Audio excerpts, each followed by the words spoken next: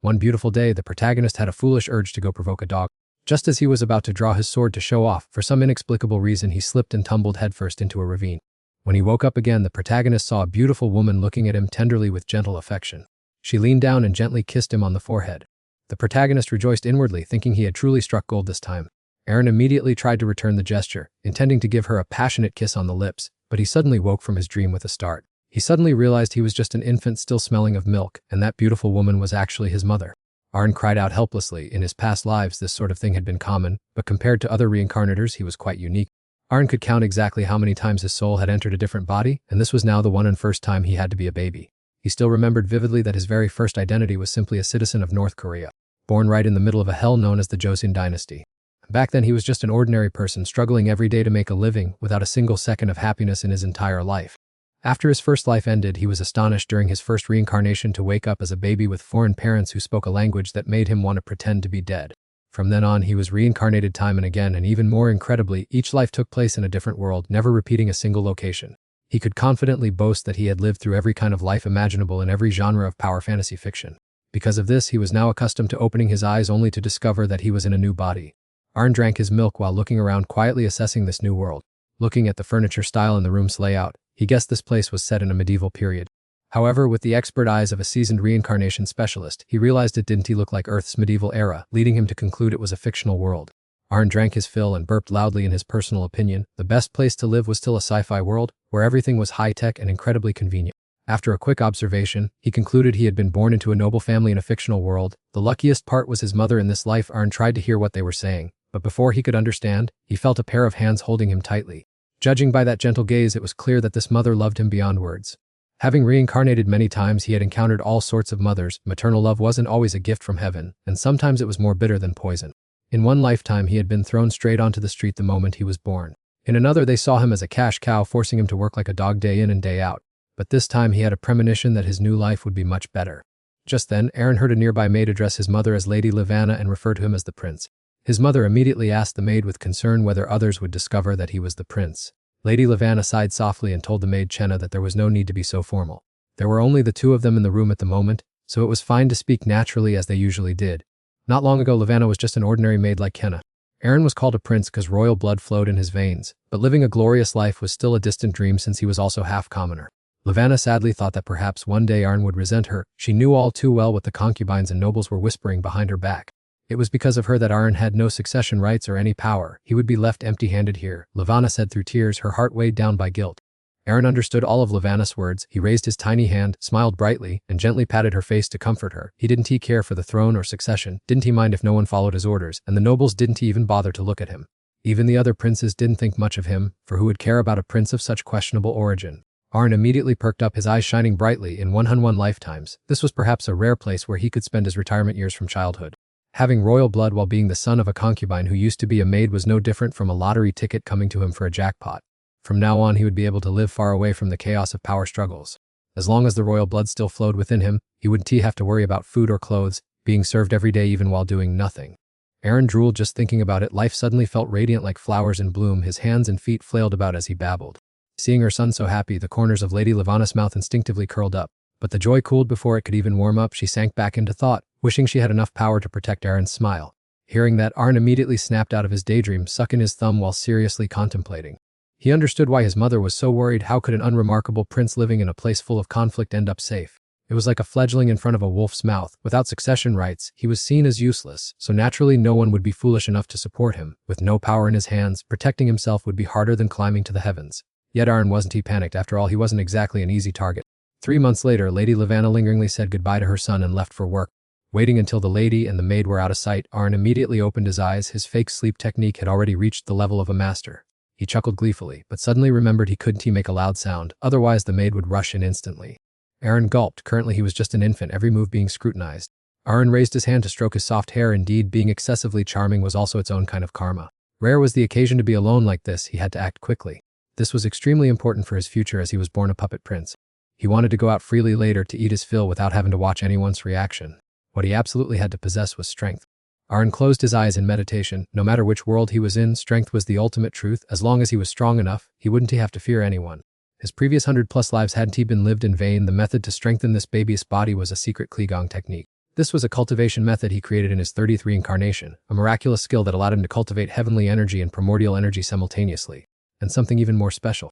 The great advantage is that he can circulate energy within the body of a toothless infant. Ordinary people wouldn't notice him practicing even if they were staring wide-eyed. After mastering this secret technique by the age of 10, his celestial energy will be equivalent to 60 years of cultivation, and by the age of 20 it will surge to as much as 180 years. Once these first few stages are finished, he can lie back and enjoy himself at leisure. As long as he circulates enough energy, he can practice anywhere, even while lying obediently in the maid's arms. Arn panted, slowly guiding the accumulated energy into his brain and frontal lobe through internal electrical pulses in the nervous system. His hands trembled slightly. The intense heat made his head spin as if a ghost were grabbing his hair and twirling him around. The energy surged to its limit and then erupted, forcing Arn to let out a desperate cry. Hearing the cry, Chenna the maid quickly pushed open the door and rushed inside. Arn immediately employed his ultimate fake sleeping technique, lying still on the bed with the covers pulled up as if nothing bizarre had happened. He secretly prayed the maid wouldn't touch him. Just a slight touch would make all his accumulated energy vanish like smoke. Kenna stood watching for a while, and seeing him sleeping soundly, she didn't have the heart to disturb him. As soon as she stepped outside, Arn finally dared to breathe a sigh of relief. Right now he is no different from a crawling thermoelectric battery. The radiating heat was so strong that his infant body broke out in a high fever. Aaron gritted his teeth and endured. He would rather risk his life than spend it under someone else's control. He used his secret Qigong technique to advance his cultivation level, all for the sake of a luxurious future. Aaron suddenly let out another earth-shattering roar. Hearing the noise, the maid rushed in once again in a panic. Aaron lay semi-conscious in the cradle, drenched in sweat. The maid left again, deciding to prepare an herbal bath for him. Aaron tremblingly raised his hand and excitedly sat up. He had finally cultivated a superfrontal lobe. Happier than if it were the new year, he babbled and sang incessantly. He was fairly certain the maid was not sensitive to mana at all, for the mana in the air at this moment was being violently churned up by the Qigong from his evolved superfrontal lobe. Simply put, from now on he only needs to eat his fill, sleep well, and play dumb, yet his power will automatically increase. Just thinking about it made Aaron giddy with joy, excited enough to want to roll around 3 times. If this continued, in 3 years he would accumulate quite a bit of energy, and by age 10, those who could defeat him in this world could likely be counted on one hand. Aaron lay looking at the ceiling, unable to stop smiling as the power within him grew little by little. He looked forward to the idle days of a prince, wishing that time would grow legs and run a bit faster. When Aaron was 5 months old, he began to crawl thanks to the effects of the secret Qigong technique. Both his physique and celestial energy were strengthened. His development far exceeded that of children his age, and his body naturally absorbed energy daily. Although he is currently only crawling on the floor, once he has accumulated enough energy, flying will be as easy as a simple wiggle of his hips. As he was crawling with delight, his mother scooped him up. Lavanna happily showed off the newly bought toy for her child. As soon as Aaron saw the rattle, his feet went cold with dread. But afraid his mother would be sad, he still had to force a look of excitement, truly a form of torture reserved for infants. Pretending to be cute was a luxury privilege that only existed in childhood, so Aaron reminded himself to cherish this rare period of time. After playing for a while, his stomach grew famished, unfortunately unable to speak yet. He could only cry, hoping someone would understand, and luckily, the maid Chenna quickly noticed and nursed him. Lavanna and Chenna sat down on chairs to chat, mentioning someone who had just left here yesterday. The palace budget was cut this year, so paying wages would likely be quite a struggle. Listening to the maids talking back and forth, Aaron could roughly guess the situation. As the budget shrank, the food portions on Lavanna's table were forced to be reduced. At first, he thought the maids were just complaining, but it turned out they were genuinely poor, no joke. After all, his mother was merely a concubine of the king, so even though she gave birth to a prince, her background as a maid remained a thorn in the eyes of society. Lavanna and Chenna had gloomy expressions. Winter was fast approaching and they had no idea how to manage, let alone take care of the prince. Furthermore, farming was impossible in winter, making Aaron realize the situation was even more tragic than expected. Having to fend for themselves, he had assumed that being a prince meant at least not freezing to death. Currently, Lavanna had not been able to meet the emperor because he was too busy, or perhaps she was being deliberately hindered by some faction. Having drunk a belly full of milk, Aaron secretly cursed the emperor for being heartless. Feeling deeply sorry for his mother, he immediately snuggled affectionately into her embrace. He secretly made up his mind that even though he was just a baby right now, unable to do anything besides acting cute and rolling around, he would still find a way to help his mother at all costs. When night fell, Aaron rested his hand on his forehead and pondered. For now they needed a large sum of money to buy more food for the palace. Winter also required more torches than usual. Right at that moment, an idea worth 1,000,000 gold pieces suddenly flashed in his mind. Aaron stealthily poked his head out of the crib. He saw the pile of coal in the fireplace, which seemed to contain a lot of carbon. And gemstones are also formed from carbon. Gemstones in this world were a precious asset that made people green with envy. So the problem was settled. If none was available, making a stone himself would do. Aaron tried to climb out of the crib, but bouncing back and forth got him nowhere. His tiny body was as weak as a soft noodle. He used all the brainpower of a baby to think of a way. He gathered mana to lift his body and float outside. Normally charcoal wasn't of much use, but at this moment it had turned into a material more precious than gold. Having come up with a way to create diamonds from charcoal, Aaron felt he was truly a once-in-a-millennium genius. He chuckled for a moment before quickly regaining his composure. He had to take advantage of everyone being sound asleep to quickly create a diamond. Filled with high spirits, Arn focused his mind, blending heat with mana. He exerted pressure on the charcoal by pumping as much mana into it as possible. Arn tried to conserve as much of his hard-earned mana as possible, compressing it while secretly praying for his ancestors' blessing. After a series of loud explosions, he finally succeeded in his refinement. With his face covered in soot, he now had to find the most natural way to give this gemstone to the adults. The next morning, when Chenna entered the room, her heart nearly stopped when she saw Arn rolling around on the floor. She couldn't understand how he could have possibly escaped from the cradle. He didn't even know how to walk yet. Where would he get the ability to climb out of his cradle like a little demon escaping prison? Kenna hurriedly picked Arn up, her eyes scanning the room to see the fireplace dug up and the carpet in a chaotic mess. It seemed he had quite a wild night. Arn immediately started acting, pretending that he had just swallowed something. Kenna panicked and made him spit it out, only for a sparkling diamond to fall out. The maid broke into a cold sweat, having no idea where it had come from. Arn laughed heartily, his face full of innocence, as if he knew nothing about what was happening. Kenna was so moved that tears began to stream down her face. Not long after, a convoy of carriages lined up and entered the castle. The empty storehouse next to the kitchen was now filled with firewood and food, and the castle workers no longer had to live in anxiety. All of this was thanks to the diamond Arn created, which had been sold for an astronomical price. For the next 5 years, they wouldn't have to worry about food shortages or running out of dry firewood. Lavanna was still a bit uneasy, fearing that the diamond might have belonged to someone. Kenna gently comforted her, saying that this castle had been abandoned for nearly 100 years before they moved in. Therefore, they could only see this as a blessing bestowed by God. Arn tugged at Lady Lavanna's skirt. He secretly vowed that after growing up, he would protect his mother from all suffering, and as for those royals and that cold-hearted emperor, he would definitely show them what's what for daring to treat them that way. That winter, the castle's fireplace never once went out. As their finances gradually stabilized, clear changes appeared throughout the castle. Food on the table became abundant, workers who had been let go were called back, and the benefits were even better than before. Of course, the biggest change was that Lady Lavanna was no longer mired in sorrow. That winter was the coldest in history. Yet for Arn, it was the warmest winter of his life. A year later, Arn had grown a little more. His mother and Chenna were busy having him try on outfit after outfit. He was exhausted and breathless, only wishing in his heart that he could lie down and rest. So he decided to start wailing and throwing a tantrum. Just as he calculated, Chenna immediately put him to bed. Arn breathed a sigh of relief, finally out of trouble, as he lay in his cradle sucking his thumb and listening to the adults talk. His birthday was approaching, even though he only carried half of the royal bloodline. Perhaps a ball will take place that few people will truly welcome. But it is also the place where the emperor publicly acknowledges that Arn belongs to the royal family. Lavanna looked much more excited, seeing his mother happy. Arn's heart felt light as well. He suddenly remembered that if a ball were held, the nobles and other members of the royal family would all appear. In that case, it is very likely he would be able to see the emperor with his own eyes. When the day of the party arrived, Arn sat there stunned with his mouth agape. Organizing such an event must cost a fortune. Just looking at the scale of the ball and those splendid formal clothes was enough to know how luxurious it was. Lavanna held Arn in her arms while he silently glanced around to observe everything. Not long after he appeared, a group of gossips gathered to whisper about him. He didn't even bother to check how he and his mother were faring. This time he must firmly memorize that heartless face. The appearance of the Wanesha royal family signaled the official commencement of the ball. The leader was the queen, and the children following behind were all his half-siblings. Arn looked at the person leading the way. It seemed he was the eldest son, with a presence so outstanding it was dazzling. Behind him was a young girl who looked like she had 8th grade syndrome, followed by several younger siblings. Those people simply walked past Lavanna indifferent. Arn was so angry he trembled. Those bastards didn't even bother to greet his mother. Lavanna thought he was frightened, so she gently held him close and softly soothed him. Suddenly, his mother froze, her eyes intently fixed in one direction. Arn also immediately turned his head to look. The person who had just appeared was the emperor. He emitted an incredible amount of mana, so powerful that even Arn couldn't help but flinch. As soon as the nobles saw the emperor, they all fell silent, bowing respectfully under a heavy pressure that was difficult to withstand. Arn gritted his teeth. If his intuition was correct, the old emperor had at least reached the peak of the master realm. The old emperor kept staring intently at Lavanna without taking his eyes off her. Arn couldn't guess what he was thinking. Indeed, after more than 100 reincarnations, there were still things he had never achieved. That is the ability to read other people's thoughts. The ball opened with birthday gifts and well wishes from the lower-ranking nobility. As for the high-ranking nobility, they all shared one common trait. That was an undisguised look of contempt as they looked at him and his mother as if they were not worth mentioning. Arn was so angry his blood boiled. Every single one of them looked equally detestable.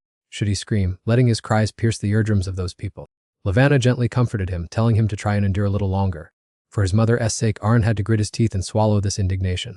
If he screamed now, his mother would be the one embarrassed, so he decided to ignore them and let them say whatever they pleased.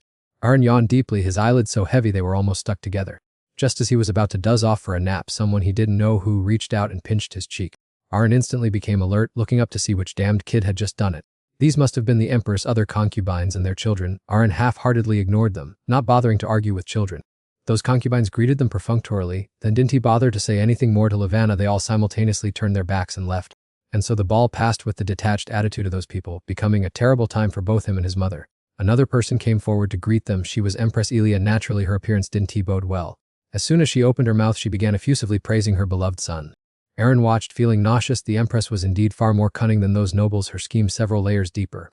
The Empress pretended to sweetly praise Aaron, calling him adorable in every way, but he wasn't a child easily led by such words. Her tone and expression seemed very friendly, but her true intentions were unknown. If she had even a little concern for him and his mother, the finances of their secluded castle wouldn't be so dismal. The firewood was completely depleted, the guards even had to do tasks outside their specialization, and other servants gathered their leftover fabric to sew clothes for him. Elia left a remark telling Lavanna to enjoy the party, then arrogantly turned and left. The last person to come forward and inquire was the emperor himself. He asked about her life recently. Lavanna respectfully replied that they were fine, while Aaron was so furious he was choked with rage. Clearly nothing was fine at all. Aaron wailed, "Spit out the allowance, you old stingy emperor. You're not even as generous as a stranger giving a few coins." Lavanna tried to comfort him, but he wouldn't stop crying.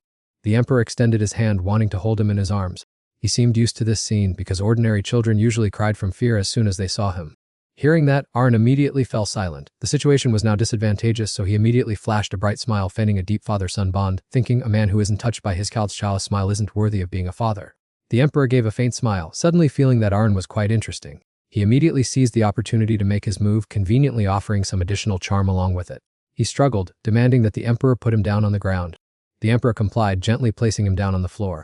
Lavanna quickly said that he still couldn't walk. Today was only his first birthday. Aaron shakily stood up, trying to take wobbly steps. "Today I'm the main character. Everyone hurry and watch this performance." Lavanna and Chenna were so delighted that their eyes lit up. The emperor also slightly curled his lips and chuckled. Aaron stepped toward the table, one pace at a time, just a bit more, and he would make the old emperor see that he was entirely different from his other children.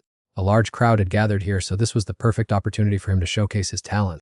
Aaron grabbed the tablecloth, pulled it hard, and pretended to try to climb up. Unexpectedly, all the food on the table immediately came crashing down. Everyone around was collectively struck with panic.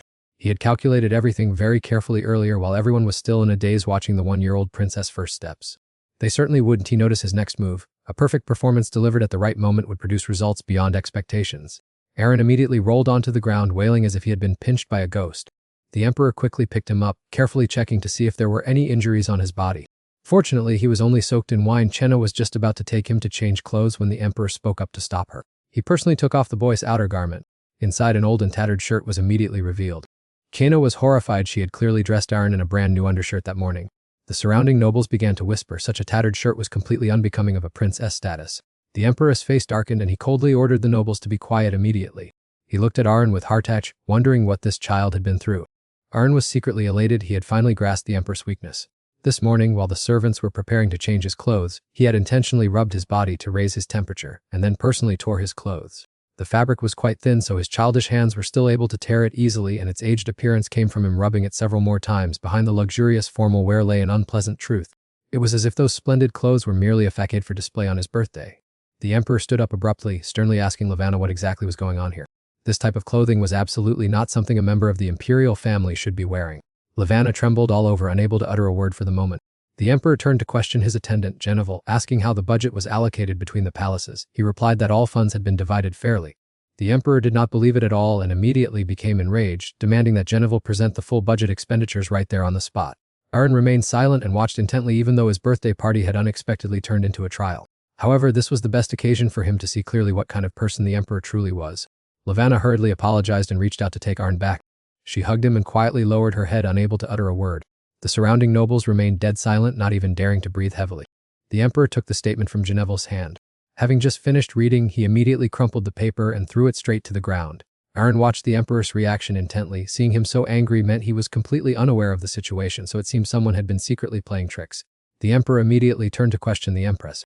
She maintained her composure, softly asking what was written on the paper. The emperor coldly said the budget had not been divided equally, and most of it had been diverted elsewhere. The empress immediately put on a look of shock. The emperor continued to press her, asking if she truly didn't know about this, since all matters related to the concubines were managed by her. The empress' son suddenly stepped forward to speak up in defense of his mother. He insisted it was all a false accusation by someone and that his mother would absolutely never do such a thing. The emperor interrupted, his gaze full of pressure, looking straight at the first prince, because the empress was the one who had to take responsibility for this. Aaron had to live in hardship under that loose management, so who does the ultimate responsibility belong to? The empress' son immediately fell silent, no longer daring to utter another word. The emperor bluntly expressed his disappointment toward the empress. Lavanna suddenly stepped up to intervene, taking the blame upon herself as she felt she was not worthy of this favor. Hearing this, the emperor did not understand what Lavanna was trying to say. She had borne him a child carrying his own blood. That was enough to prove Lavanna belonged to the imperial family as well, so there was no need to speak of worthiness or unworthiness. The emperor took Lavanna's hand, publicly and tenderly comforting her in front of everyone. The empress gritted her teeth, her eyes reddening with resentment. The emperor turned again to order the empress to find the culprit at all costs. He did not want a similar situation to ever recur. The empress could only clench her fists and bow in obedience, silently cursing the useless servants in her heart. The empress approached Lavanna, inquiring solicitously and even hoping for a few words of reprimand to make herself feel more at ease. Lavanna did not dare to do so, while Arn remained irrepressibly angry, wishing he could have given her a few blows himself. How could this empress possibly be completely uninvolved in the matter? The empress assured the mother and son that from now on she would not let such a thing happen again. Her words sounded pleasant, but there wasn't a trace of sincerity in her eyes. She was truly a hypocritical woman. The birthday party finally came to a close, and the budget issue was thoroughly resolved shortly thereafter. Before long, the mastermind behind the embezzlement was caught. The culprit came from a noble family. He met a tragic end, ultimately being executed. The maids in the castle also gathered in small groups to whisper and gossip. Arn pricked up his ears and heard everything. He pursed his lips, knowing the queen was certainly involved but had skillfully wiped away all traces. That queen was indeed not someone easy to deal with. He secretly vowed that when he grew up he would definitely make her pay a heavy price. But that was a story for later. For now, he had to cry out loudly to demand food first. Kenna fed him spoonful by spoonful, and Arn ate with visible joy. Now he just needed to be well behaved, eat plenty, and grow up quickly. Eating his fill and playing every day, this life was truly blissful. After eating, Arn was drowsily getting ready for a nap when he suddenly heard some noise outside the window. He poked his head out to look. That carriage did not belong to his mother. Suddenly, Arn heard footsteps approaching. There were about 3 people in total. Among them was a very familiar step. It was his mother. Another was an adult, while the last person's footsteps were so light they were almost silent. Arn turned to look at Chenna. She was still nodding off. He immediately crawled over at full speed, trying to wake Chenna up. The door suddenly opened and Lavanna walked in from outside. Arn was sitting in Chenna's lap, continuously pinching her cheeks with his hands. Lavanna approached and gently took him into her arms. As soon as Chenna saw the person following Lavanna, she hurriedly bowed in greeting. The newcomer was Fenilia, one of the emperor's concubines, accompanied by her daughter. She told her daughter to wait here and then went to another room with Lavanna to talk. As soon as Fenilia opened her mouth, she immediately apologized. This caused Lavanna, who had just taken a sip of tea, to cough violently, nearly choking on the mouthful. Fenilia apologized because she felt guilty about what had happened during Aranis' birthday celebration. In the past, when the war reached its peak on the continent, a prestigious family had achieved glorious military feats. There was hardly anyone in the country who had not heard of the Kenchester family. However, that glory had been covered by the dust of time. Since no male descendants possessed military talent, the family began to decline. There were even rumors that they were struggling to maintain the entire family's finances. Fenilia originally came from that family, and because of mounting debts, she was forced to follow the orders of the queen. Fenilia placed a bag of money on the table. She knew this amount wouldn't change much, but she still wanted to personally hand it to Lavanna. Fenilia did not say a single word to beg for forgiveness. She simply didn't want Lavanna to focus all of her hatred on her alone. Upon hearing that, Lavanna also understood everything clearly. Fenilia just wanted to protect her children from the king's lies. Lavanna accepted those words, but she did not take Fenilia's money. It was not that Lavanna took pity on her, but rather she wanted Fenilia to keep that sum of money as a gift. Lavanna raised her teacup, knowing full well why she had fallen into such poverty. Because Lavanna had previously been a maid serving Queen Ely. Eavesdropping up to this point, Arn was so angry that smoke was practically fuming from his head. No wonder the queen hated his mother so much. The more he thought about it, the more heartbroken he felt for her. Kenna anxiously leaned down and asked him what was wrong. Arn immediately changed his expression, smiling brightly as if nothing had happened. Kenna turned her attention to Fenilia's daughter instead. Aaron sat with his arms crossed again, took a deep breath and focused his mind. When circulating his energy, he could clearly hear every conversation in the room, so he continued to eavesdrop on the two of them. Previously, Lavanna was only the queen's maid, so she could only grit her teeth and endure even when being oppressed. But things were different now. She had Aaron, and she would definitely not let that woman continue to act so tyrannically. Lavanna took the initiative to suggest forming a close bond with Fenilia. She understood the intent and immediately agreed. When pushed into a corner, anyone needs someone they can place their trust in. After listening, Aaron immediately fell into deep thought. It seemed his mother had understood everything for a long time. From now on, the grudge between the queen, the royal family, and the two of them would make anyone a potential threat. While sitting quietly in his cradle, Aaron suddenly saw Princess Kana, Fenilia's daughter, crawling up and peeking inside. Aaron forced a smile in return, secretly hoping she wouldn't climb into the cradle, but things didn't go his way. Kana crawled in and enthusiastically pinched his cheeks. Seeing the two children playing happily together, Chenna seemed very excited. She also cheerfully invited Kana to come and play with him often. Aaron cried his eyes dry, shouting internally for someone to save him. Time flies like a dog running loose in a field. Aaron is already 30 months old, standing with his hands behind his back, looking out the door and contemplating life. In just half a year he will be 3 years old. Time truly flies as if pursued by a ghost, yet his speech is still not clear or articulate. Arn sighed. A man must know how to refine his speech in his past life. He could seduce a woman in 10 minutes, but now saying a full sentence is harder than climbing to heaven. Suddenly, Aaron heard footsteps. Everything was indeed exactly as anticipated. The one who burst in was Kana. He immediately turned around to hide behind the curtain. Unfortunately, before he could hide well enough, he was discovered by Kana. She thought Aaron wanted to play hide and seek, so she grabbed him and dragged him outside. Although he was unwilling, he was small and weak, and his resistance was as futile as scratching an itch. Since Fanilia started visiting Lavana, the number of times Kana came over to play with him had increased. Perhaps she was just following her maid's orders, but it also proved that Lavana and Fanilia were closer than before. Kana enthusiastically pulled Arn into the fold. He could only sigh inwardly. Turns out, being an outstanding actor is utterly exhausting. Kana innocently declared that she liked Arn the most. Leonin had a bad personality, and playing with Marin was not interesting at all. To her, being with Arn was still the most fun. Kana conveniently scooped Arn up once again and carried him off to play. Meanwhile, Arn was held so tightly he nearly suffocated, inwardly pleading for heaven to send someone to save his life. Just then, Kana's personal attendant stepped forward and sternly told her not to do that. Only then did Kana finally let go, and Arn immediately felt the air around him was much sweeter. Kana still insisted on going out to play, determined not to go to the painting room or study music. The attendant seriously asked what she ultimately wanted to do. Kana rolled her eyes and happened to pick up a tree branch. She swung it back and forth, loudly demanding to learn swordsmanship. Arn watched Kana swing it around a few times and realized her center of gravity hardly shifted and her balance was quite good. From memorizing movements to imitating swordsmanship, although Kana was still clumsy, her natural talent was truly extraordinary. Kana excitedly gripped the tree branch, declaring she wanted to learn a sword style strong enough to knock down a knight. The attendant quickly stopped her. Kana asked why in frustration, and the person replied that a princess had no reason to practice swordsmanship. Someone of her status should study literature, etiquette, and all sorts of rules. In the blink of an eye, the sword at the attendant's side was snatched by Kana, who stubbornly insisted on learning no matter what. The attendant was helpless and could only gently coax her into practicing with the scabbard for the time being. Arn was secretly satisfied. It seemed he was starting to find this girl quite agreeable. Time continued to race by like a stray dog on the street. Soon Arn was 5 and his mind was much more mature. Yet, he still hadn't accomplished anything significant. Even with horse riding, he only dared to sit on a rocking horse, as just looking at a real one made him fear falling and breaking his face. The maid Chenna sighed helplessly. Arn had reached the age of being obsessed with horseback riding and swordsmanship, yet he had accomplished nothing at all. Aaron also laughed heartily, telling Chenna not to be so old-fashioned, as being a prince did not necessarily mean one had to do horseback riding and archery. After more than 100 reincarnations back and forth, Aaron had realized the truth: the more outstanding the talent, the more easily its owner encounters calamity. Back when he was a first-class swordsman, all the other swordsmen competed to challenge him. When he was blessed with magical talent, he had to face countless enemies who only wished to take his life. Thanks to the powers accumulated through each life, Arn was always pushed into the center of everything. Although he encountered some trouble in the imperial palace in this life, he didn't give a damn who cared. Arn told his nanny not to disturb him while he meditated, then slammed the door shut. Saying meditating was just for show, in reality he just sprawled on the bed until he was bored and then fell fast asleep. Then one day, Arn received bad news from the maid, which made him cry until he ran out of tears. He curled up on the chair in despair with no desire to go to school at all.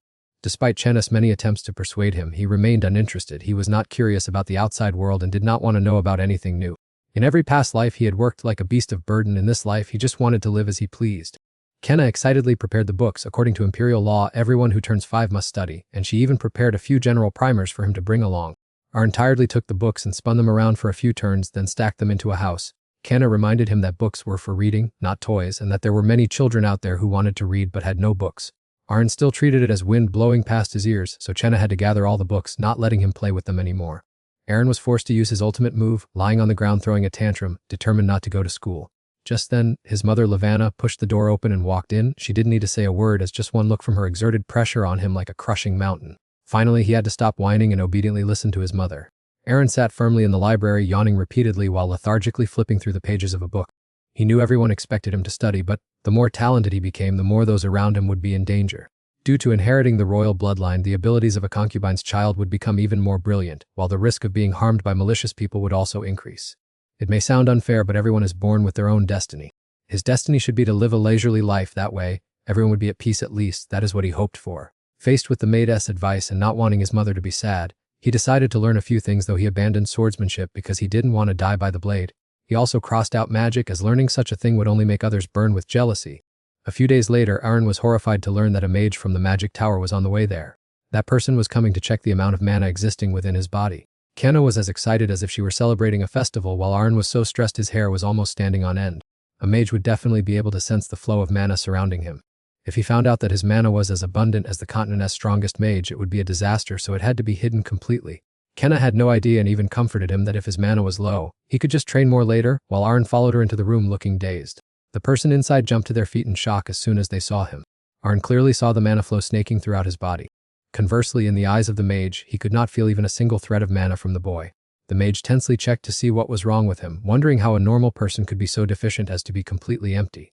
Even though he had forced his mana to penetrate into Arn's blood vessels, the result was still that he could not detect a damn thing. Arn was secretly satisfied his plan to hide his mana was a complete success. Earlier, on the way to the drawing room, he had adjusted his energy circulation through his breathing, compressing his mana and shifting it all to his peripheral nervous system. He noticed the clear look of astonishment on the mage's face when looking at him. For someone of royal blood to have no mana was so preposterous that even a demon would shake its head. He even put the mage who had done his best to probe every blood vessel in an awkward spot. Eventually he could only report to Lavanna that Arn had no talent for mana. A normal person, however weak, still has some mana, but Arn was spotlessly clean without a single grain. Lady Lavanna was briefly sad, and he also felt guilty for overacting, but there was no other choice. He wanted everyone to believe he was an incompetent, useless child who did not even possess mana. Arn closed his eyes and silently apologized to his mother. This was only the first step in his plan to turn himself into a good-for-nothing.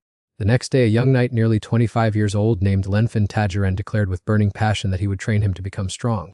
Arn sighed. Just by closing his eyes, he knew this man was pitifully weak. How could an ordinary knight like him be qualified to teach him? He had fought countless monsters and had been through all kinds of battlefields.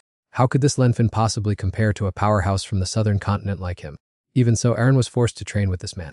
Arn bluntly declared that he did not want to endure any grueling training at all.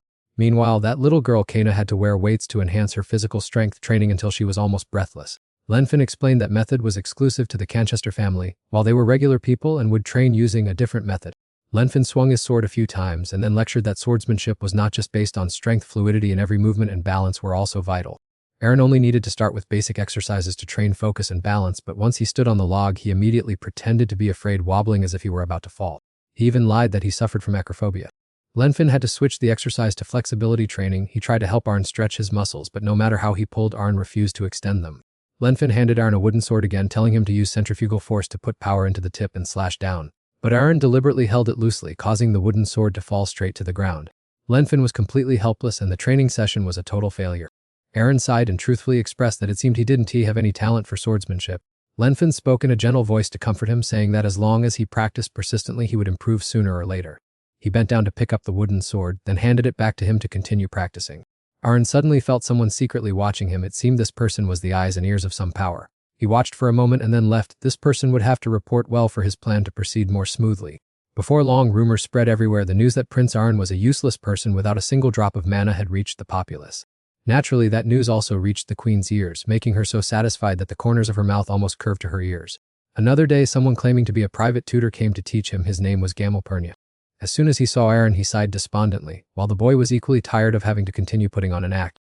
Because the rumor that Arn was an incompetent, useless prince had spread so far, almost no one would accept being his tutor. Even he did not expect that there was still someone brave enough to come here to teach him. Gamelpernia casually threw 3 or 4 books down on the table. He said an ordinary person only needed 1 day to master basic grammar. As for Arn, he didn't expect much. It didn't matter if he couldn't learn. Arn picked up a book and opened it to read, obediently promising to do his best. Gamelpernia taught as if he were being threatened at sword point. He said low scores were only natural and learning didn't depend on attitude or interest but on whether one could absorb it, so he didn't care how many words Arn remembered, which made Arn feel quite uneasy. No matter how bad the rumors were, the tutor shouldn't treat him that way.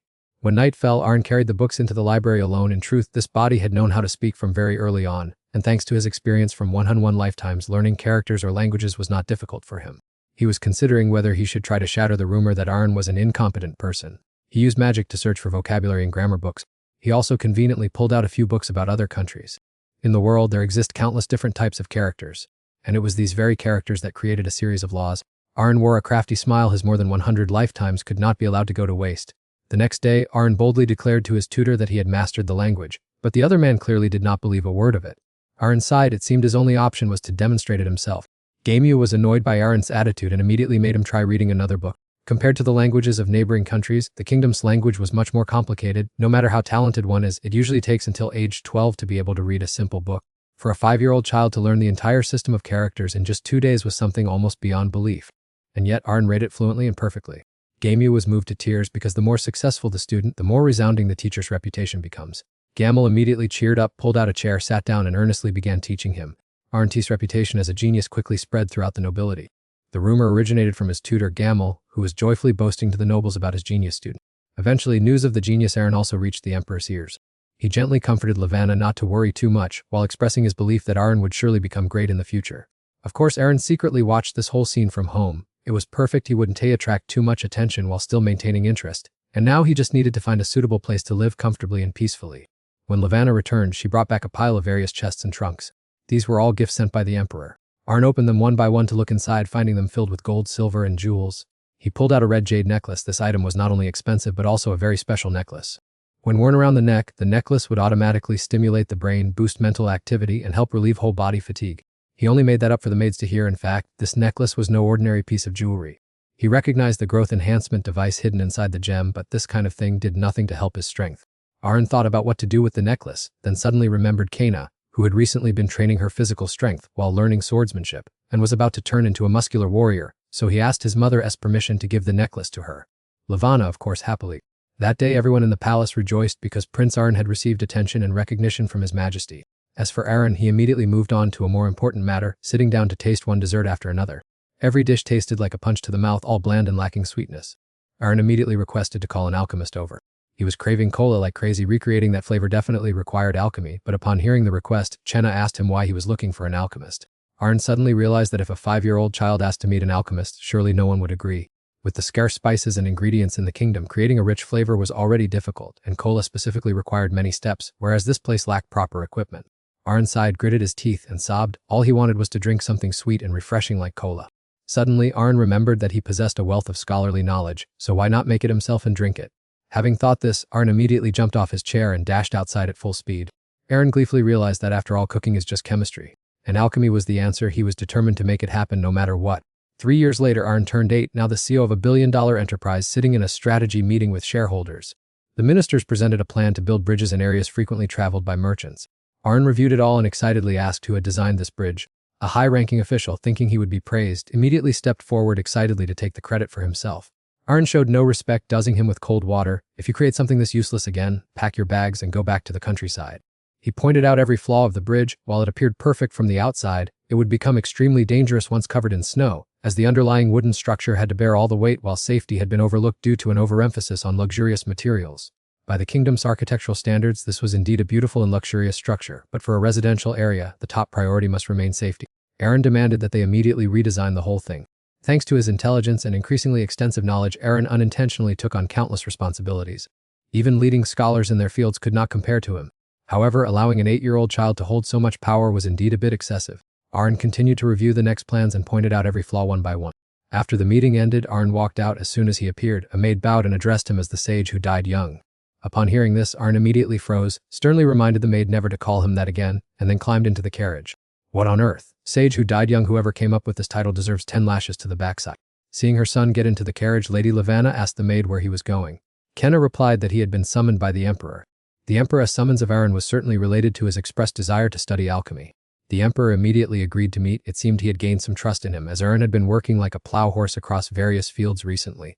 Despite having experienced over 100 lifetimes, Aaron still couldn't avoid feeling the pressure when facing the majesty of the king. Aaron stood before the emperor, expressing his desire to learn alchemy to support both the emperor and the kingdom while adding a series of sincere words. Though he possessed no talent for swordsmanship or magic, he still hoped he could do something useful for the country. Hearing this, the emperor was extremely surprised, with a look of clear satisfaction on his face. He decided to introduce him to a renowned alchemist and asked if he had any other requests. Aaron needed nothing more. His original objective had been achieved. News that Prince Aaron was looking for an alchemist to study under spread quickly, causing famous alchemists in the kingdom to gather. This was their chance to showcase their talents and get closer to a greater goal. Among them was one who had created semi-reflective mirrors to transmit light long distances, even deploying them on the outskirts of the western fortress to deter the enemy. It was no surprise that a knowledgeable and talented alchemist like Diamond Lancer was chosen. Meeting him for the first time, Aaron was surprised, thinking to himself that from afar he had looked like an old uncle, yet he was unexpectedly young. Diamond explained that his hair had turned white after inhaling toxic fumes during alchemy practice. Aaron also quite liked the man's way of speaking. Diamond told his story calmly, yet it also served as a clear warning. At the very least, if Aaron were injured or met with misfortune during the research process, Diamond would stake his own life to take responsibility. Diamond warned that studying alchemy was an extremely difficult and dangerous path, especially for a young child like Aaron. Aaron naturally understood this. Alchemy was science, not magic, and he was not learning it to turn things into gold as common folk naively imagined. Instead, he wanted to research how to remove impurities from iron or to create a purer source of raw materials. Diamond was also deeply moved after hearing this. He immediately knelt respectfully before Aaron, solemnly declaring that he would use all his knowledge and experience to teach him. A few days had passed since the first alchemy lesson, and Aaron was absorbing everything very smoothly. It was so smooth that Diamond often suspected whether he had secretly studied alchemy before. Aaron could only humbly claim that he had read many books. During these days he had mastered how to extract essences from various materials other than metals, as well as the chemicals that existed there. Most of the remaining knowledge coincided with what he had acquired in his previous lives. Aaron continued to send letters to the emperor requesting 4 more alchemists. The emperor immediately ordered the assembly of a group of renowned alchemists in the kingdom to serve the prince. Although the treasury was gradually depleting, the emperor still believed that Aaron could solve the problem. All the alchemists were gathered, but the first thing they heard from Aaron was that he wanted to create soft drinks. The group of alchemists was instantly petrified upon hearing this. They had traveled all the way here to serve the royal family, missing countless important appointments, only to end up making drinks. Aaron tossed a coin and promised to compensate for the losses from interrupting their work. Only then did they agree to return to their research. One alchemist spoke up saying that to make soft drinks they must first find carbonated water. According to his knowledge, natural carbonated water sources flowed within the kingdom's territory. A few days later, all the carbonated water collected from across the continent arrived, and Aaron welcomed it joyfully. He opened it to check, but the result before him was a black liquid that looked no different from sewage. This batch is all spoiled. No matter how you look at it, it's undrinkable. He immediately discarded it all and declared that he would create artificial carbonated water himself. Aaron gave the alchemists the basic guide he had written, asking them to research further to broaden their minds. He believed that the talented alchemists here would surely understand the concept. Exploring theories and conducting experiments is the joy of alchemy, so Aaron did not interfere further. After speaking, he happily left, leaving the group of alchemists staring at each other in confusion. A few days later, the alchemists successfully created soft drinks at a speed that even surprised Aaron.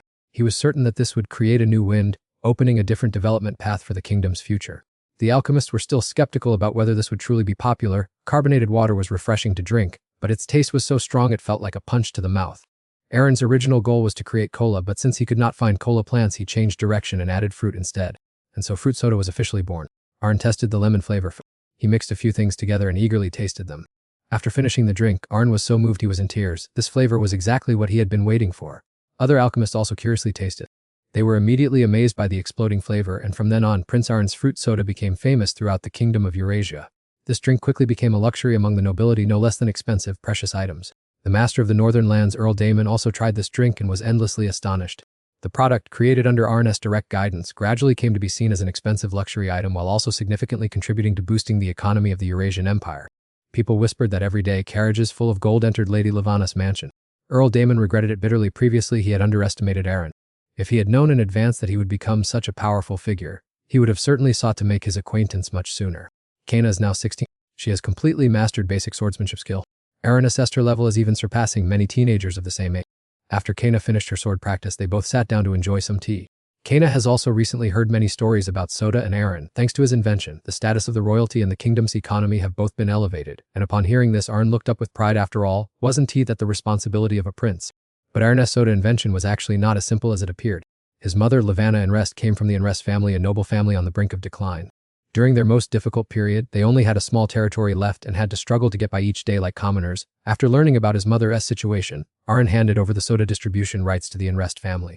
The result surprised everyone. People everywhere went crazy for this refreshment. Demand for yogurt and food seasoning also increased sharply, gradually becoming a new trend. The Enrest family is now so wealthy that countless merchants cannot keep up with them. Kana was speechless with envy, complaining that Aaron should limit his talents as it made her die of jealousy. Aaron told her to leisurely enjoy her waffles under his protection. He was filthy rich now, and there was nothing more to worry about. Kana immediately stood up and drew her sword, pointing it directly at Aaron. She still insisted that Aaron's swordsmanship was unacceptably weak, so she volunteered to teach him. Aaron wanted to refuse, but it wasn't that simple. In the end, he was forced to practice the sword until he was overwhelmed. Aaron reluctantly complied with Kana because he sensed the true dream and goal in her heart. That was the desire to personally nurture a child to become a grandmaster of the sword. It was perhaps that very dream that had turned a fragile girl into someone as passionate and strong as she is today. While practicing the sword with Kana, Aaron also silently funneled bit by bit of his own power into her body. Aaron rode in a carriage heading down the street. Whenever the people saw him, they happily ran up to greet him with excitement. He was summoned to see the king again, not knowing what he planned to talk about this time. Could he be awarding more subsidies? Aaron and the emperor sat silently opposite each other. He used to be terrified of this stifling silence, but now it was a common occurrence. This time he leisurely enjoyed dessert. Thanks to frequently reporting work to the emperor, his endurance had increased significantly. The emperor suddenly asked if he had considered taking a government position, which made Aaron startle and spit out the food in his mouth. The emperor continued to ask which position he wanted to hold. Aaron shook his head vigorously. In this life, he only wanted to eat well, have fun, and enjoy life. Aaron hurriedly took a sip of tea to wash down the food, then quickly regained his composure. He said that he was only interested in scientific research and alchemy. The crown prince had not yet joined the government, yet the emperor wanted to pull him in, while the empress and the eldest princess had made no move. It was all because he always knew where the limit was. The previous ball was ruined by the crown prince's childish pranks. Let's just consider it a stroke of luck. Being loved by the king is entirely different from being granted power in the government. He did not want to struggle for power with his other brothers, as the emperor was clearly trying to create a rift between them. Nature is not the only place where the law of the jungle exists. The one on the throne is like an eagle. To have power, one must be strong. If one is too weak, one cannot survive even after living thousands of lives. The emperor wanted to build a world where only the strong could survive. But that no longer mattered because the current Aaron was not someone easily defeated. The next day, Aaron went out riding with Kana. This was the first time he had left the consort's mansion. The sense of freedom made him feel extremely comfortable. Recently, he had worked to the point of exhaustion, even thinking he would be stuck in that pile of paperwork forever. Previously, he had traveled the world, even through space, just to look for someone stronger than himself. This was the first time Aaron had ridden a horse at such speed. The feeling of excitement was truly indescribable. Kana rode her horse alongside him, constantly praising him for being such an excellent rider. Aaron could only offer the excuse that it was thanks to the smart horse and easy-to-control reins. It would have been normal if it were just the two of them riding in the back, but unfortunately, no one here was normal because they were accompanied by a whole escort team. Just by observing Manhwa, Aaron realized that the strongest people were all gathered here. Kana could only sigh helplessly. She had said they didn't need the army following them, but they insisted on not listening. When they reached the edge of a forest, Aaron pulled his horse to a stop, sensing magic emanating from within, and told Kana to turn back because there were monsters inside. Kana curiously asked how he knew Aaron had to blame his overly sensitive sixth sense. However, Kana and the group of knights continued to go deeper into the forest. Aaron questioned in confusion what kind of job these escort knights were doing that they were charging straight into a monster's den. A knight looked at Aaron with a bewildered look as if seeing a strange creature. They were clearly on the right path, as this forest was the place Kana frequently used for training. As soon as Aaron heard this, he was so shocked that his mind reeled. This hunting trip was initiated by Kana, who invited him to join. Seeing Aaron buried in work all day, she wanted to take him on an adventure, and he agreed immediately without a second thought. Looking back now, Aaron realized he had been a bit naive. Exploring was actually a form of training, which in his eyes was no different from suffering and hardship.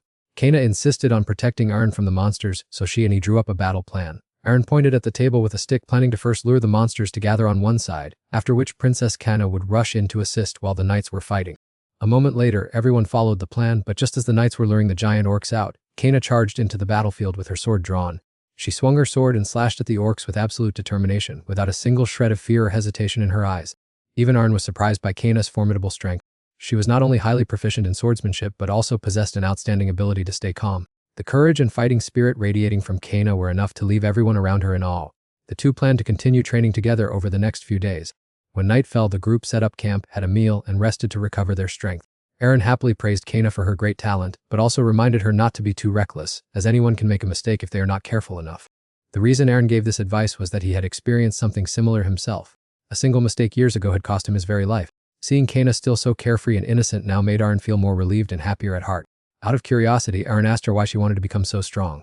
Kana shared sadly that since she was a princess, no matter how skilled she became in swordsmanship, it was hard to gain recognition. People would just assume it was a passing whim that she would soon abandon. Eventually, there would come a day when she would have to marry someone whose face she did not even know. Political marriages were, after all, commonplace among the nobility. Kana was also fast approaching marriageable age. Sooner or later, she might have to get engaged to someone for political benefit. But Kana did not want to live such a boring life. She wanted the freedom to live like Aaron. He relied on his own talents to earn a fortune while also contributing to the kingdom and gaining everyone's recognition. Kana also hoped that her abilities would be acknowledged. She wanted to use her talents to help the Canchester family, rather than becoming a tool in a marriage. She wanted to decide her own path and destiny. Hearing this, Aaron was highly pleased. He believed that Kana would surely achieve what she desired. Unexpectedly, this trip turned out to be much more interesting than he had anticipated. A few days later, on the way back to the palace, Kana was still full of enthusiasm for hunting orcs. She even painstakingly took care of the ones trying to hide, making the orcs look strangely pitiful to anyone watching. Understanding the knight's hardships, Aaron took the initiative to call Kana back. They needed to hit the road quickly if they wanted to return on time. Kana obediently listened, but because her horse had been pushed too hard, it was too exhausted to go any further, and she ultimately had to share a horse with Aaron. The group of horsemen quickly turned back. On the way, Aaron sensed something unusual behind the clouds. What appeared in the sky was a wyvern. Aaron frantically told Kana to hold onto his waist tight. He immediately informed the group of knights behind him that a wyvern was approaching and requested that they retreat to the forest behind them. But the knights remained skeptical, questioning how a wyvern could possibly appear there. However, before they could react, a knight was snatched up by the wyvern and carried away. Immediately after, an entire flock of wyverns appeared, pursuing them relentlessly and causing the group of knights to scatter in panic. Arn could not understand it. Wyverns were solitary creatures, so why were they hunting in a pack now? They had no intention of feeding, their goal was slaughter. The wyverns dived down, pinning the knights and spraying terrifying acid. The escort team was quickly decimated, lying scattered everywhere. Aaron and Kana continued to flee, with a wyvern in close pursuit, spitting acid at them, but fortunately the mages were able to erect a barrier in time to block it. Aaron observed the situation around him and realized they could not just keep running forever. Wyverns could resist magic of level 4 and below, so if the battle dragged on, the mages would be at an increasing disadvantage. Seeing the wyverns closing in, Aaron was forced to make a decision. He compressed his mana into projectiles and fired them straight at one of the wyverns. The struck wyvern was immediately taken down, crashing onto the ground. The mage next to him was praised by Aaron but still had no idea what was happening. Another wyvern suddenly lunged forward, blocking the path of Aaron and Kana's horse. The guard who always accompanied Kana immediately drew her sword and slew the wyvern, telling the two to quickly run into the forest. Aaron sighed in relief, knowing that this maid clearly had more than just a little skill. She could buy them some more time, so Aaron and Kana continued to urge their horse forward. Suddenly, a black-robed mage appeared to block their path, holding an old scepter adorned with pearls. He raised his scepter to the sky and unleashed a fierce bolt of lightning. The two easily dodged it, and the man in black complimented Kana on her excellent evasion, revealing that she had been his target from the very beginning. He raised his scepter again, concentrating a large amount of dark energy. The stream of dark energy manipulated the fallen knights and wyverns, causing them to stand up and transforming them into undead. He ordered the undead to attack Kana. This joke was not funny at all, and Aaron, feeling enraged, immediately fired consecutive bursts of energy at the black-robed man, causing him to suffer painful hits and fall down. Those around them were completely bewildered by what had just occurred. Aaron quickly covered it up, saying that perhaps the man had overexerted his power, resulting in a backlash that caused him to collapse and die. The man in black dissolved into dust, but the undead continued to move. It looks like that guy's curse will last for a bit longer. Aaron immediately shouted for the knights to retreat and secure the rear. Aaron and Kana successfully ran into the forest. He picked up a branch and tried to rub it to create fire. Kana curiously asked where he had learned this, as she had thought he was only good at housework. Aaron continued to make things up, saying he had happened to read about it in a book. This principle is called thermal friction, using two flammable objects rubbing against each other to create fire. His words sounded convincing, but in reality he was focusing mana to convert it into thermal energy to create the flame. A moment later, Aaron finally managed to create a fire and the two sat beside it to warm up. Kana sadly blamed herself, wishing she hadn't insisted on gonna train so this wouldn't have happened. Aaron comforted the girl, saying it was just an unfortunate accident and not to overthink it. After saying that, he suddenly realized he had just acted a bit too maturely. Immediately, Aaron changed his expression, pretending to tremble in fear like a child. Kana took Aaron's hand and gratefully thanked him. If it hadn't been for Aaron today, they both might have lost their lives there. Aaron understood that Kana felt guilty because her guards had died in vain, even though the imperial family always faced the danger of assassination. But this was the first time Kana had experienced something so terrifying, and she still couldn't easily accept everything. The two leaned against each other to rest, but the peace didn't last long. They saw a wyvern and a griffin fighting in mid-air. There was a griffin's nest on the cliff, and the aggressive wyvern was targeting the young, so both sides were fighting desperately.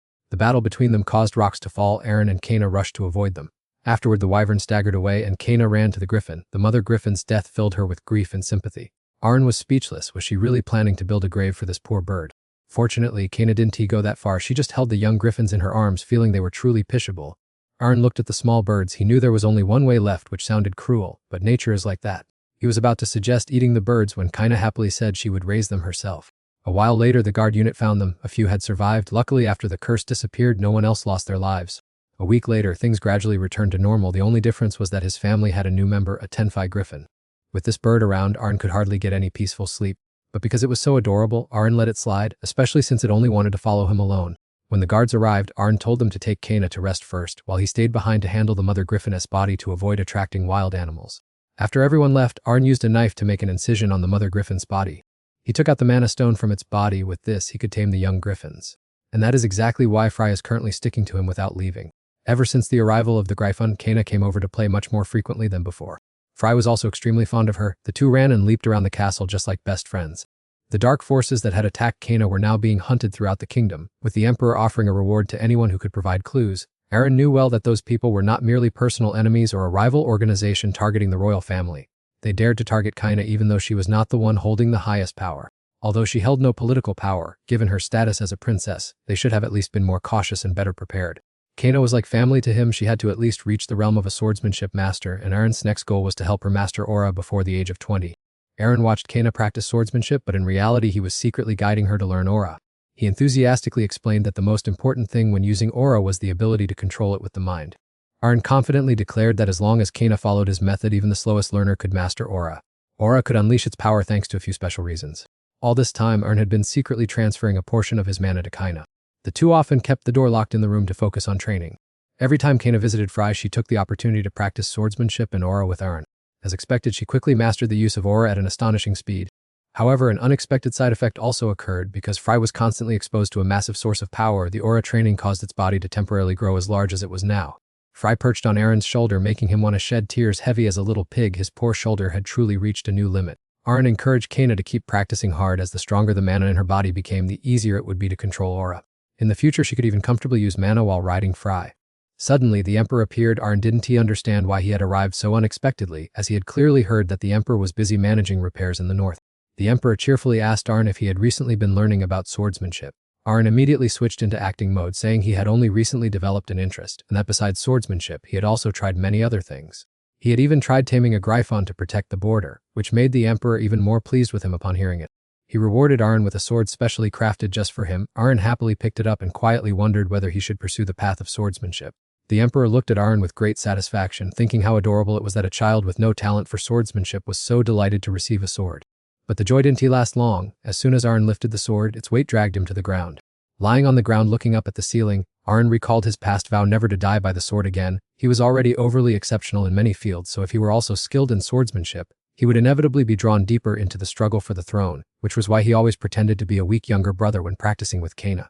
Therefore, he couldn't let all his previous efforts go to waste and had to know his limits. Arn knelt to thank the Emperor for the gift, explaining that he had only just begun learning swordsmanship. He suggested that the sword be given to Kaina instead. Kaina was so astonished that she couldn't believe her eyes. Arn firmly affirmed that Kaina was making tremendous progress and had mastered aura, making her fully qualified to become one of the finest individuals in the kingdom. However, in the eyes of someone who had been through countless battles like Arn, Kaina still had a long way to go. If she continued at this rate, becoming an aura expert would be only a matter of time, a realm that only about 30 people in the entire kingdom had achieved. Even the knights present there could not help but be astonished. This was the reason why Arn believed Kaina was completely worthy of possessing this sword. The Emperor finally understood Arn's intentions. He signaled to Kaina, telling her to use that sword to demonstrate her skills to him. Kaina and Arn were instantly stunned. Why had this old man suddenly gotten such an urge? Arn had almost forgotten that the Emperor was also once a swordsman, but the sight of him holding a sword still felt a bit strange to him. The Emperor told Kaina to just give the sword a trial swing, but as she still hesitated to move, Arn secretly encouraged her to seize the opportunity to show off her skills. He genuinely hoped Kaina could teach that muscle-flexing Emperor a lesson for once. Hearing that, Kaina regained a bit of confidence and immediately assumed a sword-wielding stance. Observing Kaina's stance, the Emperor silently assessed that her posture was somewhat different from that of ordinary knights. Kaina took a deep breath, gathered her strength with determination, and swung her sword forward.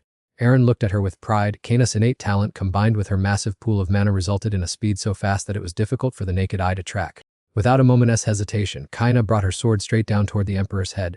The Emperor chuckled with satisfaction. Using one hand, he blocked the strike with a sword that had appeared in his hand out of nowhere, easily pushing Kaina back, and he even praised her, noting that even the knight captain might not necessarily unleash such a powerful aura when facing him.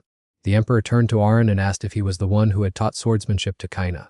Arn hurriedly denied it, merely stating that his theory simply seemed to be effective. According to his observations, conventional swordsmanship did not really suit Kaina since she possessed a special talent for utilizing aura. He had only given her a few small pieces of advice. The Emperor looked at Arn, pondering that if it was a theory, it could be taught to many others, couldn't he it? Hearing just this, Arn immediately understood the Emperor's true objective. It was to create a team of swordsmen at the aura expert level. By imparting this method to the knights, the Emperor clearly wanted to build an invincible army that no nation could keep up with. Though feeling a bit guilty, Arn still did not want to do so. He bowed in apology, saying he could not accomplish it because Kaina had already possessed potential from a young age. Furthermore, since they had played together frequently since childhood, he had plenty of time to observe Kaina's every movement, which was how she achieved today's results. That was just talk, though. Arn wasn't crazy enough to spend all day staring at the muscles of sweaty, burly men. He had to protect his precious eyes after all, but he couldn't completely disappoint the Emperor either, so Arn still left him a ray of hope. Although he couldn't help them improve right away, he could still provide a suitable training method. Arn stated that he was only willing to guide members of the royal family. Other nobles could pose a threat to the throne, so revealing a secret method and helping them grow stronger would be no different from inviting trouble upon himself. Arn wasn't that stupid. Understanding Arn's reasoning, the Emperor nodded in agreement. When imagining his training methods being passed down through generations in the imperial family, Arn felt as if his secrets were about to become national treasures. The mere thought made him shiver. A few months later, the Emperor also began training according to Arn's methods. Even he was surprised when he reached the peak expert realm. Despite this, he still felt regretful. The one who should have been using this method was Arn, but since the boy was too weak, the Emperor decided he had to act quickly. While Aaron and Kana were having a meal, they received word from the Emperor's subordinate that he would be granted a private knight, along with a stack of lists of talented knights from across the kingdom. Aaron looked at the stack of lists and felt a bit overwhelmed. Were there really this many? Most of them came from noble families, and wouldn't he even have glanced at him a few years ago, yet now they were proactively seeking him out. Aaron didn't care much. While chewing on his food, he thought that while only truly exceptional people would be chosen with his abilities, he didn't actually need a knight. Aaron did not intend to display his power in the future. Furthermore, what happened last time could very well repeat itself if he wasn't careful. Aaron scanned the entire list and suddenly felt that recruitment was quite interesting. He had to fairly evaluate their abilities, characters, and various other factors. Aaron gave a knowing smile. There were both male and female knights on this list. If forced to choose between them, it clearly seemed more logical to pick a woman. The excitement was plain on Aaron's face as he thought, let's begin the interviews. The plan in his head was perfect, but when he actually faced the female knights, Aaron broke out in a cold sweat, his entire body trembling. Each and every one of them had a cold expression, and some were even several times taller and more muscular than him. Aaron's fantasies were shattered. The image of a beautiful, gentle female knight in his mind had completely crumbled, and although they were all very talented, he still found it hard to accept. Aaron sighed helplessly. He couldn't be too greedy and expect the knights to meet all his eccentric demands. After all, they had trained relentlessly to become knights. Putting his personal preferences aside, he tapped the table and began the interview. One female knight stood up to present her reasons for applying, while Aaron listened and evaluated the rest. There was one female knight with an incredibly overwhelming presence whose muscle mass even surpassed the Empress, looking no different from a wild warrior. Another possessed a high noble elegance. Compared to the others, her aura was far more prominent. Overall, there were no serious issues. The knights answered his questions very well, so Aaron told them to step outside so he could think further. After everyone had left the room, Aaron immediately used his sixth sense ability. This ability could stimulate the brain, helping to enhance deductive reasoning capabilities that would be difficult for an ordinary person to notice. Only those who have trained for a long time, like the Imperial Guard, could attain this ability, but for Aaron it was as simple as eating a piece of cake. Aaron called each knight back one by one to continue his review. The reason he put in so much effort was because, in this situation, there would certainly be quite a few people with ulterior motives. Aaron could see through the negative intentions in the hearts of the knights, and he eliminated them one by one. The sixth sense was like an eye that peered through the deep layers of others' souls. He couldn't read their exact thoughts, but he could sense the colors of their emotions and their inner nature. After a final observation, Aaron discovered one completely pure individual, Asafun, and despite being an outstanding candidate, she maintained the most humble posture. Once he had confirmed this, Aaron continued to call the next person in. He sat thinking for a long time. Besides Asa, there didn't seem to be any other truly noteworthy knights, but he needed at least two. Would he have to choose that fierce knight from earlier? She also seemed quite pure at heart. Another person entered. The girl who just appeared introduced herself as Sina Garen, and she also possessed an unexpectedly pure mind, a kind personality, and extremely rich combat experience. Aaron observed her for a while and then made an immediate decision, announcing the end of the interview and choosing Asa and Senna to become his personal knights. And so the mansion gained two more new members. While Asa was easy to understand, Senna was completely different. She was extremely serious about her duties without a hint of playfulness. Aaron took the two new female knights to an open field, saying he didn't yet fully understand their individual abilities and wanted them to demonstrate them right there. Since they were both now his knights, it would be difficult to protect him if they stayed at their current level, so they both needed to become even stronger. Aaron asked the two to duel each other, even intentionally stoking the fire a bit, as he truly wanted to know who was stronger. Carrying the pride of knights, the two girls glared at each other with intense, fiery gazes while Aaron prepared his glasses and food, ready to enjoy the show. Aaron sat and watched the match with great interest while munching on his food. The two female knights opposite him had prepared their weapons and were ready to begin the fight. After Aaron clapped to signal the start, the two girls immediately charged into a fierce duel. Each analyzed her opponent as Senna closed in for an attack and Asa gritted her teeth to deliver a kick. Both fought with the utmost seriousness, neither willing to yield. One was like a ferocious lioness, while the other was like an angry mother bear. Aaron quickly spoke up and told them to stop. With just a brief observation, he understood the strengths and weaknesses of both. Asa was too hasty because she focused only on speed, while Senna was somewhat rigid because she was only used to close-quarters combat. Since they were now both his guards, Aaron decided to train them himself to make them stronger. He then led them to a classroom to begin the first chapter of his special training plan. First would be the theory part. Aaron took out a thick book titled A Guide to Help Anyone Become a Knight and gave it to the two girls to study, thinking that if it worked, he might even sell the book to make a bit of profit. Asa had read the book before but still didn't understand many parts, while Sina understood almost nothing at all. Aaron began to patiently guide them bit by bit. Standing before the chalkboard, he explained that the amount of mana in each person is inherently different. Within every person's body exists a unique mana flow, but in the cases of Aaron and Senna, the mana flow could be considered obstructed. In their current state, if they tried to uncontrollably use their power to create an aura, it would be like a bag full of holes, both a waste of mana and potentially life-threatening. When the mana flow does not operate correctly but is still forced into use, it could result in a massive explosion, after which they wouldn't be able to use their power at all. They needed to learn how to accept the massive source of energy in their bodies, keep their mana stable during daily life, and control the flow as efficiently as possible. Arn continued to lead them elsewhere, beginning the second chapter of the training plan. Arn asked Senna to focus on controlling her aura. He told her to try creating an aura simultaneously in both her hands and her feet. After observing several times, Arn realized that Senna could only concentrate her power in one location. She often funneled her entire aura into a single point, causing it to deplete extremely quickly and leading to rapid exhaustion. Senna tried to maintain it for a while before collapsing from exhaustion, breathless. She said that if she had to use her aura simultaneously, her senses simply couldn't keep up. Arn took Senna's hands, saying that if she could feel his body temperature and sense of touch, focusing would be easier. He told her to concentrate on his palms. Senna followed the instructions and finally succeeded in her task. She was so happy she almost jumped for joy, and after being provided with more knowledge, she fully understood the matter. In the third chapter of Arna's special training plan, he spoke gently with Asa as she tended to lose her composure far too easily. During a sparring match with Senna, when Senna closed the distance, S reflexively kicked her. Such an action was not acceptable at all. When using a spear, the most important thing is to maintain composure in every situation. Therefore, Arn made Asa perform a horse dance while carrying him on her back, practicing until she could clearly feel his weight. Elsewhere, the queen received a secret report regarding the things Arn was quietly undertaking. Previously, she had ignored him, thinking it unnecessary to pay attention to a descendant of such a small clan. But now, it seemed she could no longer ignore him. Perhaps it was time to take very close care of him. Asa practiced until late at night before stopping. She was exhausted as if her energy had been drained, but she also realized she had become much stronger. Initially, she hadn't expected the training to be so arduous, even wondering if she truly deserved such great attention from the prince. Asa came from the Pernan-Sasset family, a clan that was not very wealthy and lived peacefully day by day in a small rural area. It was a prolonged famine caused by monsters that led her family to gradually decline. Her family's domain was once burned down, and her father sacrificed himself to help her and her mother escape safely. Afterward, even the nobles who had been close to her family turned their backs one by one, and no one would lend a helping hand.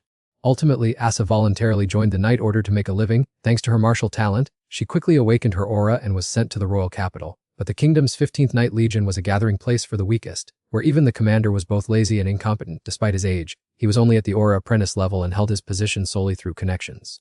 He even dared to pull a wicked trick on Asa, resulting in her giving him a beating he would never forget. When applying to be the princess guard, Asa didn't dare to hope for much, never expecting that she would actually be selected. Thanks to this opportunity, her family's life improved significantly. With just a little more money, she could enroll her younger brother in the academy. At the same time, Senna had just finished her own training session. Senna's family had been mercenaries for generations. She grew up in a mercenary tribe that was not under the control of any nation, as they were always moving from place to place. As the tribe's income continued to decline, her father decided to tell her to go out and explore the world to avoid a future where the whole family might starve with nothing left to eat. Senna happily agreed. She had never disliked the idea of leaving her home to wander. For Senna, this night training program was not a difficult matter at all. The only thing she hadn't expected was that while she was traveling abroad, her father was murdered due to a conflict with a corrupt noble. Senna flew into a rage. She tracked down that noble and beat him mercilessly. Since that incident, Senna had to constantly wander everywhere, including dangerous regions. After a long time of traveling here and there, she decided to apply for a position as a personal guard and was fortunately accepted. She didn't know why, but she always felt that this choice was the right one. Aaron was a bit lazy but absolutely not arrogant. For some unknown reason, every time she saw him, she wanted to rush over and give him a hug. Both girls silently swore in their hearts that they would definitely do their best to protect Aaron. Although not skilled in martial arts or magic, Aaron displayed outstanding talent in his studies, creating countless products that contributed to the national budget and even helping the second Princess Kaina reach the level of an aura expert in a short time. Through theory alone, these achievements turned him into a great sage. At this moment, Aaron was sitting back and relaxing, legs crossed, enjoying a leisurely life. The emperor and his courtiers held a roundtable meeting, the main topic being that Aaron would turn 14 next year and was about to enter his coming-of-age ceremony. Count Tenvest believed that the coming-of-age ceremony was the right time for Aaron to prove himself. His intention was to ask the emperor to grant Aaron a territory of his own. The emperor knew full well the intentions of these courtiers. Under the guise of the coming-of-age ceremony, they actually wanted to send Aaron far away. Count Tenvest did not stop there, even suggesting that the emperor name Aaron as the next successor. The emperor slammed his hand on the table in anger, asserting that the only heir to the throne could be the crown prince, and Aaron had absolutely no interest in that position. Duke Gas stood up to present his opinion, stating that Aaron's reputation had already spread to neighboring countries. Furthermore, many young nobles were secretly supporting Aaron instead of the crown prince, and public opinion was beginning to waver. The emperor immediately interrupted, not wanting to hear any more about the matter. Many nobles were paying attention to this issue. If not handled carefully, it could disrupt the order within the royal family. The emperor flipped through the papers, realizing that almost all the courtiers were making the same request. They insisted that he send Aaron away from here. The emperor sighed and said he would consider it, telling them to make a proposal if they found a territory suitable for Aaron. Aaron received the letter from the emperor, but he didn't care much. He laughed joyfully. He finally had his own territory, so who cared about the throne anymore? Those nobles posed a threat no different from terrorists. Having his own territory was 100 times better than facing them every day. Arn jumped for joy, finally escaping a life of working like a slave, his own territory, his beloved home. However, the assigned area was northern Fahilia, a land shrouded in freezing snow all year round, where anyone who strayed could freeze to death. Seeing the situation there, Arn immediately understood that the nobles truly wanted to push him far away, and he could only fold the letter back up in helplessness. He announced to the servants that the departure date was only 1 month away from the coming-of-age ceremony, and everyone needed to prepare carefully before then. Aaron said that anyone who wanted to go with him could do so, while for those who didn't want to follow, he would arrange a new position for them. Fortunately, the alchemy group and most of the others decided to continue following him. Sina sighed and complained about why the location had to be Fahilia. She had trained there for a whole year, although it wasn't overly dangerous, the cold there cut to the bone, and even she used to shiver uncontrollably from the cold. Aaron, on the other hand, felt that this place was still quite decent. He had thought they would throw him somewhere much worse, for instance a land full of ferocious monsters, or a place where accidentally stepping into a fire dragon's den would immediately turn one to ashes. At least not dying right away was already extremely fortunate. Asa and Senna looked at him with deep sympathy, their eyes brimming with tears, and promised to protect him at all costs. Asa and Senna stood guard outside, speaking in low voices to each other. Sina said that Fahilia was terrifyingly cold, and moreover there was nothing interesting there. The reason the Night Order chose that place as their first base was to prevent monsters that could not withstand the severe cold from entering. But Senna wasn't worried about that at all. Just by looking into Aaron's eyes, she knew he definitely had his own plans, and she believed everything would be fine. After dealing with the pile of paperwork, Aaron had a headache thinking about another matter. Even though his mother didn't complain, she was certainly feeling deeply hurt inside. Although he had instructed the maids not to tell his mother how terrible that territory looked, Aaron could not help but worry about her safety while staying alone in the concubiness palace, as Kana could also become a target of attack. He needed to ensure smooth communication. Aaron thought about which method to use, and after a moment of consideration, he immediately set to work. As the first step in Aaron's plan for independent living, he sought out a capable mage who unexpectedly turned out to be an acquaintance. Aaron handed him the blueprint requesting the creation of a special item. The mage looked over the drawing once and was instantly astonished. This was a blueprint to create a wisdom necklace, but the manufacturing cost was only 1/10 of what people usually spent. Aaron handed him a pouch of money demanding strict confidentiality during the manufacturing process. He had also prepared money to buy materials and hire labor. Not only that, Aaron generously awarded an extra sum of money reserved for any subsequent tasks that might arise. The mage's eyes lit up upon seeing the money in front of him. He immediately bowed, accepted the offer, and promised to complete the task. Aaron was extremely pleased with himself. Money truly holds power, as everything is easy to handle with money. He demanded completion within a month, and the mage did not dare utter a single complaint. A few days later, the group of mages completed the wisdom necklace exactly according to Aaron's requirements. Picking up the necklace to examine it, he was quite surprised that they could finish it in just 10 days. It seemed that the mage must have worked his apprentices to the point of passing out. Seeing no issues with the quality, Aaron requested mass production, starting with 50 pieces for the time being. As the second step in Aaron's plan for independent living, he and Senna dressed in black and secretly went out at night. The two headed to the slave market. Upon hearing this, Asa was startled and hurriedly advised Aaron against doing such a thing. Asa imagined Aaron holding a whip, forcing slaves to work in the freezing snow while relentlessly berating them. Just thinking about it was terrifying. Aaron immediately spoke up to explain how could he possibly do such an immoral thing. When mentioning the slave market, many people envisioned it as nothing short of a hell filled with cries and wails. A place where suffering people were separated from their families and normal lives. But in reality, that perception was completely wrong. This place was much cleaner than imagined.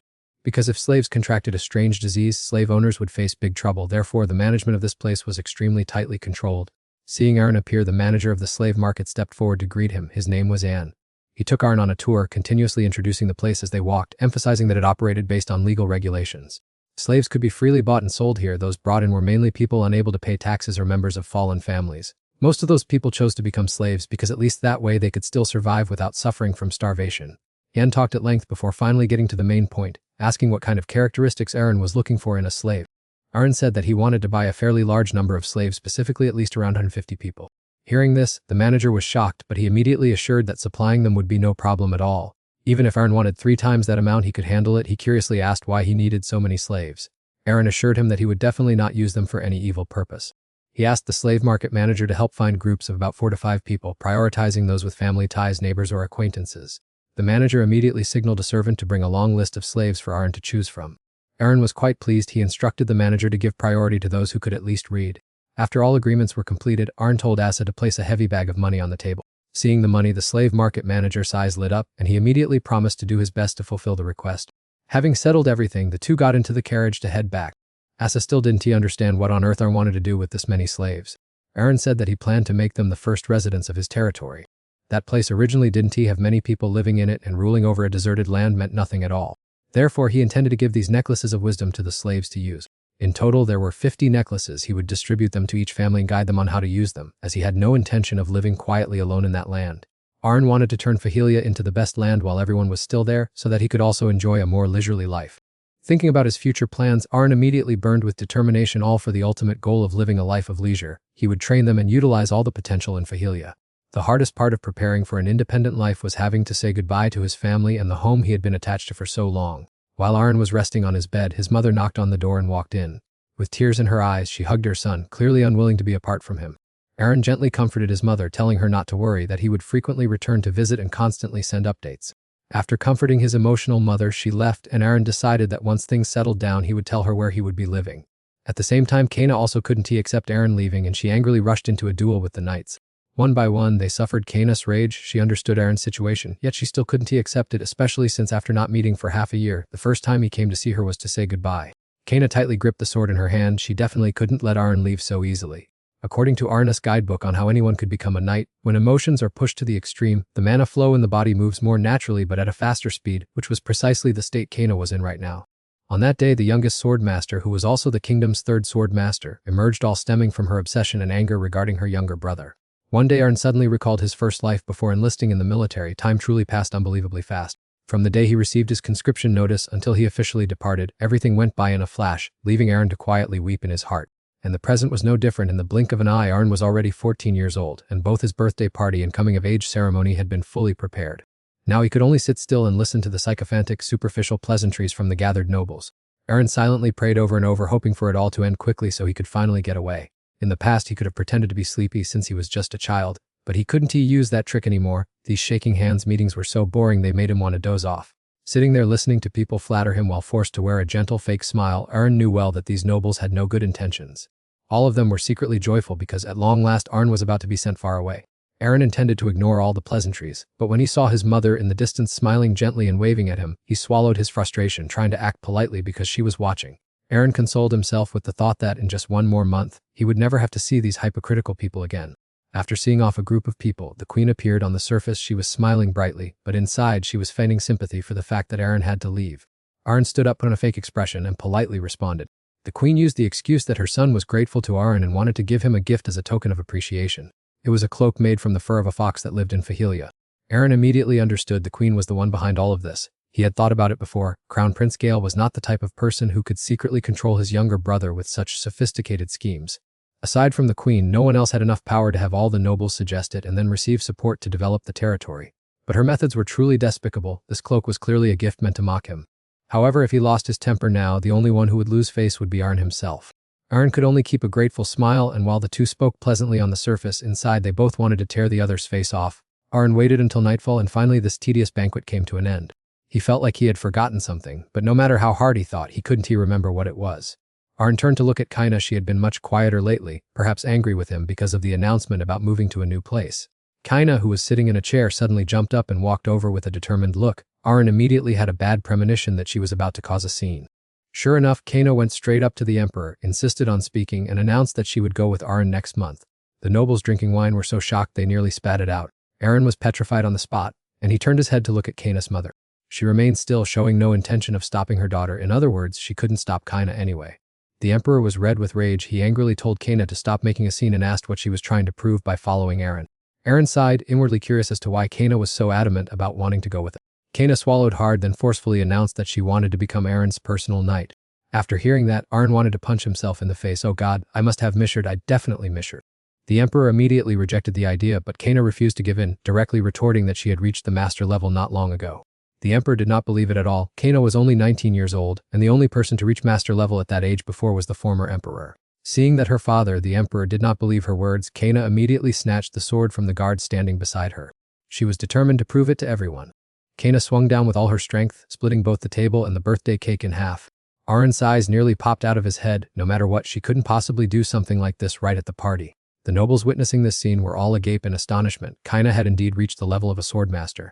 Kana bowed her head before the emperor in plea. She had been thinking about this for a long time. Arn was about to be granted a territory and would leave soon, while she had to marry someone whose face she didn't even know, so she wanted to choose the path of becoming a knight. Arn was so moved that he was almost brought to tears. Normally he would have rushed over to clap and cheer, but this place was clearly not appropriate at all.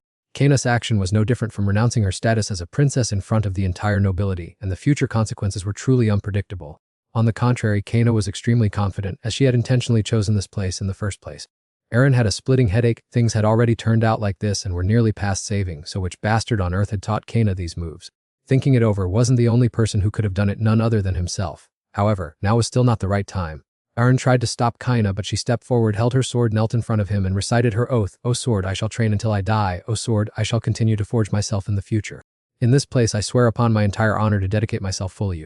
I am willing to stand shoulder to shoulder with you, using my sword to overcome every obstacle in the path ahead." Kaina took Aaron's hand and kissed it. She pledged to become Aaron's knight. While Aaron was still dazed by Kaina's imposing knightly oath, he suddenly realized that a large crowd of spectators had gathered around them. This was completely ruined. He had no choice left but to accept the oath. For a knightly oath was no joke. Once spoken, it could not be casually revoked, especially when the person reciting it was an aura master. Faced with these actions of her troublesome daughter, both the emperor and Kaina's mother suffered a severe mental shock. Her mother even almost couldn't stand straight. And of course, the most resentful person at this moment was the empress. She had expended so much effort to push Aaron away from here, yet the current situation had turned completely upside down. Normally she might have mocked her rival, but now she herself was stuck in an awkward situation. Despite the minor commotion, time still flew by in a flash, and finally, the day Aaron had to set off for his territory arrived. Before leaving, he said goodbye to his mother, both reluctant to part from each other. Both could not hold back their emotions at the moment of parting. Although his mother did want to be apart from her little boy, growing up meant a time when parents had to let their children walk on their own, and Aaron was determined to set off. The journey to the new territory was not easy at all. It was a land so cold that even birds didn't want to fly across it. That place was located at the northernmost edge of the kingdom. An ice and snow-covered land lay beneath the cold mountains. This place remained completely unexplored, and the wind was so strong it felt like it would blow his face right off. However, being so furious at the nobles who had pushed him here, his mouth kept running at full capacity. "Just you wait, even if you throw me into a fiery abyss, I will turn this place into my very own paradise." He spoke so boldly, but his body was still shivering from the cold. Luckily, he had a magic temperature keeping tool, otherwise he probably would have turned into an ice statue. Turning to look at Kaina, Aaron couldn't help but wonder how she could wear a regular dress in the middle of this freezing region. He immediately used his special observation skills to check and discovered the secret. It turned out that Kaina was using mana to create a layer of thermal insulation. Even though Aaron had never taught her this skill, it seemed she had figured it out on her own through instinct. She truly was a top-tier genius. Her abilities completely surpassed Aaron's two female knights. Sure enough, without comparison there would be no hurt. Kaina decided to follow Aaron under the identity of an intern knight, and although everyone tried their best to stop her beforehand, she still stubbornly clung to him no matter what. Aaron asked Kaina if she regretted this choice, but the answer was naturally no, she had never regretted it. On the contrary, this was also a good opportunity because if she continued to stay in the royal palace, Kaina would have to marry a complete stranger. If the other person were handsome and talented, that would be one thing, but in case he was both ugly and terrible, life would truly be over. After all, she had the right to be a little picky. After a long journey, Aaron finally set foot in the stronghold of his own territory, currently holding 1,000 soldiers in his hands, along with 200 slaves converted into citizens and the retainers who followed along. In addition, there were also alchemists and his team of servants. Aaron confidently began the process of building his own ideal paradise. The first step in the development of the territory was to manage the military forces across the entire Fahilia region. This task was basically taken charge of by Asa and Sina. As for Kaina, though it was a bit regrettable, Aaron did not intend to assign any task to his older sister because he understood her personality all too well. If she happened to manage it and caused the night barracks to be completely wrecked one day, it would truly be a disaster. But Kaina herself didn't seem to care about this matter at all. As for the present, it was time for our sibling to roll up his sleeves and do the work himself. If he just sat there bossing people around all the time, his subordinates would say he was only good at talking, which would be very humiliating. After inspecting, Aaron realized that the entire Fahilia only had about 10,000 households, divided into 12 villages. Most of the residents lived by hunting and gathering. Decades without new residents arriving caused the population to decrease steadily. Aaron's territory not only poor but also on the verge of extinction. To the point that the royal family didn't even bother to collect taxes here was enough to understand just how disastrous the situation was. Being this poor, where on earth would they get money to pay taxes? Struggling just to afford daily meals meant there was no way to pay taxes. This place truly did not have a worst, only a worse. It seemed that the previous lord had tried to reform this land, but due to a massive shortage of funds, he had to borrow from other territories, ultimately leading to bankruptcy. So this place was not only dirt poor and on the verge of collapse, but it also carried a mountain of debt, truly the ultimate combo of hardships. To solve the current problems and the troubles left behind by the former lord, Aaron planned to summon the village chiefs, the people who actually held administrative power in this land. The summons was quickly organized with the full attendance of the village chiefs. After all of them bowed in respect to Aaron, he introduced himself and expressed his desire to become a leader that everyone could trust and rely on. Outwardly, everyone bowed respectfully, but Aaron knew very well that in their hearts, they only saw him as a child holding a little bit of power. Our sibling absolutely could not let himself be looked down upon like that. It seemed he had to show these old men a bit of real strength first. Incidentally, he noticed that one village chief looked quite young, even though he had clearly requested all village chiefs to be present in person. His majestic voice scared the young man so much that he nearly wet himself. He hurriedly explained that the old man had just passed away, which was why he had been appointed as the replacement. Aaron pretended to have just found out, but in truth he had known all along.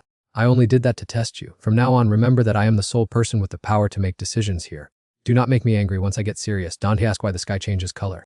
Afterward, Arn took the initiative to offer everyone a sumptuous meal, which caught them a bit off guard, but they didn't dare refuse his invitation. Sitting around the dining table, everyone was as tense as if there were thorns on their seats. The heavy atmosphere made Arn wary as well, but wanting to gather information, he patiently endured it until the plates of food were brought out. Everyone was instantly amazed, their eyes wide as if they were seeing the finest delicacies appear before them. Even though the dishes were actually just simple grilled meat and bread. Arn apologetically said sorry, he had intended to prepare better dishes, but the territory was too poor and the budget was insufficient for such luxuries. Despite that, everyone was still extremely grateful to Arn. They enjoyed the delicious meal together, and the distance between both sides gradually narrowed. Taking this opportunity, Arn spoke his mind frankly. The previous landlord was so useless that the people lived in misery, and if they continued hunting as they were, this place would soon fall into ruin. Therefore, from today on, Arn would direct all decisions, and he hoped everyone would place their trust in him. In the face of Aaron's powerful and persuasive words, the village chiefs were quickly convinced, almost completely entrusting their hopes to him. Aaron watched the scene feeling helpless and not knowing what else to say. Aaron's first order was quickly issued. He wanted everyone to accept the slaves he had brought, allowing them to live and work normally in the villages. In return, he would provide other benefits to the area. Finally, after a round of persuasion coupled with some pressure from Aaron, the village chiefs had no choice but to nod in agreement.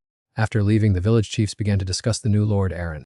Although he was still very young, everyone realized he was completely different from previous lords. He truly cared about this land and its people. One could see it just by looking into his eyes. The old village chief understood that Aaron was an exceptionally outstanding person, so they decided to place their full trust in him. At the end of the meeting, Aaron was still struggling with the population issues of the territory from when he first took over.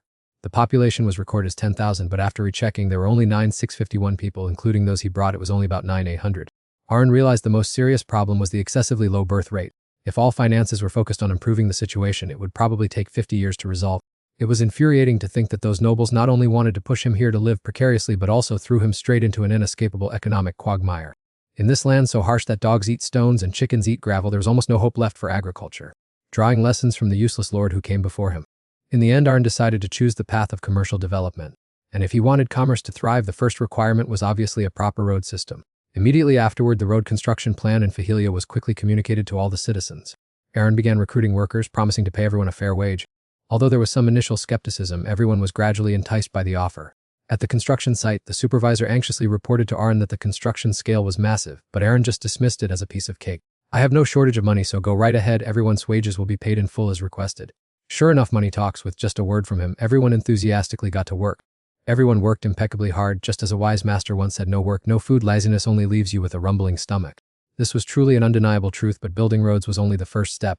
The second step in Aaron's plan was to establish a merchants' association in Fahilia. Although the manager was somewhat panicked by the idea, there is nothing in this world that money and power cannot solve. Under the pressure of the wealthy Aaron, the second step was also quickly accomplished.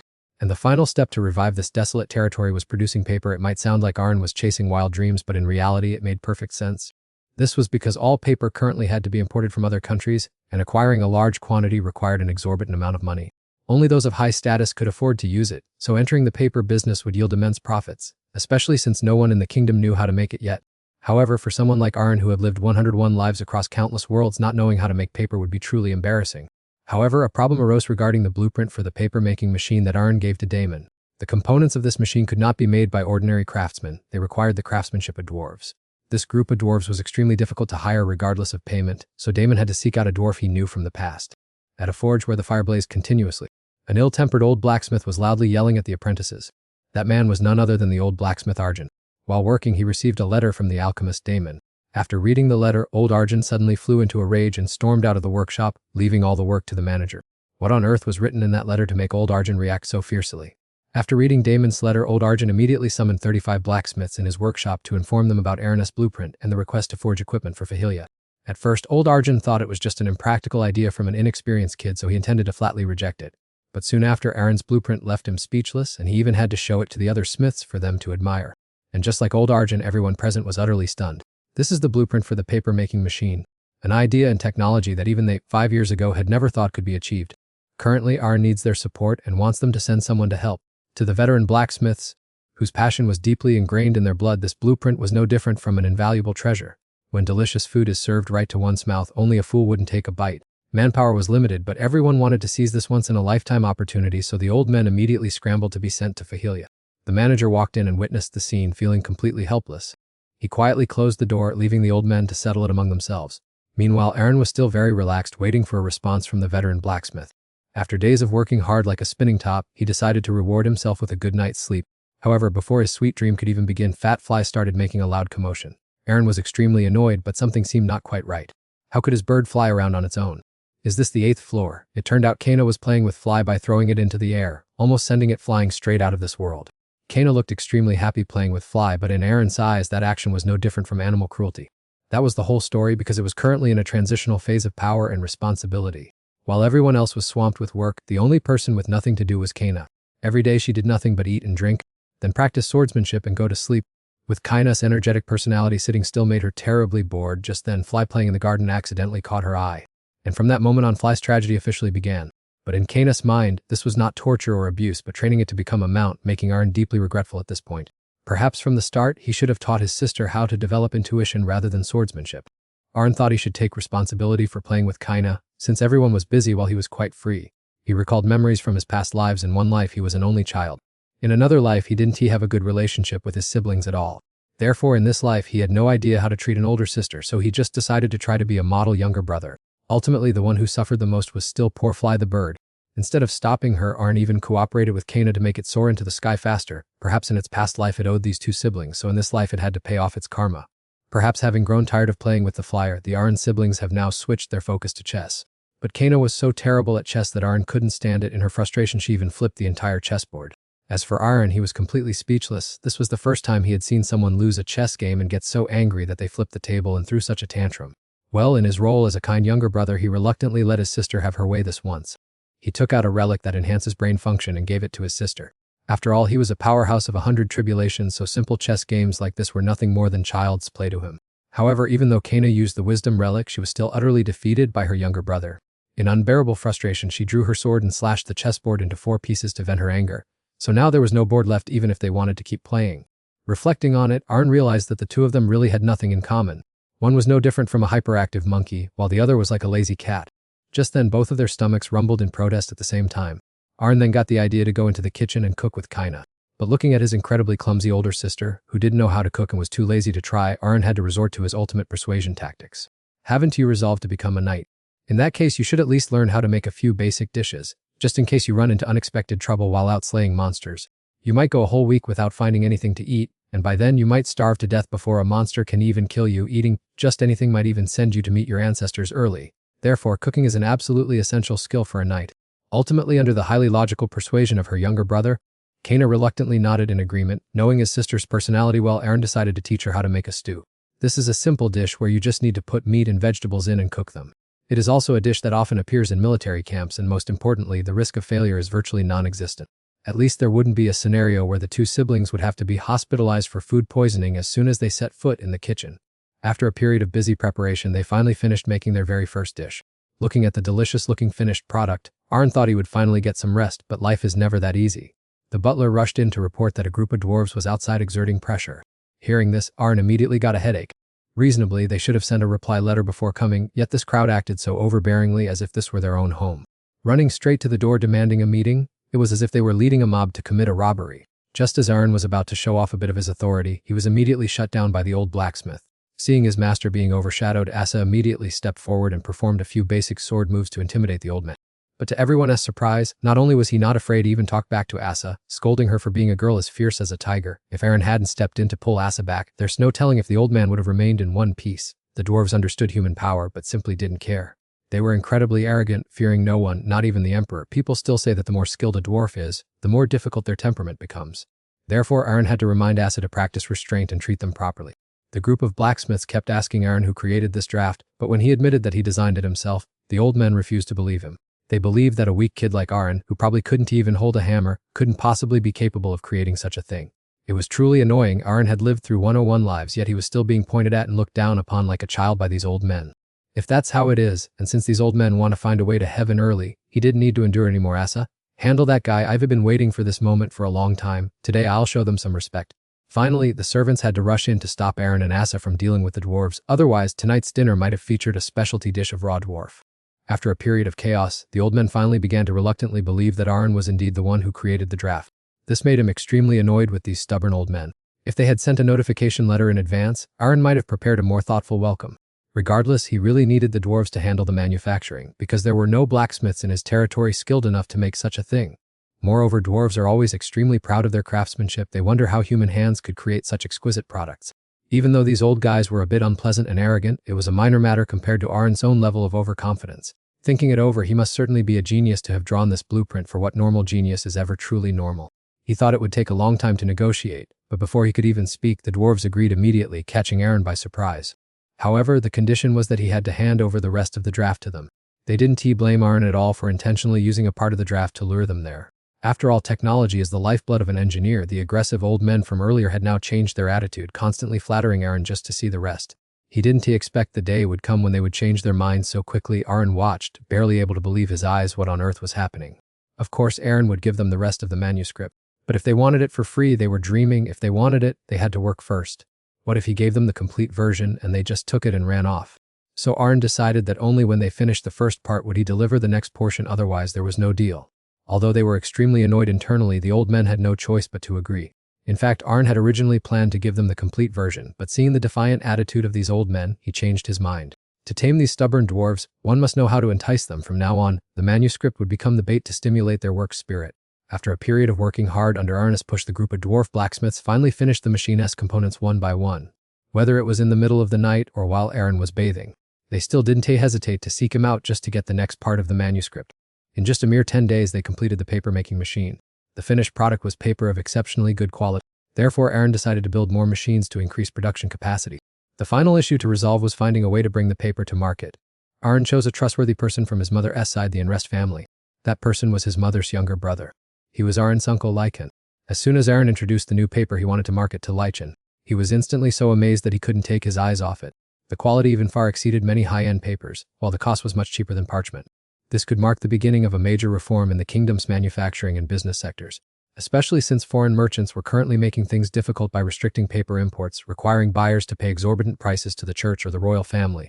Seizing this golden opportunity, Aaron and Lycan immediately drew up a business plan, beginning their journey to make money together. Everything went extremely smoothly, and they quickly found a distribution method for the paper. The workshop was also filled with paper-making machines built by the dwarves. But as soon as they completed their task, the dwarves left immediately, even though Aaron wanted to keep them around for a celebratory feast. They declined because they had a lot of work to handle, but assured him that whenever Aaron needed help, they would definitely show up right away. Right after that, Aaron officially launched his business. His paper product quickly caused a huge sensation throughout the kingdom. Not only was it cheap, but its quality far surpassed the existing high-grade paper. People everywhere were not only talking about the new paper but also taking notice of the name Aaron, the new lord who had successfully revived the frozen land of Fahilia. Aaron's paper was in such high demand that even the emperor, his father, learned about it and started using it. He was also shocked to learn that Fahilia could start paying taxes starting today. In such a short time, Aaron was able to restore the land's economy. The emperor was extremely proud of his son's achievements and firm resolve, while in another corner our main character was lazily lying down, picking his nose and reading stories. Since the business was developing so well anyway, he decided to enjoy this time to continue being lazy. Somewhere else, the queen was enjoying tea with Aaron's older brother, the crown prince. She was extremely furious to see that Aaron was not only doing fine but becoming more and more successful. This was no different than a painful slap right to her face. Even though she tried to push Aaron far away, the queen still had to hear his name every day. The most bitter part was that she came from the Pachi family, which was once the only family holding merchants with the right to import paper. Outside the kingdom, there are currently two main sources of paper. One is paper from the Dream Empire, and the other is paper from the Eastern continent. After a past conflict with the Dream Empire, paper from there was banned from being imported. Ever since then, the Patch family quickly rose to wealth thanks to their exclusive trade route with the East. Therefore, she was furious when Aaron broke the monopoly and stole her family's paper business market. It seems the queen sent a letter to someone, secretly plotting to cause trouble for Aaron. Meanwhile, Aaron was still completely unaware that danger was silently approaching. After a year and a half, he returned to the slave market to buy more people. This time, he needed people who could withstand the cold and possessed good physical strength. The main purpose was to train them to become soldiers to protect the territory. After all, Aaron's current reputation and status were already on par with the count. Therefore, he decided to buy 5,000 more slaves. Indeed, shopping when you have money looks completely different. Both the staff and the boss obeyed submissively, so obedient it was as if they were pre-programmed. Upon returning to Fahilia, Arn immediately trained the slaves bought from Anne, while asking the dwarves to forge weapons. After only a short time, all the necessary equipment for the 5,000 new soldiers was completed. In the beginning, when they had just set foot in Fahilia, these slaves were still quite disappointed, but after being treated kindly and trained by Aaron, they gradually became real soldiers, devoting absolute loyalty to him. Seeing the results he had created himself, Arn was extremely satisfied. He thought tonight would be a peaceful night for a good sleep, but that very night a mysterious group of people in black sneaked into Fahilia. Their target seemed to be destroying and seizing the paper factory. It seemed certain that the queen sent this group. It was classic behavior of if I can have it, I'll destroy it out of spite. They thought Aaron's territory was an easy place to enter and exit, doing whatever they pleased. But this group didn't expect that. As soon as they set foot inside, they fell straight into a trap and were completely ambushed and captured. This time, they are probably about to get an early exit ticket. Arn had anticipated this early on and quietly stationed soldiers for defense. Initially, he intended to ignore it to avoid further trouble, but there were things he absolutely could not overlook, such as when they dared to touch his family, his friends, and the territory he owns. In other words, Aaron absolutely will not overlook those who dare what belongs to him. If he truly has to take action, he isn't afraid of anyone. Right now, Arn is truly furious. This time, the queen will surely pay the price for provoking the wrong person. The intruders have been brought to trial according to the law. They will most likely spend the rest of their lives as slaves. Nevertheless, Arn still could not extract any more information from them, as these people seemed completely unaware of the identity of the client behind it all. For the time being, the territory's finances remain stable. Aside from a few unresolved issues, Arn has almost nothing else to worry about. Now he can freely test the new item he has just created.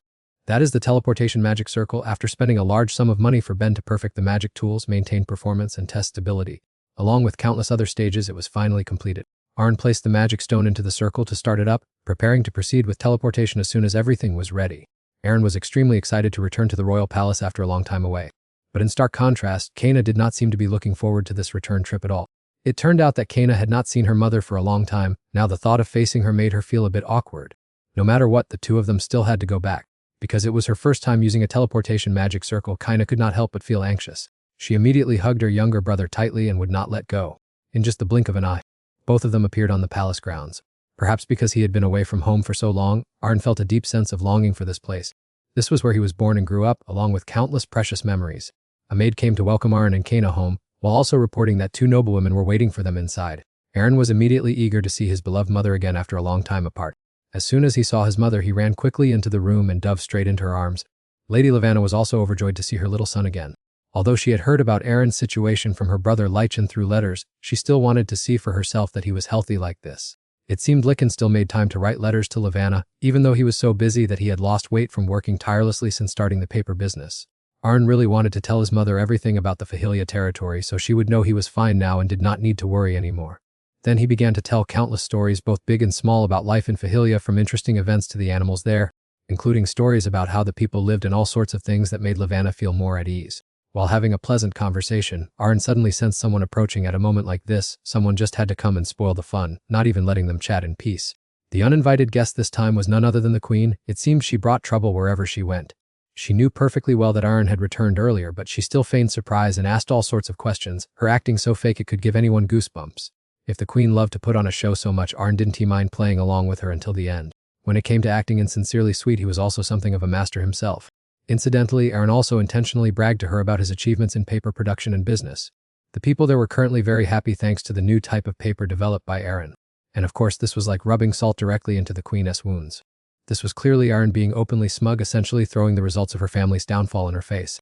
Even though she was so furious inside that she gritted her teeth, the queen still pretended to be calm and even caringly reminded Aaron to take good care of himself. Having lived through hundreds of lifetimes, there was no way Aaron would believe this woman's sweet words. He was certain that the queen would move against him sooner or later. If she wanted to come, let her come. Once a move was made, there would be a price to pay. If the queen wanted to play, Aaron was ready to play until the end. After all, he was not the type to be easily bullied. Finally, it was time for Aaron and Kana to say goodbye to their mother and prepare to return to the Fahilia territory. Before the magic circle activated, Aaron casually teased Kana, making his older sister lose her temper and immediately give him a punch he would never forget. Right after that, both were teleported back to Fahilia. Their visit home officially came to an end. A few days after returning, Aaron encountered a new problem. He needed to recruit even more mages. This was because having a mage control the teleportation magic circle would be safer, and owning mages within the territory also brought many benefits. They could use magic to assist with farming and produce more crops. In particular, Fahilia had to cut down many trees for paper production, so mages would be an extremely suitable force. On the other hand, when the territory was attacked by monsters or enemies, the mage's power could become the factor that changed the tide of battle. Most importantly, Arn currently needed an assistant who knew how to use magic. Thinking about this, Arn had a headache wondering whether or not he should hire mages. For among the nobility, the private hiring of exclusive mages was not a common occurrence. Money was never an issue for Arn, but he didn't want to attract too much attention when recruiting mages. If territory development was the reason, he had countless logical justifications to explain the need for multiple mages. Another important issue was the previous raid on the factory. At that time, the opponents were just ordinary soldiers, but what if the attackers were mages next time? Aranis knights were strong in close combat, but facing mages head-on would be like sending themselves to an early grave. After some thought, Arn decided to recruit mages to work under him and immediately posted an announcement. Initially, he intended to approach the magic tower, but that would likely be extremely expensive. Moreover, the tower's influence was too great, bringing with it no small amount of trouble. The people who responded to Arendt's announcement were all independent mages, not under the tower's management, with no one to interfere or cause trouble, making them the perfect choice. Conversely, mages who were not yet highly skilled could also apply. Arendt could personally train them and then utilize them in the direction he desired. As soon as the announcement was sent to the town, it immediately caught the attention of many people, especially the mages. Arendt quickly received a stack of applications. This gave him quite a headache, as he didn't know who would be the right fit with such a long list. Afterwards, he gathered all the mages to begin the interview process. Upon completion, a total of only 12 people were selected by Arendt. Their average strength reached level 3. Aaron carefully considered each individual's talent, age, and circumstances to make his decision. To improve the capacity of this group of mages, from now on he would assign appropriate tasks and guide their training himself. First, Aaron decided to select a single level 4 mage. There were 2 people competing for this position. One was a chubby, bald, middle-aged man named Munkoi Brock. The other was a beautiful young woman named Riki. Despite saying looks were not important, our main character changed course and chose the girl over the man.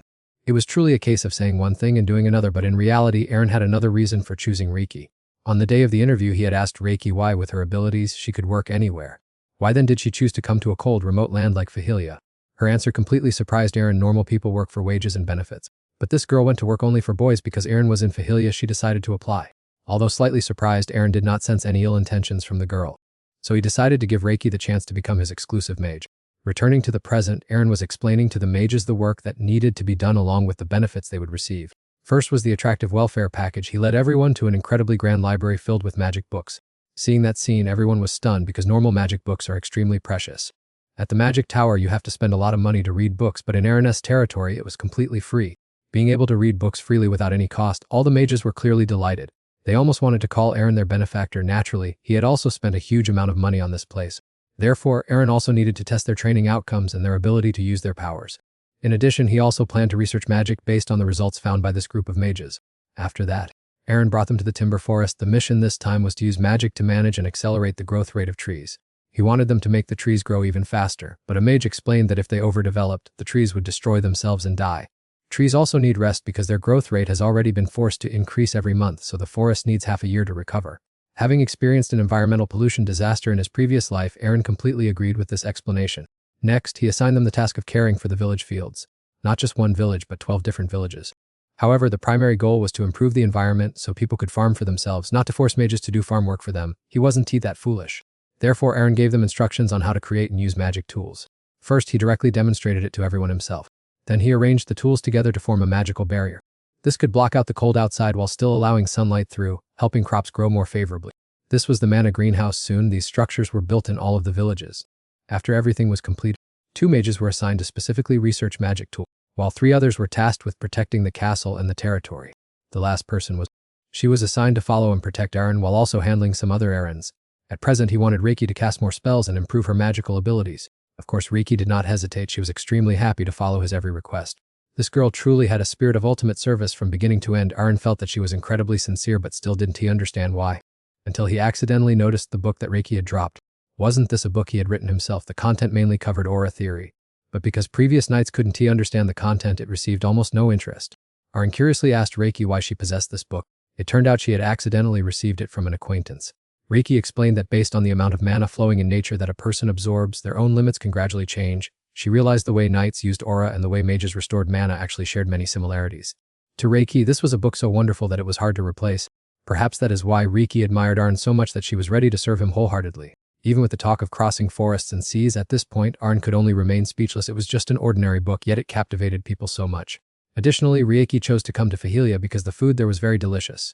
In a way, Aaron didn't know whether to be happy or worried about Reiki's excessive loyalty, hoping this time he had chosen the right person. Aaron was currently diligently researching in the library. After a period of exploration, he was finally able to use magic. In the capital Anesha, Asa and Aaron arrived at the Gorvis Smithy Ironworks. Before even stepping through the door, Asa exuded a terrifying aura, ready to deal with anyone who dared to cause trouble. Aaron hurriedly advised her, fearing that if Asa truly went berserk, everything would fall apart. As soon as they stepped inside, both of them immediately felt a wave of scorching heat blasting straight into their faces. A disciple of the old blacksmith Argon came out to greet Aaron and Asa. As soon as the two parties met again, they immediately started a verbal sparring match. Instead of serving tea to his guests, old Argon brought out vodka to chat. Aaron proposed that half of the blacksmiths under old Argon's command sign an exclusive contract to work for him. And of course, old Argon refused without a moment's hesitation. Aaron still didn't give up. He continued to persuade and promised to pay a huge remuneration, but the old man remained unmoved, forcing him to play his trump card. If he agreed to work under his command, he would entrust him with a completely new technology, Damascus steel. As soon as he heard this name, his eyes lit up brightly, just like headlights. He immediately started to wonder whether he should tell Aaron about this or not. It turned out that the dwarves from the smithy came to the kingdom of Eurasia to search for rare metals that their homeland didn't have. Therefore, they stayed in the capital to research and work, and then traveled to distant lands, hoping that one day they would find that precious metal. And Aaron knew how to forge Damascus steel. Furthermore, if he agreed to cooperate, he would be the first person to access the latest technologies. How could old Argon refuse such a tempting offer? He immediately nodded in agreement. After a long negotiation, both parties finally agreed to sign a 5-year contract. Finally, Aaron could finally get some proper rest after toiling away like a dog. In the territory of Fahilia, Kaina was very curious because no one saw Aaron leave his room and no one knew what he was doing. Kaina couldn't stand it anymore, so she decided to go check herself to see if anything had happened to her younger brother. But what caught her eye was the sight of her annoying younger brother lying on the bed, being diligently cared for by a beautiful girl who was serving him hand and foot. Even daily tasks like dressing and bathing are assisted by Reiki's magic, serving him on the spot. Kaina was deeply shocked, never imagining her younger brother had fallen so low. It seems I need to discipline this brat. At this moment, the accused Aaron and Reiki stand before the tribunal consisting of Kaina, Asa, and Senna to explain the misuse of magic. All three of them looked quite serious upon witnessing such use of magic. Kaina, in particular, was extremely worried about her brother's condition. Therefore, Aaron quickly explained that this was just normal magic and Reiki was not having any problems. She was merely diligently carrying out her job. However, the real problem lay with Aaron himself. He was so lazy that he barely wanted to walk on his own, except when absolutely necessary to bathe. This made Kaina extremely displeased, and even Asa and Senna complained about him. If he only stayed within the castle, it might be somewhat acceptable, but it was outrageous for Aaron to still have Reiki carry him with magic when going outside. Outsiders would think he was paralyzed, and indeed, everyone had underestimated Aaron's laziness. Such embarrassing matters were nothing to him. Seeing this, Kaina could only feel helpless, having no words left to say. Finally, she issued an ultimatum prohibiting Aaron from using magic in this manner and also forbidding Reiki from continuing to do so. Kaina believed Aaron was becoming too dependent on magic. If he didn't exercise himself, his body would become sick, but Reiki immediately refuted her point. Because each time she used magic to move Aaron, it also stimulated his muscles to a certain extent so he wouldn't easily weaken. But this wasn't the only issue. Reiki couldn't always take care of Aaron like a child. Perhaps it was time to switch to someone else. Naturally, Reiki vehemently objected, as this good and suitable job was something she had worked hard to obtain, so she couldn't easily give it up. She was confident that she was no less capable than anyone else and was fully deserving of her current position. Asa and Kaina were both curious why Reiki was so insistent on becoming Aaron's bodyguard mage. However, everyone seemed to have forgotten that the one with the final decision was still Aaron, albeit in the capacity of an older sister. Kaina could absolutely test Reiki's abilities on her brother's behalf, and Reiki showed no fear. If they wanted to test her, so be it. A few small challenges were not worth her concern. The first challenge was a written test. To Reiki's surprise, she completed it in the blink of an eye using magic. Next was the cooking challenge, showcasing her superb skills. For Reiki, cooking was as simple as turning her hand over, truly astonishing. The food she cooked was not only astonishingly delicious but also perfectly suited Aaron's taste. Even though things had turned out this way, Kaina still seemed unwilling to give up. Aaron could only look at his older sister helplessly. He turned to ask the two female knights, Asa and Senna, why his sister kept deliberately making things difficult for Reiki, and furthermore, why they stood by without intervening. There must have been some deep underlying reason. Finally, the two of them revealed that Kaina might be suspicious of Reiki because a strange incident had occurred 2 days prior. The defense system made up of magical artifacts was found to be severely damaged, and the saboteur has still not been apprehended. Although Asa and Senna didn't believe Reiki was the culprit, they still needed to secretly observe her for a while longer. In fact, they hadn't reported this matter to Aaron yet, but they had found a letter that seemed to have been deliberately left for him by the perpetrator. The letter's content only demanded that Reiki be returned to the magic tower. What on earth was happening? Asa and Senna showed the letter to Reiki, but she didn't say a word. Her expression didn't even change. Although Asa trusted her, this girl's actions this time were truly too suspicious. Why would she suddenly be so devoted to Aaron like that? There must be another reason, but Aaron still trusted Reiki because he had previously seen into her heart and knew that this girl had no ill intentions whatsoever. He just couldn't explain that to Kaina and the female knights. Perhaps because Kaina had been attacked by dark mages in the past, she was always wary of mages now. Aaron also understood why his sister acted that way. However, before reaching a final conclusion, he needed more time to investigate and also asked Asa and Senna to stop Kaina. Now was the time for Arn to seriously uncover the truth behind it and talk directly to Reiki about the matter. In Reiki's room, Arn apologized for putting her in an awkward situation, but Reiki didn't seem to care much.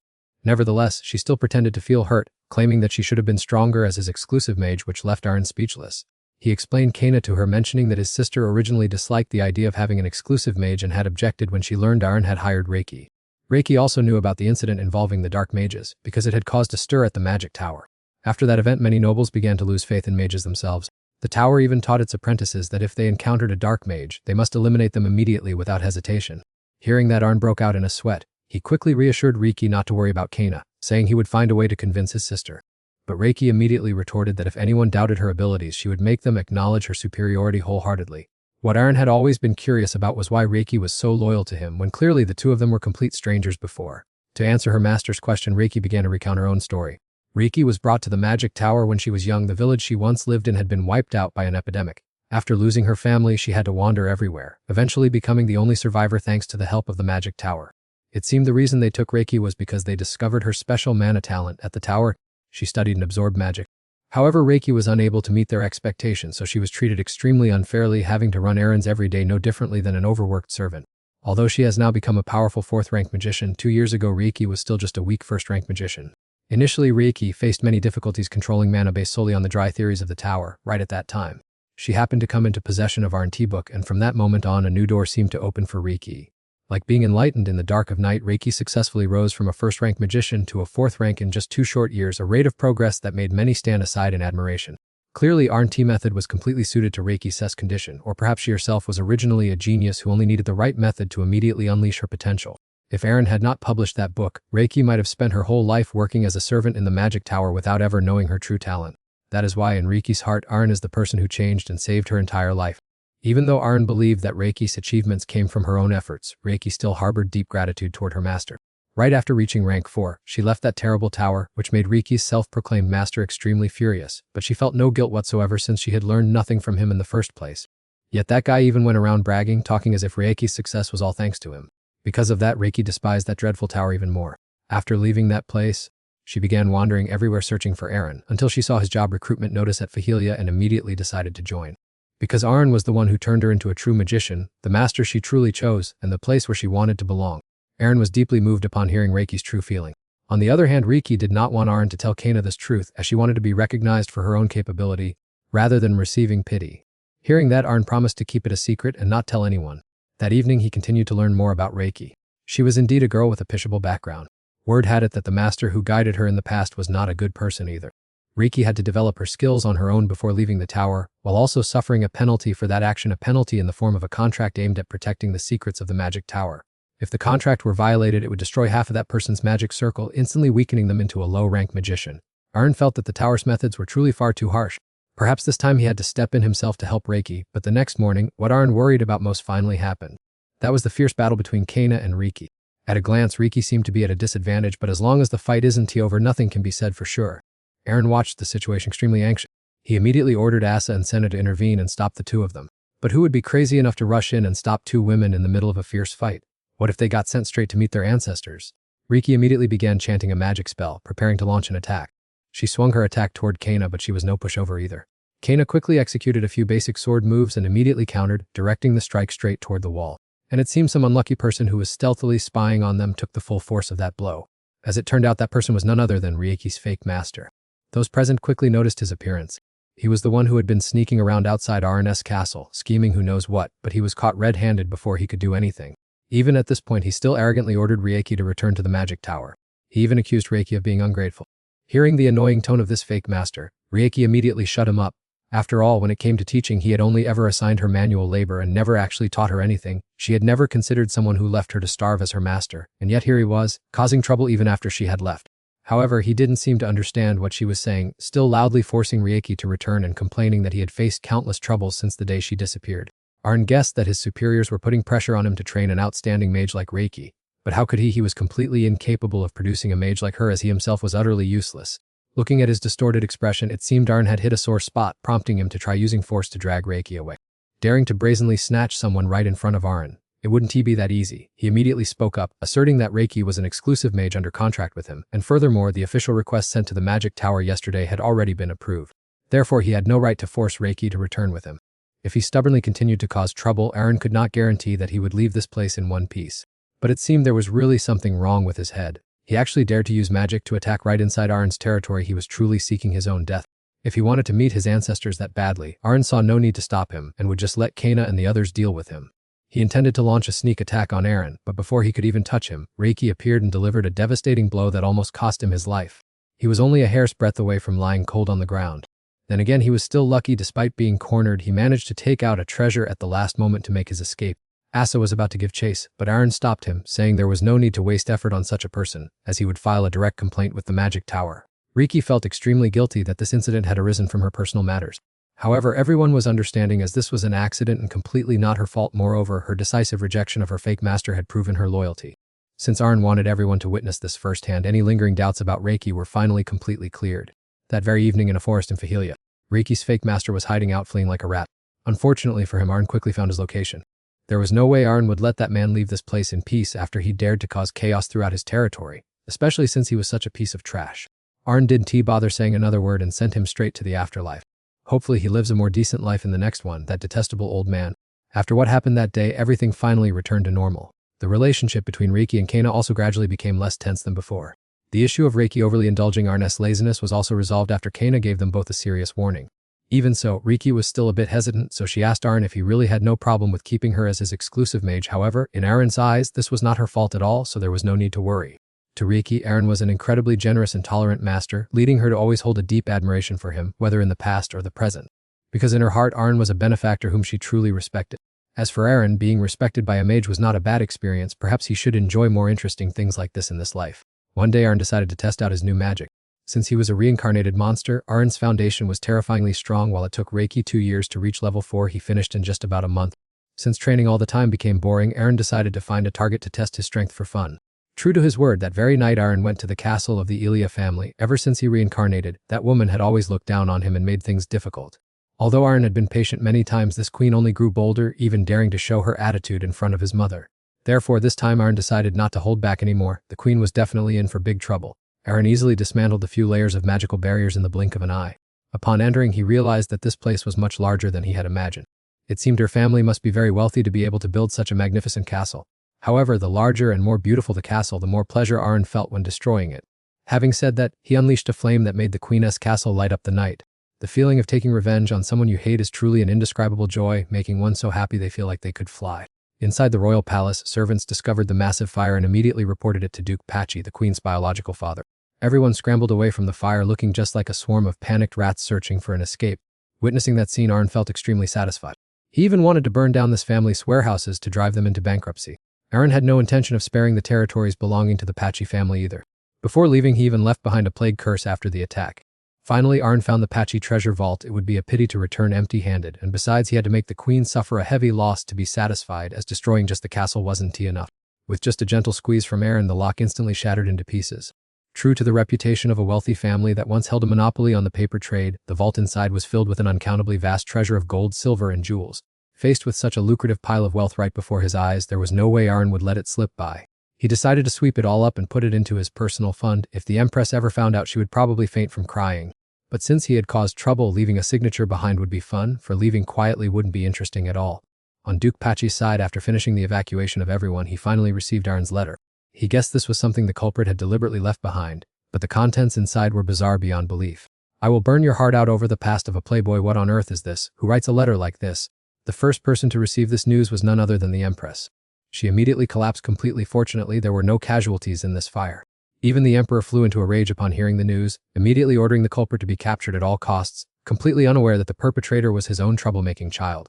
Based on the scale of destruction and the residual mana, the professors deduced that the culprit must be at least a 6th circle mage or higher, even suspecting it to be a group of multiple people, for how could an individual possess such terrifying power? It was very likely a group of dark mages. Right at that moment, a servant ran in to report another shocking piece of news. An epidemic had broken out after the fire. All the nobles belonging to the Pachi family were infected. They believed that the current losses were continuing to rise because of this. After a series of consecutive disasters befell the Pachi family, the Empress was now in a complete state of panic. No matter what, she had to find the person behind it all, while her maid even advised her to be careful since she herself might very well be the next target. In the Fahilia territory, everyone also quickly heard the bad news about the Pachi family. Even the factions that had once supported this family did not dare to help rebuild for fear of becoming the next target themselves. Not only was the castle burned to the ground, but all their wealth had also vanished. Although relying on its long-standing foundation, the Pachi family might not collapse right away, the damage this time was still extremely severe. Reading the news in the paper, Kaina worriedly advised Arn to be careful, completely unaware that the perpetrator behind all these crimes was her beloved younger brother. Meanwhile, Arn continued to pretend to be innocent as if he knew nothing, even sending a donation to Duke Pachi to express his condolences. After all, the Empress and her family had suffered enough consequences from Aaron's revenge. In the Fahilia territory, the Mana greenhouse indeed yielded results far beyond expectations. Now, the people here no longer had to worry about food shortages.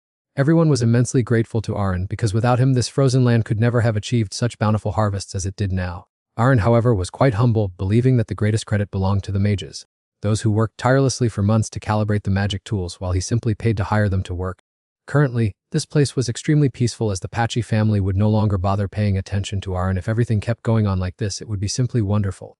Legend has it that 50 years ago, after the Great War, the three nations that gained the upper hand were known as the Three Great Empires, consisting of Eurasia, Domanion, and Mormung. Among them, the Kingdom of Domanion was the weakest, but they compensated for the gap by forming an alliance with another kingdom.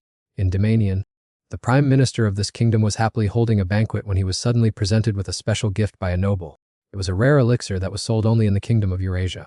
Even if someone has been completely bald for a long time, simply taking this medicine can save their hair. Of course, the prime minister, whose head was as smooth as an egg, was overjoyed to receive this gift. To express his gratitude to that noble, he agreed to allow that person's son to join the Ministry of Internal Affairs the following year. Recently, products imported from the Kingdom of Eurasia have become extremely popular in Domanion, and clearly they are all being smuggled in. That year, at the Domanion Royal Conference, the king was furious about the massive influx of smuggled goods from Wanesha, fearing that if things continued like this, the balance of power would be completely broken within the next 5 years.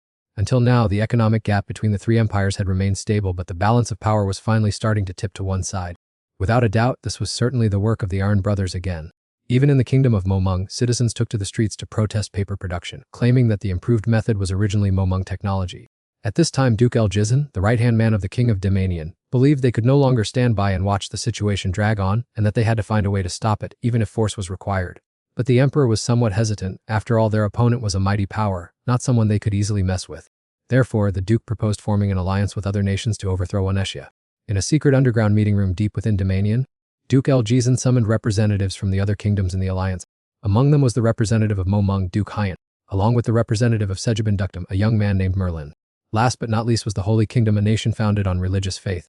However, it seemed that the representative of the Holy Kingdom had not yet appeared. The goal of these nations was to stop Wanesha, as they could no longer turn a blind eye to the massive profits Wanesha had been making recently. Nevertheless, Merlin was still worried whether the alliance could defeat the powerhouse Wanesha, because if they failed, there would be no turning back for anyone.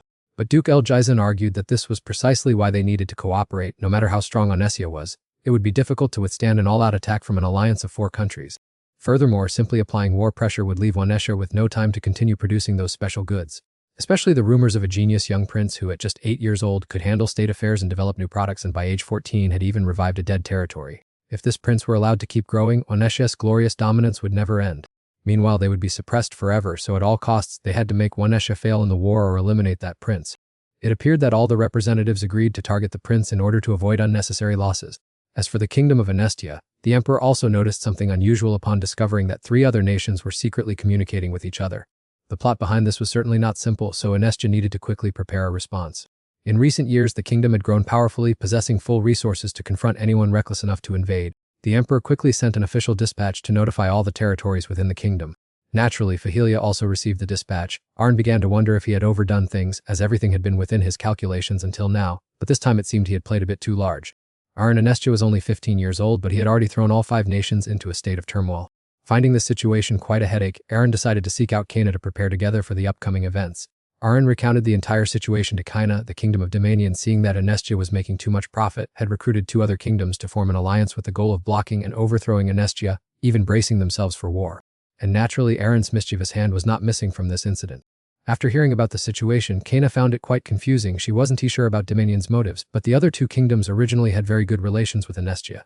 Now that they were acting so suspiciously in secret, she wondered if Anestia should strike first. It sounded simple, but the fact that they were meeting in secret made it very difficult for Anestia to gather clear evidence. Furthermore, the opposition was not foolish enough to leave any traces, so Arn felt lucky to have learned of the situation so early. Although he had predicted such things might happen within the next 5 years, Hearing the news still made Arn find it amusing how easily people could change, ultimately choosing to take each other to the battlefield. It seemed as though losing their lives was not a particularly important matter to them. Arn found it incredibly bothersome that war had become the way to solve every problem. Regardless, this news had not yet been fully confirmed. He asked for Kaina's opinion on the matter and suggested that this was also an opportunity for her to temporarily return to the palace. This was because their father, the emperor, was extremely worried about his beloved daughter. He had even personally written a letter to inquire about the situation. As for his troublemaking son like Arn, the emperor didn't care much, only telling him not to let his precious daughter continue rushing into fights. Fearing Kaina might misunderstand, Arn quickly explained that he wasn't telling her to run away, but only wanted her to stay at the palace temporarily until the danger had passed. But of course Kaina adamantly refused to return. Arn argued that this was no joke. If war truly broke out, she might have to go directly to the battlefield, and he asked if she was sure she would be alright. With her bellicose nature, Kaina had never feared anyone. She did not want to hide in safety just because of her status as a princess, believing instead that as a member of the royal family she should be the first to stand up. Seeing that his once childish sister had finally matured a bit, Arn felt deeply moved. He was so moved that he was on the verge of tears, so he decided to write a letter to their father about Kaina's wishes, as he himself could do nothing else. In the living room of Lodi Fahilia, everyone was still comfortably enjoying life, oblivious to the affairs of the outside world. Senna had participated in a few small-scale wars before, but those could not be compared to the upcoming conflict. Suddenly, Senna asked Asa if she intended to return home.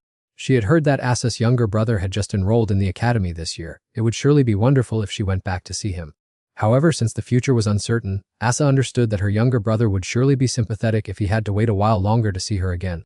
Regardless, everyone was still very relaxed for now, drinking together happily and momentarily ignoring the world's troubles. Meanwhile, Aaron was buried up to his neck in research documents preparing for the upcoming war.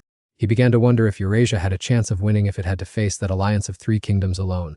Based on his experience of having reincarnated countless times, Aaron estimated that the enemy could mobilize around 600,000 to 700,000 soldiers to invade Eurasia. If Aaron's kingdom chose only to hold a defensive position, their maximum troop count would also only be about 600,000.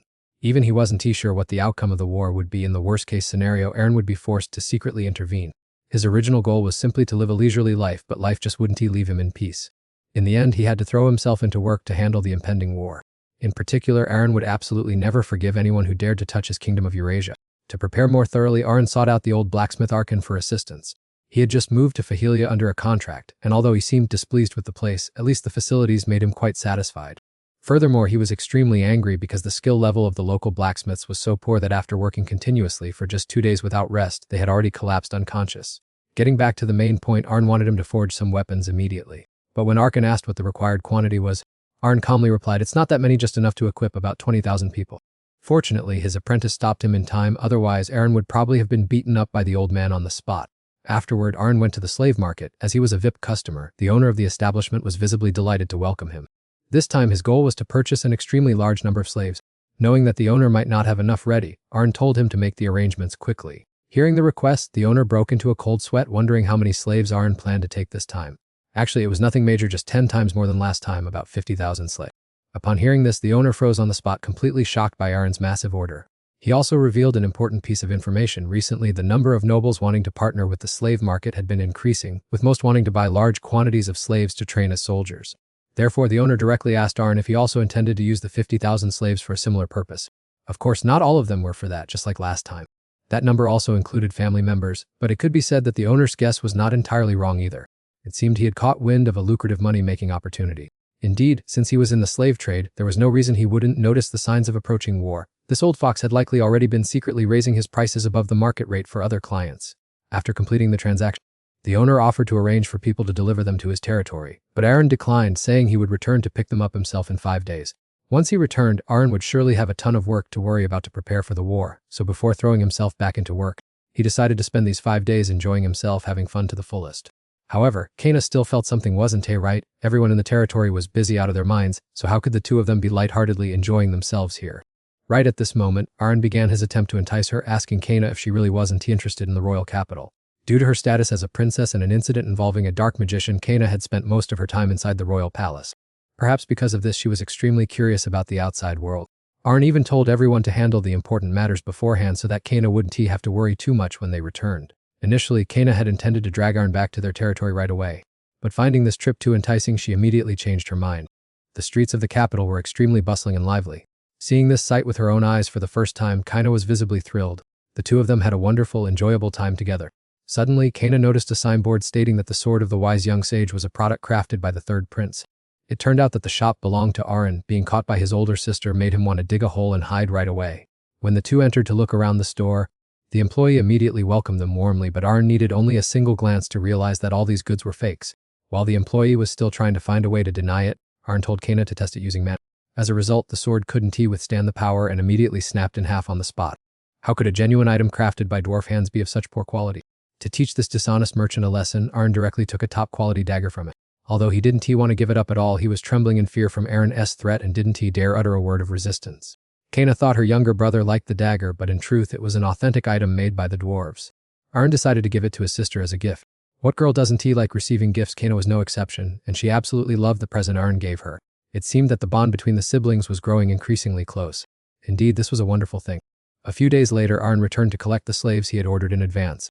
At first, Kana couldn't help but feel worried when she saw such an enormously large number of people. But Arun quickly reassured his sister, telling her to imagine commanding an army of over 20,000 soldiers. Just thinking about it was overwhelmingly empowering. Just as Asasina and Riki came outside to welcome Arun back, all three were stunned by the number of people he brought with him. Asa advised Arun that even if they were preparing for war, he shouldn't bring back so many people without thoroughly vetting their background information. She was worried that accepting people of unknown identity could bring danger during the war. But Arun understood clearly that this battle would inevitably happen and that Fahilia could be the next target for destruction, so he asked everyone to put their trust in him. It seemed that everyone had placed their trust in Arun, and Asa also confirmed that from now on she would no longer doubt his decisions. Arun was very happy that everyone could understand him. The support of Asa and others was an extremely important factor for the upcoming plan. Naturally, Arun would proceed to train the newcomers so they could become the defense force for Fahilia. After selecting those with potential, he would train them as unit commanders to lead the remaining soldiers. He would also prepare basic training guidance documents. Therefore, Asa and Senna would be in charge of overseeing the entire process. It looked like Arun would be extremely busy in the coming days, all thanks to the leaders of that three-nation alliance. He hadn't even seen their faces yet, but they already had him racking his brain in preparation. Once Arun decided to intervene, they shouldn't expect a peaceful day, as they would definitely have to face him this time. To fully prepare for the upcoming war, Arun and Riki had to travel far up into the mountains to find a certain mage. The person who came out to greet them was a fairly experienced mage. Actually, Arun's purpose for coming here was to buy a few items. It was just that what he wanted to buy was a bit special. Specifically, they were magic stones containing mana. Furthermore, Arun wanted to buy a large quantity of high-purity stones. The shopkeeper was very suspicious of this request because such items were originally under the jurisdiction of the magic tower. Why had Arun come to him? The reason was simple. Arun knew the magic tower would definitely not sell to him. The owner also guessed that he wanted to use the magic stones for war, as they functioned like weapons of mass destruction and were especially dangerous during times of conflict. Arun explained that he only wanted to use them to protect his territory. The owner seemed to understand the situation but still wondered why he had chosen this particular place. Arun knew very well that the man was playing innocent. With his extensive connections, gathering enough magic stones would be as easy as the palm of his hand. Penn looked like a rigid man, but in reality, he was very good at business and knew how to keep secrets. Eventually, he agreed to help Arun, though he would need some more time for preparation. Arun was extremely satisfied with this transaction. With the major issues nearly resolved, he even discussed with Riki that they should perhaps reward themselves with another vacation. But before he could finish his sentence, Riki suddenly collapsed because she couldn't stand firm, which gave Arun a startle. It turned out she was severely shocked upon hearing an unimaginably high price, making Arun think something serious had happened, whereas to a wealthy man like him, this was just a minor matter. Seeing Reiki's extreme reaction, Arun decided to reveal his current wealth to her. Upon hearing it, Reiki immediately froze for a few seconds. Arun was only intentionally teasing her a bit. Furthermore, this amount didn't even include the assets he had obtained from the Empress, so there was absolutely no need for Riki to worry. Not long after, in Fahilia, Arun gave the mages an extremely important task, requiring them to complete it before the war began. Since this was a top-secret mission, they had to perform it themselves without any external support. Finally, the time had come for the capitalist Arun to begin exploiting the labor of the mages. He would make them understand what it felt like to have to rush into overtime and work flat out during a holiday. Anyway, Arun was paying a very high commission, so he couldn't let them stay idle forever. As for today, Arun himself would set out for the royal capital, and the one accompanying him was Asa. She was quite curious as to what important matter required them to go there, but in reality this was just a personal matter. Arun thought perhaps Asa had misunderstood, as they had been continuously trading and preparing for the war lately. Right after that, Arun led Asa into the Royal Academy. It turned out Arun had heard that Asa's younger brother was studying here, so he guessed she would definitely want to meet him at least once. The Royal Academy is a training institution for the royalty and a school where nobles often send their children to study. Ordinary families wishing to enter must have enough money to pay the expensive tuition, making it generally a playground for the aristocracy. Arun even gave Asa leave to meet her younger brother, but she declined because she currently still had too much work. Therefore, he decided to arrange the conditions himself to help Asa obtaining a permit so both of them could enter inside. Upon stepping into the academy, the two quickly came across children hailing from noble families. Thinking back, Arn still didn't know much about Asa's younger brother. He asked her about the boy's whereabouts, but even Asa didn't know exactly. While searching, the two unexpectedly ran into the boy. The young boy looked identical to Asa. Her younger brother's name was Ez, but it seemed to be in an awkward situation surrounded by a group of female students. One girl kept asking Ez about a certain offer, making him extremely flustered as he tried to find a way to decline. Seeing this, Arn thought Ez was being bullied and was about to step forward to help, but Asa immediately stopped him. Only when that group of female students left did the two approach the boy. Ez was extremely surprised to see his older sister, wondering why she was there. But Asa didn't care about that. What she wanted to know more was who those girls bothering her younger brother were. However, Ez didn't want to tell his sister, so he even raised his voice in response. This left Asa frozen in place, completely at a loss for words. At this point, Arn had to step in to break the awkward atmosphere between the siblings. He pulled Ez to the side and introduced himself as someone looked after by the boy's sister, as well as the third prince of the empire. Aaron asked in a low voice what had happened and whether the boy was being bullied by those female students. To build further trust, Arn even held out his hand, promising not to tell Asa, at which point Ez finally opened up and recounted everything. The girl earlier was Arya, the youngest daughter of Marquis Carrot. The name sounded quite familiar. Arn seemed to have met her at one of his previous birthday parties. In truth, Ez wasn't being bullied by her at all. She was simply inviting him to hang out. Because he was too shy, he declined and ran off without a trace. Turned out to be as simple as that. Ez had merely blown the issue out of proportion himself. After that, no matter how many times Ez rejected Arya, she kept sticking to him like a shadow, insisting on dragging him out to play no matter what. There were even more girls starting to notice Ez, making him extremely anxious. It wasn't because he was being bullied at all. Hearing this, Aaron was left speechless. This younger brother was naive enough not to realize he was being passionately sought after, proving he was still far too green. Only then did Ez confide that he really didn't know how to face Arya. So Aaron told Ez to go ask the girl himself to get clarity, and coincidentally the girl was standing right behind them, startling Asa so much she nearly collapsed. Noticing strangers, Arya curiously asked Arn and Asa who they were. Seizing this opportunity, Arn went with the flow and took the chance to introduce the two parties to each other.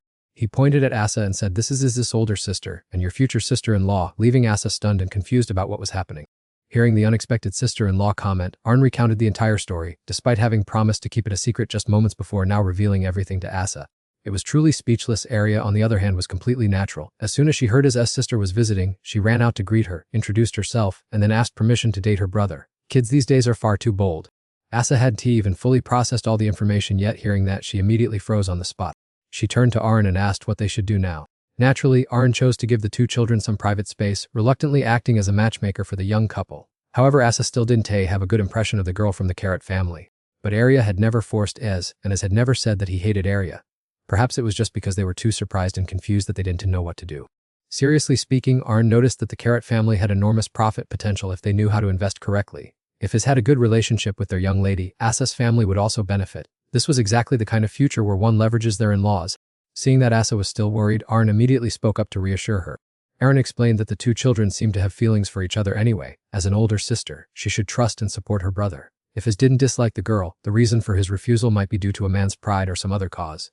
No sooner had the topic been mentioned than it appeared. Another boy quickly cut in between Arya and Ez. Turned out that boy was Lucian, who was also pursuing Arya and thus saw Ez as a romantic rival. Seeing the person she liked being troubled, Arya immediately stepped forward to protect Ez. Lucian was furious that she was opposing him just for someone else, but he couldn't do anything. Aaron and Asa watched the love triangle unfold between the three elementary school children, utterly speechless. These kids aren't even grown up yet, but they already know about dating and competing for affection. That boy was probably influenced by the idea that a son must be capable of taking care of the person he likes. He immediately questioned why Arya liked someone like Ez, whose family was bankrupt and whose sister had to work in the countryside. If Arya continued to be stubborn, it would make the Carrot family lose face. Aaron, a person who had once lived in the countryside, immediately began to get angry upon hearing this. Although Ez was so scared he wanted to run away when the matter concerned his family, and moreover, there was a girl behind him who needed protection, he immediately stepped forward to shield Arya, simultaneously demanding that Lucian retract his offensive words. This blue-haired boy was not one to be easily bullied. He was about to lay a hand on Ez when Aaron firmly grabbed his arm. But Lucian also knew how to assess the situation. Realizing he couldn't win the fight, he immediately became less aggressive. Immediately after the boy's reinforcements arrived, it turned out to be Lucian's older brother. Based on his appearance, Aaron guessed this person might be a teacher because he didn't look like a student at all. Before the man could speak, Aaron proactively introduced himself. "Hello, I am the third prince of the Waneshi Empire and also the lord of the Fahilia region." Hearing that his romantic rival was the third prince, Lucian instantly turned pale, only then realizing he had messed with the wrong person. Lucian's brother noticed that things were starting to get complicated, so he suggested Aaron move somewhere else to talk. Aaron, of course, agreed and then followed him to the study. This man was extremely polite, apologizing to Aaron for his younger brother's actions, and also stating that the Luzin family would issue a formal apology for this incident. This person was Gardel Luzin, the eldest son of the Luzin family and currently a fencing instructor at the academy. However, Arn believed that he was not the one who needed an apology, it was Iz who truly deserved it. Gadio immediately denied it, turning the tables by claiming that Isaac was the one who started the trouble, and therefore it was Asa's Perlin family that should be the ones bowing their heads in apology. At first, Arn still didn't understand how such young children could get caught up in such a messy love triangle, but now he could see the reasons, at least to some extent. Although the Royal Academy is a place of education, it is not just for learning, it is an environment that helps young nobles who have not yet entered society to build relationships for the future. Aaron was certain that the blue-haired boy approached the girl according to his family's wishes. While he may not have had bad intentions at first, innocent thoughts are easily corrupted over time. At this moment, Gadio remained extremely arrogant, believing that the Gareth and Lucen families had long enjoyed a close relationship, and therefore, the Perlin family had no right to interfere. For an academy instructor to behave in such a manner, and even treat the Perlin family as an obstacle, made Aaron furious. He directly questioned Gadio, asking why he was dragging family matters into the children's relationships, and whether the academy taught students to discriminate like this. Gadio stubbornly insisted that no matter what, differences in status could not be overlooked, as it was a rule and a responsibility of nobles to choose appropriate relationship. Hearing this, Arn immediately retorted that Asa was his subordinate, yet Gadio dared to look down on a royal guard knight, an act that was nothing short of disrespectful to the throne. Seemingly backed into a corner, he could only choke on his words, intending to say something to brush it off and retreat. But right at that moment, Arn suddenly became enraged, thinking to himself, what the hell is he doing, that jerk? Gadio was frightened to the point of turning pale, thinking he was done for. But it turned out Arn only wanted to say that Arya liked Iz, and since his younger brother was interfering, they might as well settle everything clearly right here. Aaron's intention was to use the traditional method that nobles often applied when caught up in complicated romantic matters. That method was a duel between the two parties, where the eldest daughter and eldest son of the Perlin family would face off against the Lutzen family, along with the two children directly involved. Just as Gadio was about to object, Arn set a condition: if the Lutzen side won, not only would his side back down, but he would also proactively assist in resolving the Lutzen family's food supply issues. A situation that had already become critical due to prolonged crop failures. Furthermore, there was an additional condition for the Perlin family. Specifically, both Asa and Ez would have to win for it to count. As for the Lutzen side, Gadio winning alone would be enough. Gadio found the conditions too generous, thinking it was an easy victory, and agreed without a moment's hesitation. Arn also happily gave his word of honor to Gadio. In the end, the person with the biggest headache from all of this was Asa. Normally, Asa would choose to endure and let it go, so she felt Arn had gone a bit too far, but Arn thought otherwise. Even though he knew he didn't necessarily have to intervene, he wanted to know if Asa was really okay with letting that jerk off so easily. He not only mocked her family but also looked down on Ez, treating both siblings like pebbles on the side of the road, yet she was planning to just let it slide. However, as Aaron's personal knight, Asa did not allow herself to act on emotion, and he understood that clearly. But precisely because she was his personal knight, she had no need to bow before anyone. Looking down on Aaron's knight was no different than looking down on him, and Aaron would not forgive anyone who disrespected him or his people, so Asa should use everything he had taught her to teach that jerk a lesson he would never forget. Aaron was certain that Asa deep down wanted to give that guy a thrashing, and more importantly, this was a great opportunity to prove to Iz that his sister was an exceptional knight. Finally, after being encouraged and persuaded by Aaron, Asa decided to accept the duel. However, as for Iz, the boy did not dare to confront the Lutzen family for fear of failing. Aaron had no choice but to continue persuading him, saying that for all this time Iz had surely been picked on by that blue-haired boy. Don't you feel angry at him? Regarding that matter, Iz was naturally very sad, but when he thought about his sister struggling to carry the burden of the family, the boy could only grit his teeth and endure it. He had no other choice but to patiently continue honing his skills during this time.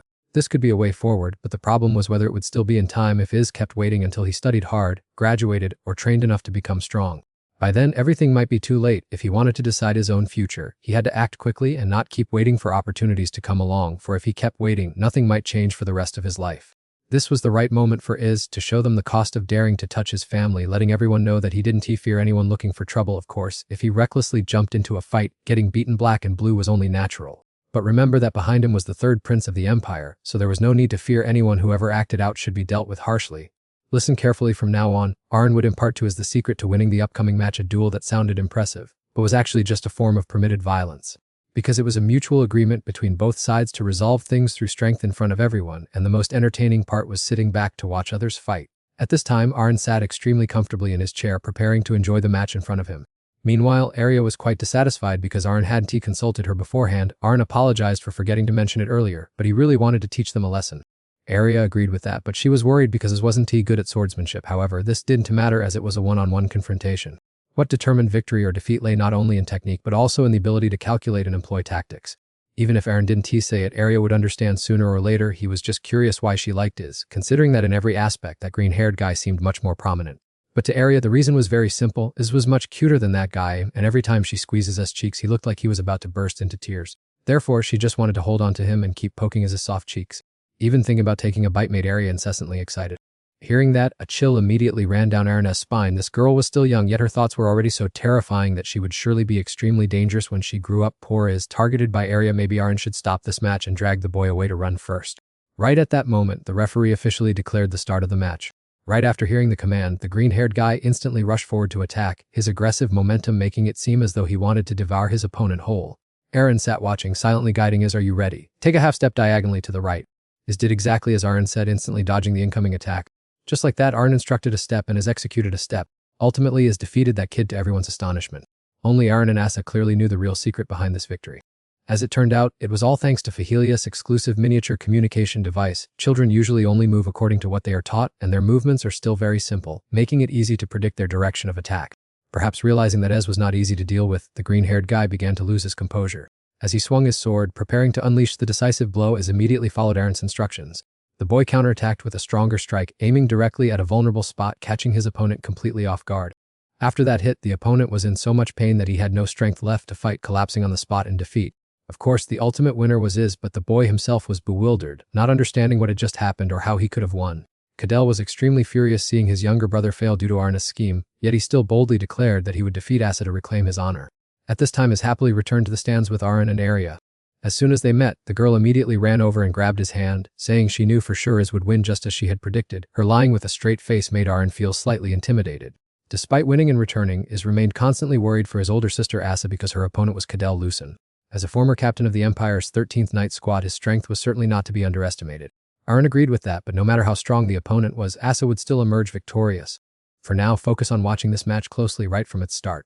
Cadell immediately charged at Asa with all his strength, but before he could even touch a strand of her hair, he was sent flying through the wall. This is the price for underestimating women, especially when one doesn't even have the skill to face Asa. The more he talked before, the more humiliating his current defeat became. After Asa won and finished her visit with Is, the two of them prepared to depart. Thanks to what Aren had done, Asa received admiration and respect from her younger brother. Is even wanted to become strong like his sister in the future. More importantly, after this incident, Is would no longer be bullied, and the Lucen family would surely remain silent about the matter. This trip not only reunited Asa with her brother but also helped the boy resolve his troubles at the academy. It was all thanks to Aren, which made Asa deeply grateful to her master. When faced with the worst possible situations, humans often tend to deceive themselves and deny the truth. Upon learning that the third prince of Wanesha had begun recruiting and training soldiers in preparation for war, the nobility immediately had a rather negative reaction. This was because if the war did not break out after all the effort put into preparation, the pre-ordered supplies and weapons would simply sit idle in storage for nothing. Even just thinking about it felt incredibly troublesome. Perhaps this was why many criticized Aren, claiming he had acted too hastily by being overprepared. But regardless of the outside talk, Aren maintained that he was simply preparing for the worst-case scenario. Meanwhile, the nobility and experts still believed that war would not break out, calmly standing on the sidelines without taking any action. Until one day, a piece of shocking news arrived like a direct slap to the face, forcing everyone to wake up. The Momrung Emperor officially declared war, citing the reason that Eurasia had interfered in their economy and caused serious losses. Not only that, Momrung had allied with two other kingdoms, Domanian and Sergiban, to collectively confront Eurasia. Even more infuriatingly, they sent a threatening letter to the Emperor of Eurasia demanding an immediate surrender to avoid a bloody war. They even made a series of unreasonable demands, such as stopping paper production, self-destructing all manufacturing facilities, and handing over the production methods for exclusive products. Furthermore, they demanded that Eurasia repay the profits earned from trade to the three kingdoms, and finally that Prince Arn be sent there to study and contribute his talents. Naturally, the emperor was extremely furious. He decided to face them head-on to see who was truly stronger. Even if bloodshed was necessary, he refused to yield an inch of land, vowing to fight to the end to protect his people and absolutely never surrender. At the border at the far end of Eurasia's territory at the Bersian fortress, the allied forces of the three kingdoms finally began their offensive into Eurasia's territory. Aren's older brother Prince Gil immediately rushed to request a report on the enemy's situation. According to the information received, the enemy side currently has about 100,000 soldiers advancing from the northeast. The situation already sounded extremely tense, but as the future heir, Gil was forced to find every possible way to stop them. A large-scale battle officially began. Meanwhile, in the Fahelia territory, although no mobilization orders had been received yet, everyone heightened their vigilance and tightened their defensive lines to prevent a surprise enemy infiltration. While everyone was busy up to their ears because of the war, our protagonist was leisurely cooking with Reiki. Ignoring the outside situation, the two of them continued to happily enjoy their meal in the kitchen. However, Aren still didn't feel satisfied, so he set about making dessert, which surprised Reiki as she stood by watching. Before long, a delicious cake, freshly baked and enticing, made by Aren was completed. Reiki constantly praised his cooking skills while eating the cake.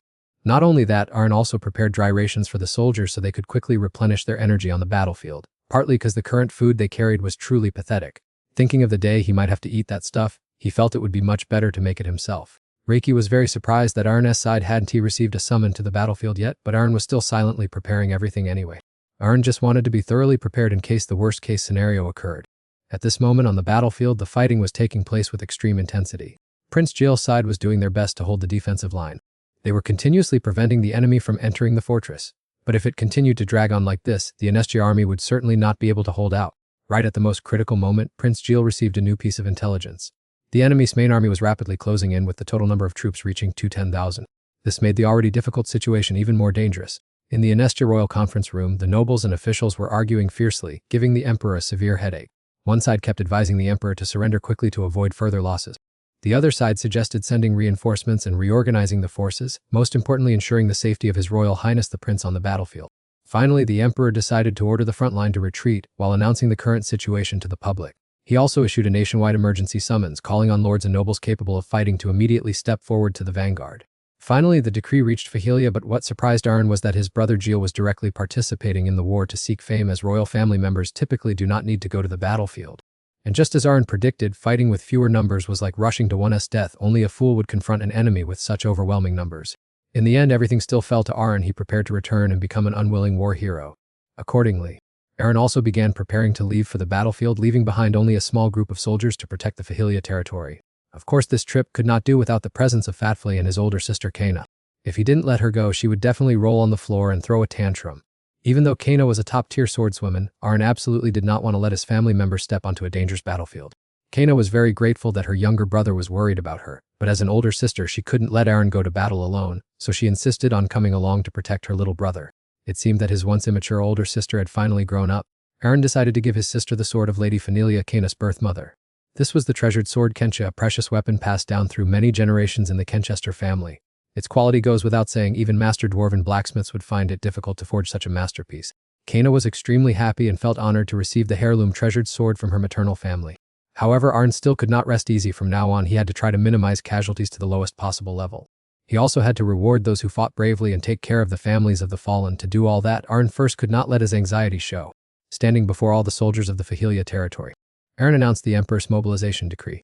He boosted everyone's fighting spirit, then led his troops to march toward the battlefield. At the northeastern battlefield in the area of the Deja fortress, the current situation of the Wanesha army was extremely bleak. The battle situation was in chaos and wounded soldiers were everywhere. Finally, Arn's army arrived. First, he and his sister went to greet his older brother Gale, which left Arn quite surprised. Gale apologized for not being able to command the army in the best way, forcing his two younger siblings to go directly to the battlefield, even though this was not entirely his fault. Therefore, Arn felt that this older brother truly had a good character, completely different from his mother, the Empress. Gale told his two younger siblings that the war situation was extremely unfavorable, as the fortress defense line had been destroyed by the enemy and turned into their stronghold. Not only that, 320,000 enemy troops were attacking this place. Currently, they had only temporarily retreated and would launch a new attack tomorrow. Arn looked at the situation before him and saw that it was not good at all. He was only a few days late, yet the battlefield had already become like this. Gale planned to use the soldiers Arn brought to hold their ground and wait for reinforcements from other nobles. But Arn was not so foolish as to let the soldiers he had painstakingly trained become meat shields. Therefore, he suggested to his brother that they did not need to keep waiting and defending. Instead, they should find a way to turn the tide. If they just kept huddling up and waiting for reinforcements, they would all end up doomed. To prove his capability, Arn let his brother witness the extremely high-end weapons and equipment with his own eyes. First of all was the mobile observation tower. He planned to deploy the archers and mages to stay behind at this location. Since it had been prefabricated beforehand, it could be easily disassembled and carried along. The second item, which Arn called a blade-mounted barricade gate, is often used in siege battles to bolster defense for subsequent attack. It was also powerfully upgraded thanks to magic combined with dwarven technology. Arn had prepared many of these items, and he would personally shoulder the entire responsibility for the defense. Therefore, his older brother could confidently press forward with the attack. This made Gel extremely delighted to receive assistance from his younger brother. It seems those bastards from the Alliance still think they can invade Eurasia. But now it is time to repay this debt. This time, Arn will teach them a lesson they will never forget. At this moment, the leaders of the Three Kingdoms Alliance were also discussing the war situation. They knew that the person leading Eurasia's reinforcements, who had appeared and was changing the course of the battle, was Arn. He was the very reason the kingdom of Anestia flourished, as well as the reason why the war broke out. When he first heard the news that the mastermind behind all these unimaginable inventions was just a child, he felt it was too hard to believe and had intended to ignore it. But now that the opportunity to verify the rumors had come, they were determined to prepare to defeat Anestia. The next battle quickly broke out. The difference this time was RNT military deployment. The enemy immediately rushed forward to attack. Arrogantly believing that their superior numbers would easily swallow Anestia, they were immediately struck by a rain of arrows pouring down, making them look no different from a bunch of living porcupines. When they engaged in a direct confrontation, they could do absolutely nothing because Anestia's protective shields were too sturdy. Right at that moment, Arn's army pushed out the blade wall weapons, forcing most of the enemies to retreat, destined for an early grave. Ultimately, unable to watch the situation unfold like this any longer, the Alliance had to bring out their secret weapon. These were the mages deployed to attack, but before they could do anything, they were already lying dead on the spot. As it turned out, the mages under Arn's command had used magic to dispel their spells, rendering them unable to use their power. What a surprise that was. Anestia's army not only had mages but also completely overwhelmed the Alliance side. Seeing that scene, the commander was furious and began to loudly berate his subordinates. One subordinate argued that the Anestia side was only using a magic blocking ward. Although neither side could use magic, Anestia's mages would soon exhaust themselves and run out of mana, so there was no need to worry. Unexpectedly, he was immediately slapped in the face right after, as the Anestia side unleashed a lightning magic attack that nearly wiped out the enemy army. It turned out that the mages on this side had received massive investment and were equipped with high-grade, top-tier magic stones, so before long, the entire enemy force belonging to the Three Kingdoms Alliance was completely wiped out, with hardly anyone remaining. The scene on the battlefield at this moment was extremely bloody and terrifying. Even though they had won, Arn could not stop thinking about this over and over again. War was no joke, for in exchange for victory they had to slaughter others and witness countless lives sacrificed in vain. Meanwhile, Senna asked Arn how they should handle the fleeing enemy troops. He calmly told everyone there was no need to give chase, and instead to rest while remaining vigilant, as well as capture the wounded enemy soldiers who had been left behind. After this victory, Gel was overjoyed. Having been battered repeatedly by the enemy, he was finally able to launch a counterattack. Today's result was entirely thanks to his younger brother Aaron, making Gel deeply admire him now. However, if he wanted to live a comfortable life, idling away his days lazily, Aaron should have been useless in war, while his older brother, who was to inherit the throne and work hard for the rest of his life, should be the one taking the credit and achieving grand accomplishments. Swept up in high morale, Gel wanted to lead the troops to sweep away the enemy and leave them no chance to return. Naturally, Aaron fully supported his brother's intention. That way, he would have more time to rest and continue being a true salted fish. Just thinking about it brought him joy. At this time, Gel had led his troops into battle, advancing into enemy territory, while the Fahilia army, having made its appearance, also needed time to recover. Therefore, they divided their defense forces into 3 parts and launched an attack to counter the numerical advantage of the Three Kingdoms Alliance. The Anestia side chose a war of attrition, combining raids from multiple directions instead of a direct confrontation in an all-out battle. While his older brother out on the battlefield was commanding the army in a life-and-death clash with the enemy, the younger brother over here was leisurely enjoying his food. Thanks to mobile watchtowers and spear walls, the Fahilia Territories army was considered an extremely solid defensive force. Although their advance was slow, it was extremely lethal, welcoming any who approached and bringing doom to any who touched them. And furthermore, after yesterday's assault, the Three Kingdoms Alliance army had become more cautious and would not stupidly rush into this trap a second time, allowing Aaron to get a complete day of rest today. Meanwhile, Riki was still fast asleep, perhaps because she had fought with all her might yesterday. After devouring her food like a ravenous wolf, she had collapsed onto the chair and fallen sound asleep. Either way, it was for the best, just eating, hanging out and resting comfortably for now so as to prepare mentally for a busier tomorrow. Having suffered consecutive defeats, the Alliance commander gritted his teeth in fury. He guessed that the first prince was merely inexperienced, so the person behind Onesia's victories was none other than the third prince, Aaron. He had thought Aaron only knew business, never imagining that he could use 23,000 soldiers to defeat the 30,000 out of the enemy's 50,000 stronger. More importantly, fighting in a war required real-world experience and practical command, enabling one to predict the opponent's every move, rather than simply coming up with a plan on paper. Yet a youth of merely 16 like Aaron could create such an astonishing situation, truly proving that he was not to be underestimated. On the following day, Aaron led his soldiers to join the army commanded by Giorgio, setting out to reclaim the occupied fortresses. He even ordered his soldiers to advance at the slowest possible speed. This left Kana utterly bewildered. So Aaron explained to his sister that perhaps the enemy was intentionally waiting for them to advance.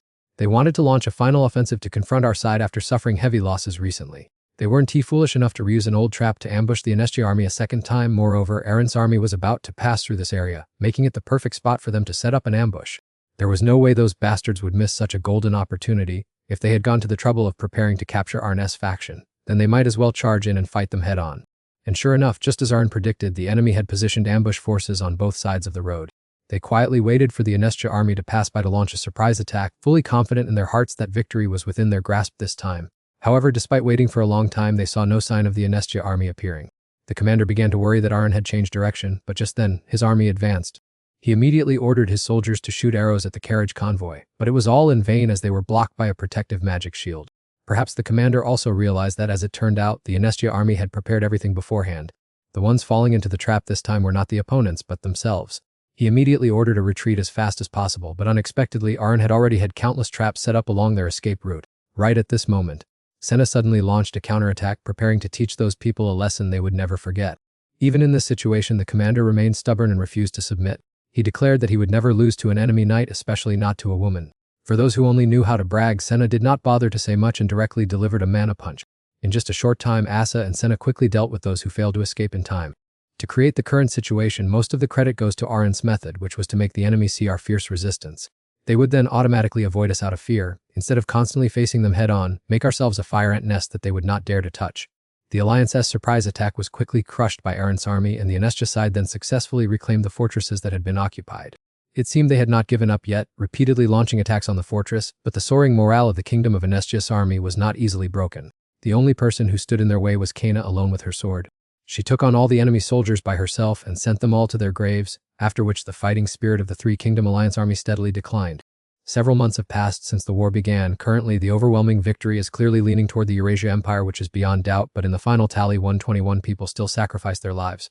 There were 142 severe injuries and 192 minor injuries. Unlike other lords whose losses could reach up to half of their military strength, our army achieved completely superior results. On the enemy side, the commanders were analyzing the situation to find a way to recapture the northeastern fortress. In the end, they made an important decision, which would perhaps involve using some kind of secret weapon. At the northeastern fortress where Aran was stationed, after numerous continuous attacks, the enemy suddenly fell unusually silent. While Aran's side continued to maintain their defense, the forces of other lords simultaneously launched attacks on the Alliance army. It was because of this war that both sides suffered severe losses, and many soldiers on the Eurasian side also lost their lives. The leaders of the Alliance initiated this war of aggression solely for their own interests, while also wanting to curb the rapid development of Eurasia. However, when facing them, there were also those on the Eurasian side who joined the war for their own purposes and self-interests. As the situation gradually improved, the other lords began to encourage their soldiers, demanding that each of them take down at least one enemy. Even first Prince Geo went to the battlefield with the sole purpose of consolidating his position on the throne. After all, whether born of good or bad intentions, all wars stem from the greed deep within human nature. Human nature inherently craves more. They will not easily overlook anything that can help satisfy their endless desires. Whether it is wealth, power, or even the lives of their fellow human beings, people will still trample on everything to climb to a higher position. Even Aran could not claim to be pure, as he was also a greedy person, but he wondered if others realized that even if they trampled on everything, in the end, when lying deep beneath the earth, the only thing they would see is still the sky, something that never changes. While Aran was lost in thought, Asa suddenly appeared and began to complain. All the subordinate soldiers are looking at you, so maintain your image, at least look like a lord. Asa also noticed that over the past few days, the enemy had not dared to launch any more attacks. She thought it would be wonderful if the war could just end like this. At first, Aran also thought those bastards had finally given up.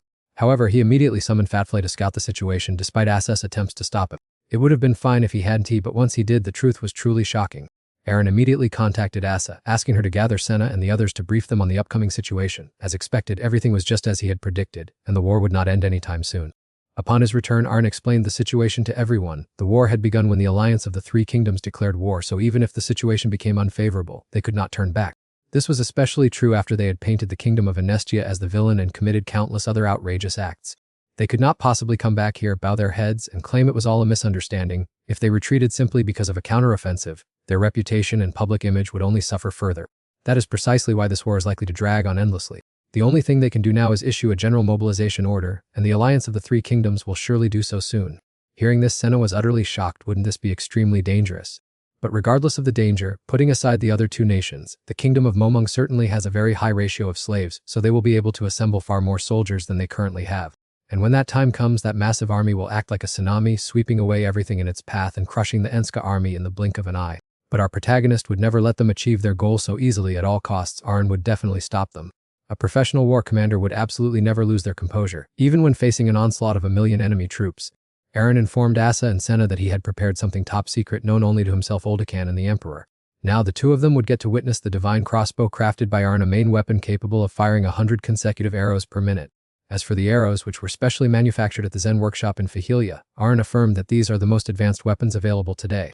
Even the royal research experts lack the capability to manufacture such a thing. In fact, this crossbow has been improved to resemble a modern weapon. If he had a choice, Aran would not want to use such a dangerous device. But in the current situation, it is an unavoidable option since that alliance is so eager for his possessions. They should come and try. This time he will show them how it feels to covet what does not belong to them. Near the kingdom's defensive line, the Enska army is concentrating its forces to protect this area. However, the commander is eager to rush onto the battlefield and eliminate the enemy to claim credit. But before they could even prepare for combat, the Enska side was deeply shocked by the enemy forces, which were as numerous as a sea of people. Seeing this, anyone who did not run would surely be meeting their ancestors. the alliance of the three kingdoms finally gathered all their forces, preparing to launch a general offensive against Wonesh's defensive line. Despite the difficult situation, First Prince Jael remains determined to hold the line, adamantly refusing to let the enemy achieve their goal. Very soon after, the battlefield turned into an incredibly fierce melee. Even the mages from both sides directly participated in the battle. Soldiers from both factions rushed at each other in a decisive fight, but there was something the alliance could never have expected. What awaited them was not victory, but a terrifying storm of millions of arrows pouring down. Nearly their entire force was pierced in an instant, and the tide of battle was immediately overturned. Before they could understand what was happening, the alliance army was suddenly ambushed from behind by the cavalry unit led by First Prince Jael. At this moment, Arn was riding on Frias' back, observing the entire progression of the battlefield from high above. The divine crossbow weapon showed effectiveness beyond expectations because the enemy had to defend against the rain of arrows. They were completely unable to advance smoothly. Even though the shields could withstand the assault for a while, they could do nothing to change the situation. Afterward, Arn immediately contacted the soldiers below. Fortunately, there were still enough arrows left. Currently, the soldiers are quickly loading more arrows into the crossbows to continue the attack. Before Arn could even rest, he received an emergency contact from Reiki. She reported that there were still plenty of magic stones, but the mages were gradually running out of mana. If it continued like this, they would no longer be able to hold out. Arn asked Reiki how many stones were needed to continue the attack. She estimated that about 80 of the stones would be enough for her to use alone. At that exact moment, the cavalry unit began to withdraw from the battlefield. Then it was Reiki's turn to officially take action first. She cast magic to form a protective shield for her side before unleashing a destructive power that swept across the entire battlefield. Just one strike from Reiki caused the entire enemy army to flee in panic, but it did not stop there. Arn immediately relayed orders to his older brother Gale and other units, requesting everyone to continue the offensive while they had the upper hand. Quickly take advantage of this opportunity to launch a general offensive against the entire forces of the Three Kingdom Alliance. This time, those bastards have truly sought their own path to meet Arn. On this side, the Wonesh army continues to win victory after victory, completely turning the tables compared to when the war first began. Naturally, the leaders of the alliance could not possibly be satisfied with the current situation, especially the Emperor of the Merman Kingdom. Therefore, he immediately summoned Count Sejapin Dakshi, who was commanding the army, to question him about the situation. However, the Count could only respond helplessly. Given that things had reached this point, there was nothing else he could do. Afterward, he began to present his assessment of the next developments in the war.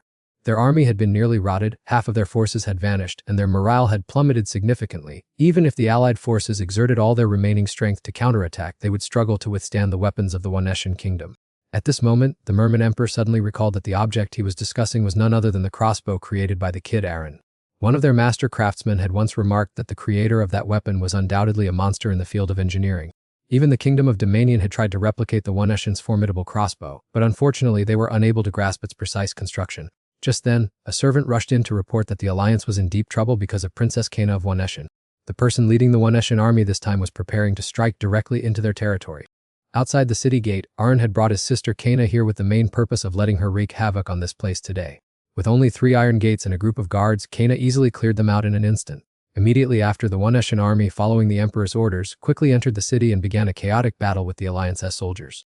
Seeing the situation before him, Arn guessed that his father must be extremely angry at the Alliance's previous unreasonable provocations. Regardless, the most important task now remained to quickly collapse their capital center. After a long period of fighting, the Woneshan army not only regained all the lost border territory, but also captured the enemy's stronghold. Even Isa and Rina found it hard to believe that they could turn the tide and achieve such resounding victories. Aaron guessed that given the current situation, the 3 emperors of the alliance would certainly not be able to continue sitting still. At this moment, Isa noticed Kena was missing and asked Aaron about her. In reality, Kena was currently becoming an idol within the army thanks to her supreme swordsmanship, so Aaron had let his sister stay there for a while longer. Furthermore, their next plan needed to be carried out very carefully, step by steady step, and Aaron also wanted to gradually exert mental pressure on his opponents. He wanted them to clearly feel the fear as their end gradually approached. Isn't this kind of bullying the weak and using power to overwhelm others exactly Aaron's specialty? Moreover, based on the current situation, Aaron predicted that after 3 years, Woneshan could occupy about 20 of the Alliance's territory, and by the 5th year they would certainly no longer have the capacity to resist. This meant the enemy would be completely defeated after 5 years. Even within the first 3 years, the majority of the citizens of the 3 allied nations would likely suffer extreme hardship and economic collapse, and once Eurasia controlled the trade market, they would gradually be isolated from the rest of the continent. At that point, the people would fall into hunger and poverty if this situation continued. Rebellions would surely erupt against the rule of Eurasia. That was the future scenario Aaron had predicted. Although Aaron himself did not want to be the indirect cause of such terrible outcomes ultimately, he still decided to fight to the end, because that was exactly what the enemy wanted to do to the kingdom of Eurasia. In Aaron's mind, the leaders of the alliance must be prepared to bear the terrible consequences of launching a war of aggression. If they weren't prepared for that, they shouldn't have ignited this war in the first place. The strong must look after themselves, so Eurasia need not show mercy or pity toward them. Moreover, Aaron's father had also clearly written in a letter that unless the three allied nations surrendered voluntarily, Eurasia would continue to fight them to the end. Of course, the above scenario would only occur if the alliance was completely defeated, and if the leaders were clear-headed enough, they would still find ways to prevent that future. No matter what, the only thing the Eurasia side needed to do now was to patiently wait for the next reaction from the opposition. At the same time, the Merman Emperor was in a towering rage because their first stronghold had been defeated by the enemy. It was clear that the war situation was worsening, but the problem was that the emperor adamantly refused to bow his head and surrender. Despite the constant pleas and advice from his officials, the emperor ultimately stuck to his original decision. In truth, he understood the officials' compassion for the innocent people and did not punish him. However, he completely distrusted the emperor of Eurasia and had no idea what fate would befall his people if they fell into enemy hands. Perhaps after surrendering, the emperor of Eurasia would betray them and execute everyone, in which case there would truly be nothing left to lose. Ultimately, Emperor Momung decided to gamble everything, preparing to fight to the bitter end against the Eurasian forces. Later, Aaron's side received word that the alliance had refused to surrender and was determined to resist the Eurasian army until the very end. Upon hearing this, Aaron was initially a bit surprised as he hadn't expected the alliance leaders to be so stubborn. He had actually planned a way for them to survive if they surrendered, but he hadn't anticipated that the alliance rulers would be so headstrong. Under the current circumstances, they had almost no chance of victory, especially after losing such a large portion of their military force. Consequently, the final agreement of the Tri-Nation Alliance was a complete failure. They gradually lost their will to fight against the overwhelming military power of the Enskai and suffered consecutive heavy defeats on the battlefield. Even Aaron could no longer sit idly by. He personally wrote a letter to Emperor Momung to persuade him to surrender quickly. He wanted to avoid senseless bloodshed and promised that if the alliance showed true sincerity, he would assist them during the post-war period. Ultimately, the alliance accepted unconditional surrender and sent a formal notification to Emperor Nestia. As soon as this news reached the battlefield, Aaron was so happy he was moved to tears. He could finally return home to rest and say goodbye to those troublesome alliance people. Afterward, everything seemed to be settled. While some lords remained at the front lines to handle affairs, Aaron and Kainas' unit received orders to withdraw and were safely escorted back to their territory. After many days of struggling on the battlefield and working as hard as a draft ox, Aaron finally returned to Fahilia to enjoy the familiar atmosphere and prepare for a comfortable life. Elsewhere, Emperor Nestia, along with his officials and vassals, was discussing how to handle the Tri-Nation Alliance after the war. However, he first wanted to recognize and reward those who had served with distinction in defending the territory. For the nobles who had performed well, the emperor granted them gold and silver and allowed them to keep prisoners as slaves. However, when it was Aaron's turn, some nobles criticized him for keeping special weapons at Fahilia instead of acknowledging the military feats he had achieved during the war. Naturally, the emperor, who was also Aaron's father, immediately felt displeased upon hearing these people attack his son. He therefore flatly rejected those opinions and directly conferred the title of Duke upon Aaron. Furthermore, he approved the allocation of additional wasteland around Fahilia exactly as Aaron had requested. Later at Fahilia Castle, Aaron officially received the reward decree from his father.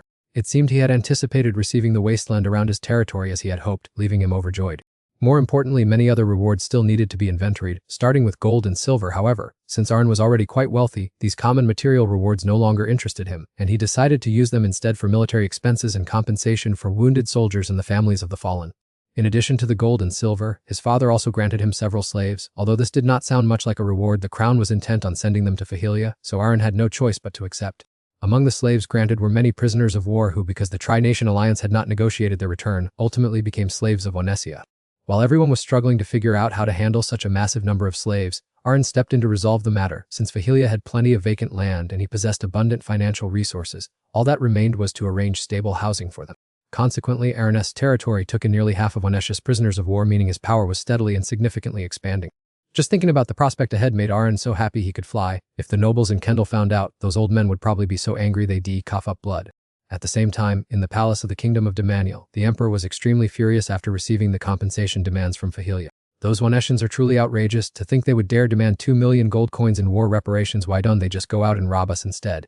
He knew that even if he emptied the entire kingdom, he could never scrape together that enormous amount of money in a short time, and even after paying Onesia in full, the Momung economy would face a financial crisis lasting many years, perhaps taking a decade to recover to its former state. But to save his life, and because he had no other choice, the emperor could only grit his teeth and accept the demand. Now, the subordinates who previously boasted that the war would end quickly were kneeling and begging for mercy. They were all talk when things were going well, but only knew how to hide their heads when trouble struck. However, punishing them now would solve nothing. The most important thing was for them to quickly find a path forward for the future. Elsewhere, the situation for Count Sejapin Daki was no better, as the emperor was trying to shift all the consequences of the war onto him because of his previous arbitrary decisions. Perhaps the emperor was worried he couldn't shoulder the responsibility himself, so he turned to make him handle everything alone. Furthermore, Count Sejapin Dakshi also had to bear a massive compensation in Eska amounting to 800,000 gold coins and 40,000 slaves. Therefore, their future would certainly be extremely difficult. But the most miserable person in the three-country alliance was perhaps still the Emperor of Momung, as he not only failed miserably but also had to face the wrath of the people. Being pointed at and blamed by his citizens like a criminal, he could only hide in the palace. In reality, when he sent the letter of surrender, he had already anticipated this. He understood clearly that he had committed a grave mistake by launching the war, so now he had no right to be angry at the people. Not long after, news of the current Emperor of Momung abdicating and passing the throne to his eldest son due to health reasons was announced to the public and surrounding kingdoms. At Fahilia Castle, Kaina unexpectedly received a letter requesting her return to the royal palace after a long time away.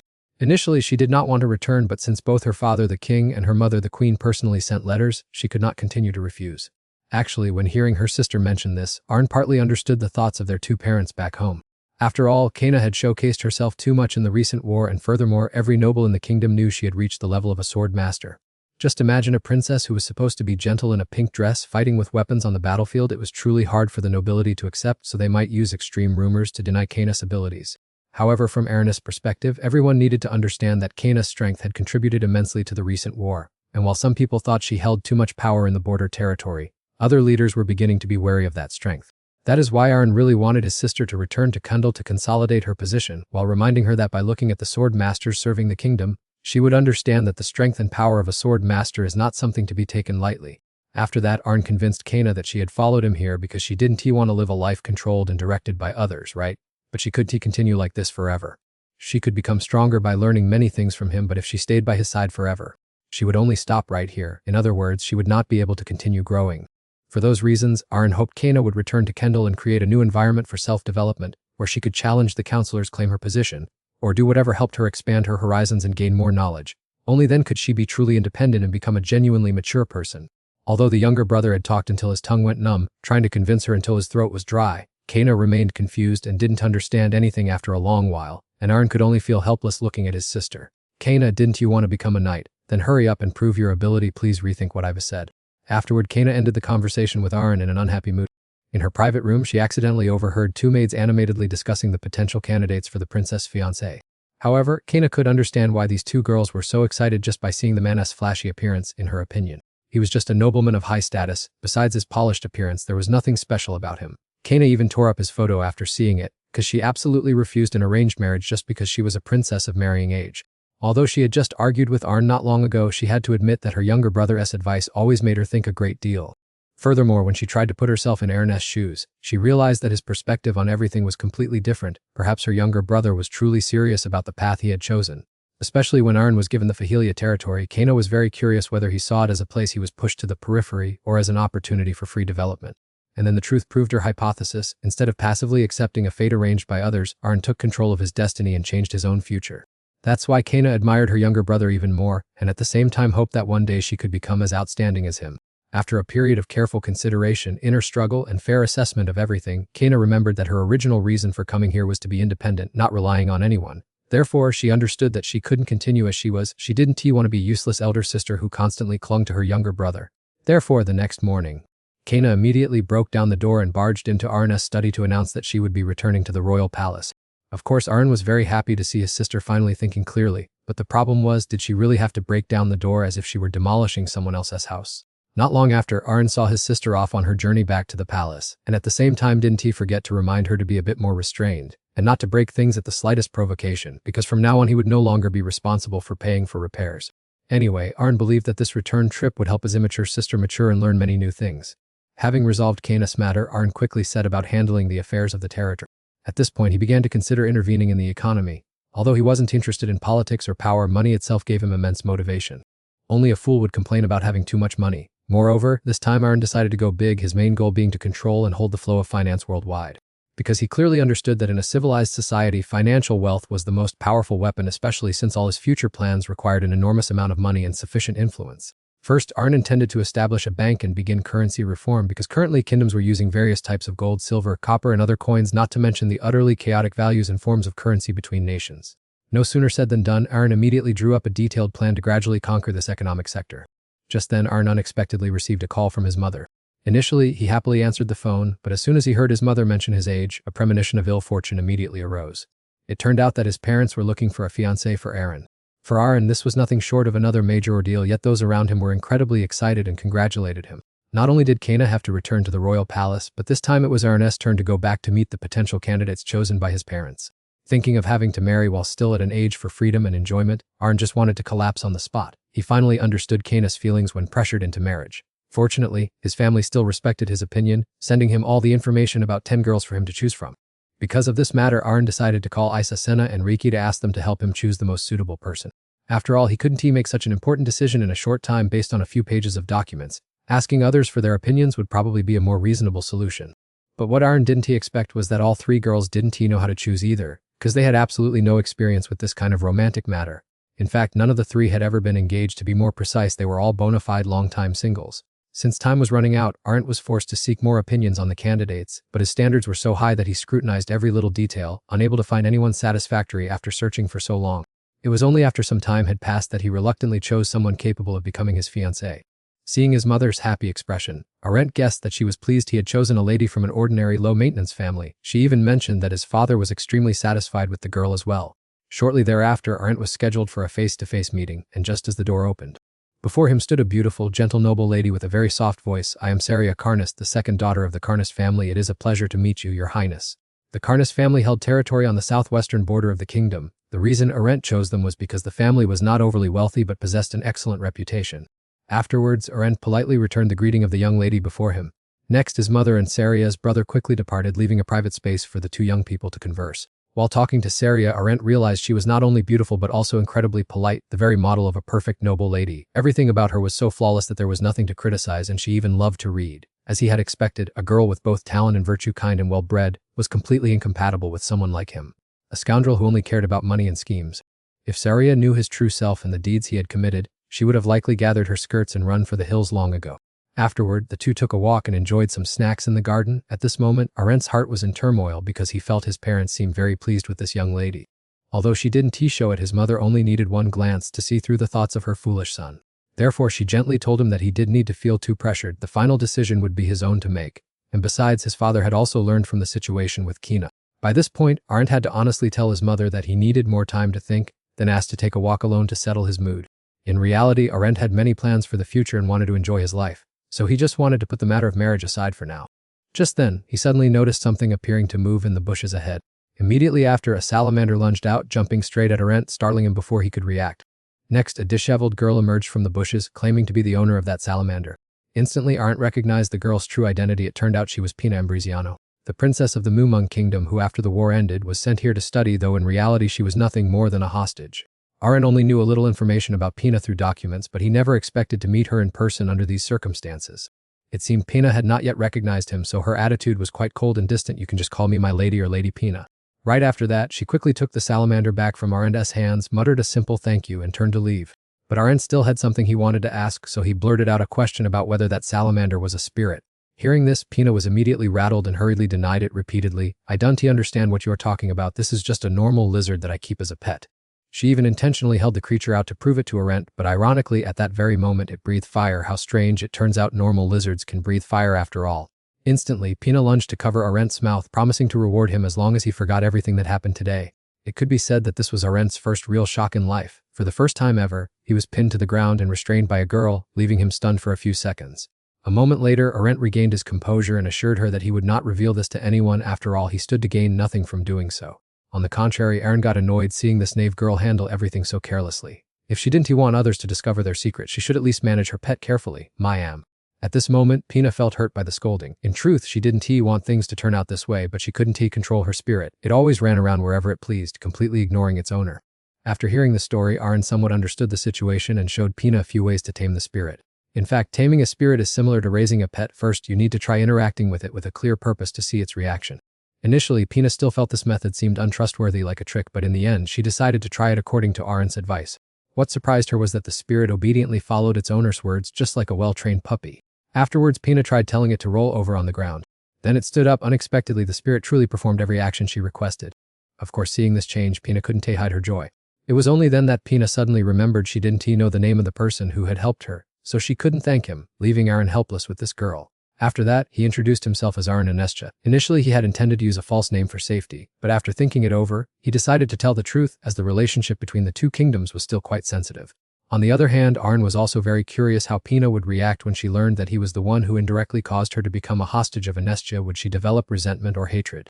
But contrary to Arn's expectations, Pina didn't pay attention at all. She simply thought he was a member of the royal family, and she didn't even have any impression of the name Arn. What on earth was Arn imagining himself to be so famous all this time, or perhaps this girl simply didn't care much about politics? Not only that, Pina also expressed sympathy for Arn, thinking he was isolated and sent to a remote rural area. Seeing this, Arn was utterly speechless. It was true that everyone thought he was living a miserable life in a place so desolate even birds wouldn't fly there.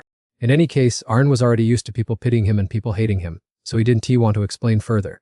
He just told Pina that if she needed help, she should speak to the servants who would help her contact him, and then he quickly left. To be honest, Arn didn't think the two of them would meet again. Moreover, Pina would probably forget him quickly, so he didn't pay much mind to it. Although the war had ended some time ago, its lingering consequences were not easy to resolve at all. Especially the battlefield area, which was still dense with death energy and the corpses of countless fallen soldiers. It could be said that this was an ideal place for dark mages to absorb resentment and enhance their power. In another development, Arn was extremely relieved to have temporarily escaped his marriage predicament, so he immediately set about his plan to establish a bank. Very soon after, Arn found suitable premises to leave. The person who came to greet him this time was none other than the head of the Carrot family, Hezin Carrot. He was the father of the girlfriend of Isis' younger brother, therefore when he met Arn, he welcomed him very happily. More importantly, the place Arn was aiming for belonged to the Carrot family as territory, so he wanted to leverage this relationship to smoothly negotiate a partnership. After that, Arn directly stated the purpose of his trip. He wanted to collaborate with the Carrot family on a business venture and establish a bank under his influence in Eurasia. Seeing this, Hezin seemed to have no intention of refusing the offer. Arn continued to present the plan in detail, or more precisely, their future goal was to control and operate the monetary system. Furthermore, he had already sought his father's opinion on such an important matter, so the Carrot family didn't need to worry. Arn also pointed out the limitations in current currency production and revealed that he possessed advanced dwarven technology. This partnership almost guaranteed to succeed, they just needed to trust him. After listening, Hezin quickly understood the crux of the matter, but he still didn't understand why Arn had chosen to cooperate with him. The reason was very simple. Arn couldn't directly manage this himself, which was why he needed to find someone who could cooperate with him long-term and handle the work behind the scenes. And that person was none other than Hezin. Arn even directly proposed that he become the chairman of the bank he was founding. Listening to Arn's words, everyone felt that he was extremely sincere, his emotions overflowing as if genuine. But in reality, it was all just an act. His true purpose was simply to find someone to handle the troublesome workload at the bank for him, because who would willingly dive into all that trouble when they could just be the boss? Of course, when inviting Hezin to cooperate, Arn was sure to offer the best possible benefits and perks to persuade him. As expected, a clear-headed and intelligent person like Hezin was not blinded by money into agreeing right away. Instead, he immediately asked about the potential risks in this plan. Afterwards, Arn answered all of his questions one by one while also clearly demonstrating his own grand ambition. Not only did he want to control the finances of the Kingdom of Onesia, but he also wanted to reach further, building a transnational bank to hold the cash flow of the entire continent. Despite seeing the immense potential of the bank project, Hezin still decided to decline Arn's offer. But our main character would not give up so easily. He calmly and seriously explained the reason why he absolutely had to carry out this plan. According to Arn, the bank was merely a tool to help him control cash flow, while the ultimate purpose of all this was to serve the great city he intended to build in Fahilia in the future. Driven by the ambition to turn a land once despised by the nobility, a place no better than the middle of nowhere, into a paradise on earth, he continued to analyze that building a complete city was no simple matter, even with support from the king. Therefore, preparation was essential, and the bank was one of the most crucial foundations. Hezin was naturally an extremely sharp person who always knew how to seize opportunities, so right after Arn clearly presented the entire plan, he immediately changed his mind and agreed to cooperate. Thus, the first step in Arn's journey to conquer the financial realm was complete. Next, Arn and Senna returned to her hometown in the border mountains, heading to a village named Najapanan to carry out the second step. This time, Arn had to go there in person to recruit the villagers of Najapanan to become the bank's guards and security team. Actually, at first he had asked Sina, a local, to convince everyone, but as a result she was flatly rejected. Having no other choice, Arn had to personally go there to do the convincing.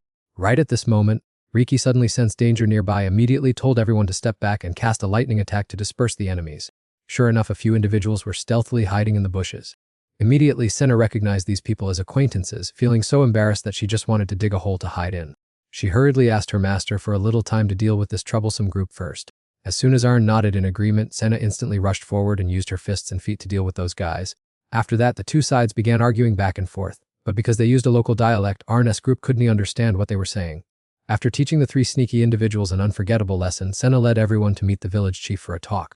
Upon arrival, Arn learned that Senna was actually the village chief's granddaughter, which explained why the two of them spoke to each other without any formality whatsoever. The granddaughter called him old man whenever she opened her mouth, while the village chief wasn't one to back down either, constantly complaining about his granddaughter's stubborn attitude. After a back-and-forth debate, the village chief still held firm to his initial decision, directly asking Aaron's group to leave.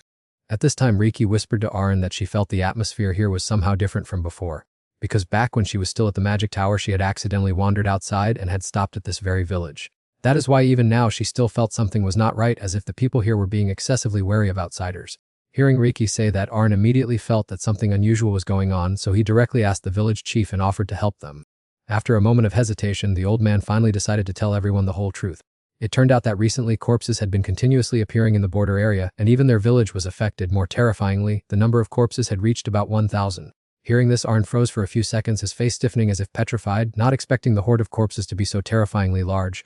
But what puzzled him was that with such a severe situation, the imperial court surely should have received the news long ago, so why had he never heard of this? Did they really have no measures to deal with it? After that, Aaron asked the village chief who the current lord governing this land was, and he replied that the previous lord had passed away not long ago, and the current successor was his nephew Count Queshiolabet. As for the reason the lord did not report this to the imperial court, it was because the disaster only occurred in Nachpanen village, so he did not bother to care at all. Furthermore, a few years ago, Count Queshiolabet had arbitrarily and unreasonably raised taxes, making Nachpanen village unable to bear them, and since then he had ignored their life and death. Hearing this, Aaron was so angry that steam practically came out of his ears, but even more frustratingly, the backstory was far more despicable. The village chief went on to say that the person who had stood up to stop the disaster back then was his son, who was also Sina's biological father. After learning of the situation, Sina's father had strongly opposed it and begged for the villagers to be saved, but his request was rejected. Not only that, the previous lord falsely accused and brutally tortured him, causing him to die unjustly. Although the lord received retribution 2 years ago when he was caught embezzling, his nephew took over the reins of power, leaving them completely helpless.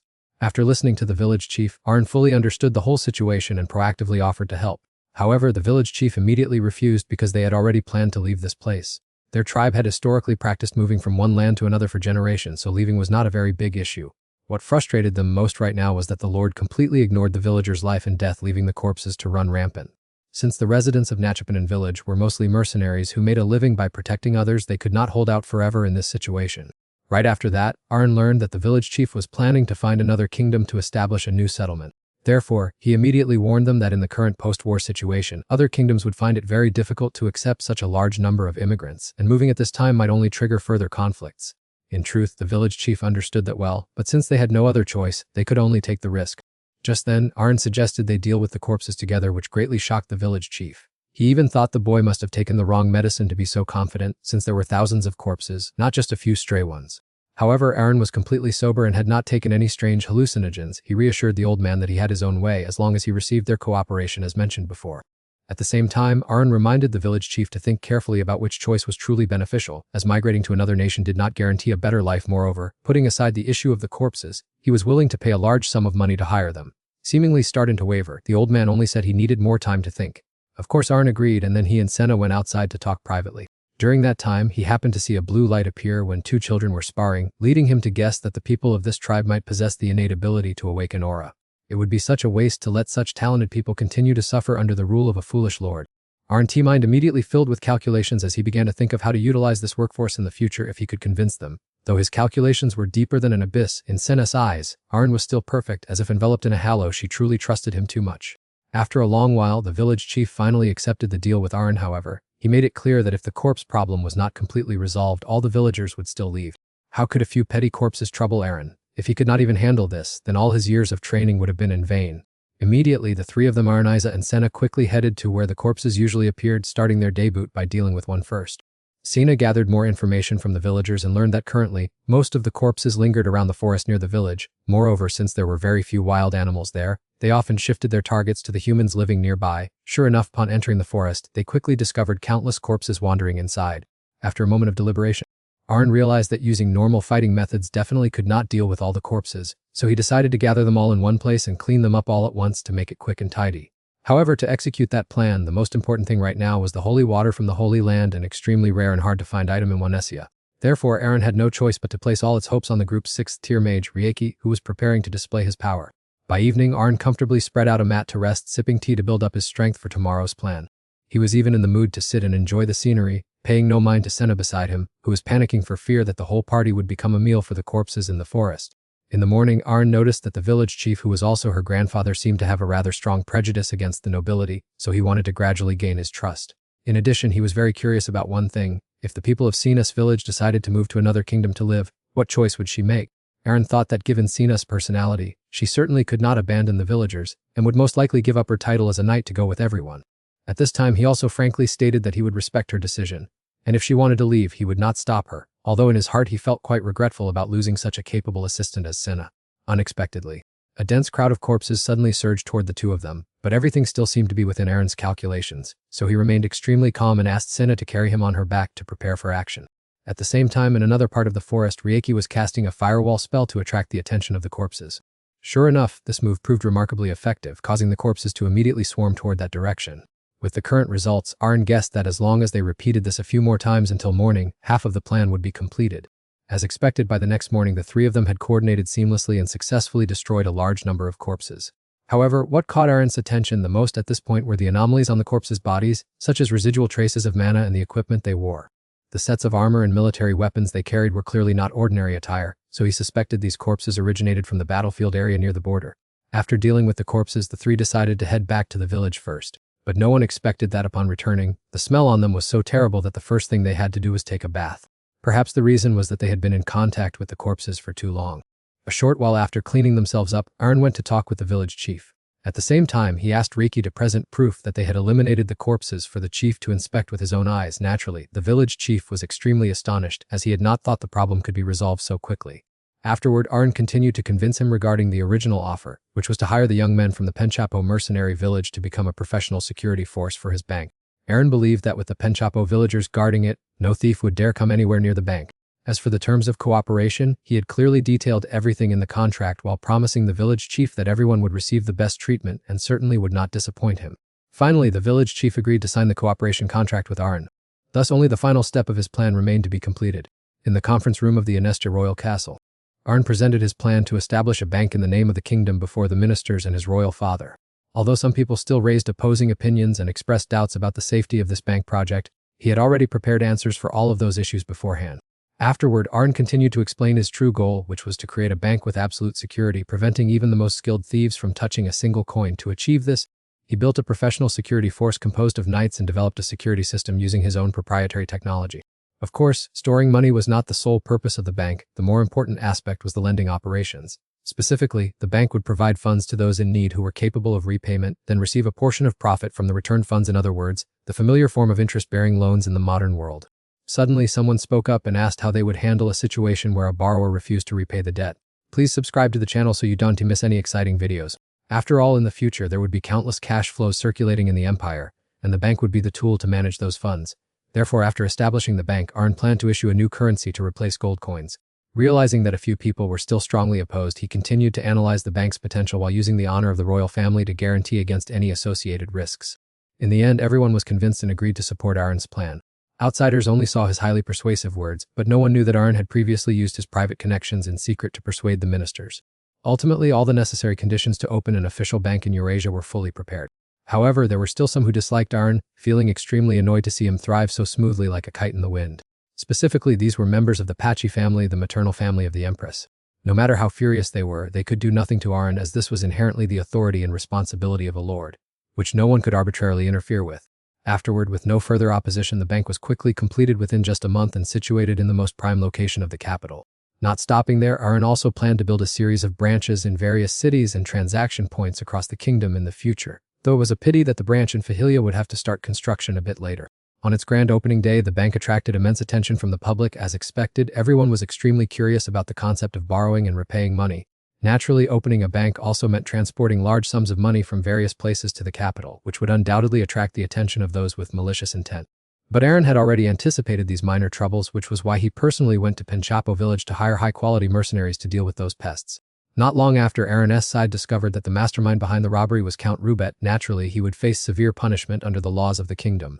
Immediately, news of Aaron hiring a powerful security team to guarantee absolute safety for customers' assets spread quickly, attracting the upper class to deposit their money. After finalizing the bank's operating system, Aaron went to ask his royal father for permission to build a city in Fahilia. He believed that Fahilia was a land with immense development potential in the future, and to harness that they needed to build a large-scale city with complete infrastructure. His royal father naturally understood his idea, but his main concern was how to maintain such a city, as Fahilia had a harsh, freezing climate and was not an easy place to live. He even thought that even if the city were completed, very few people other than the natives would want to set foot in Fahilia. Furthermore, he was worried that Arn was suffering while living in such a place. However, he had not seen with his own eyes that his son was actually eating well and dressing in fine clothes every single day.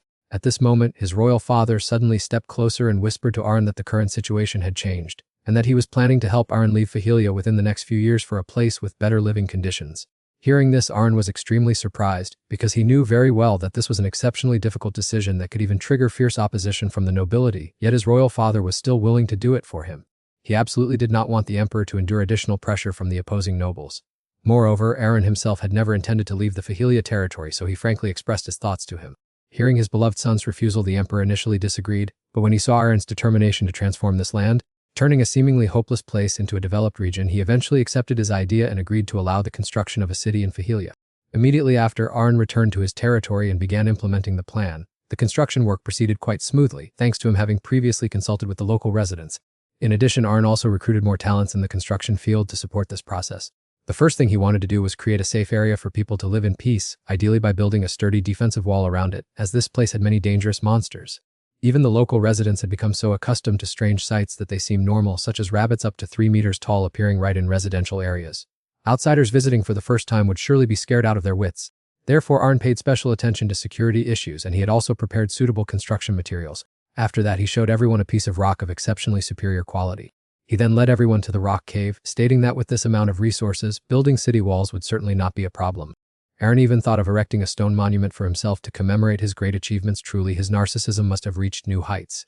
At this time, some people wondered why Arn wanted to build an entire city, as they felt his goal was not merely to create a safe dwelling for the residents. Indeed, that was true. Arn not only wanted to turn this place into a safe land, but also to develop it into a tourist destination and entertainment area so that he could comfortably enjoy life later on. After that, Arn began presenting the detailed construction plan to the experts. After a long period of discussion, he and everyone finally finished their discussions. Now it was time to rest. They were truly exhausted to the point of collapse. The feeling of finishing work and taking a big gulp from a glass of beer truly made one feel indescribably refreshed.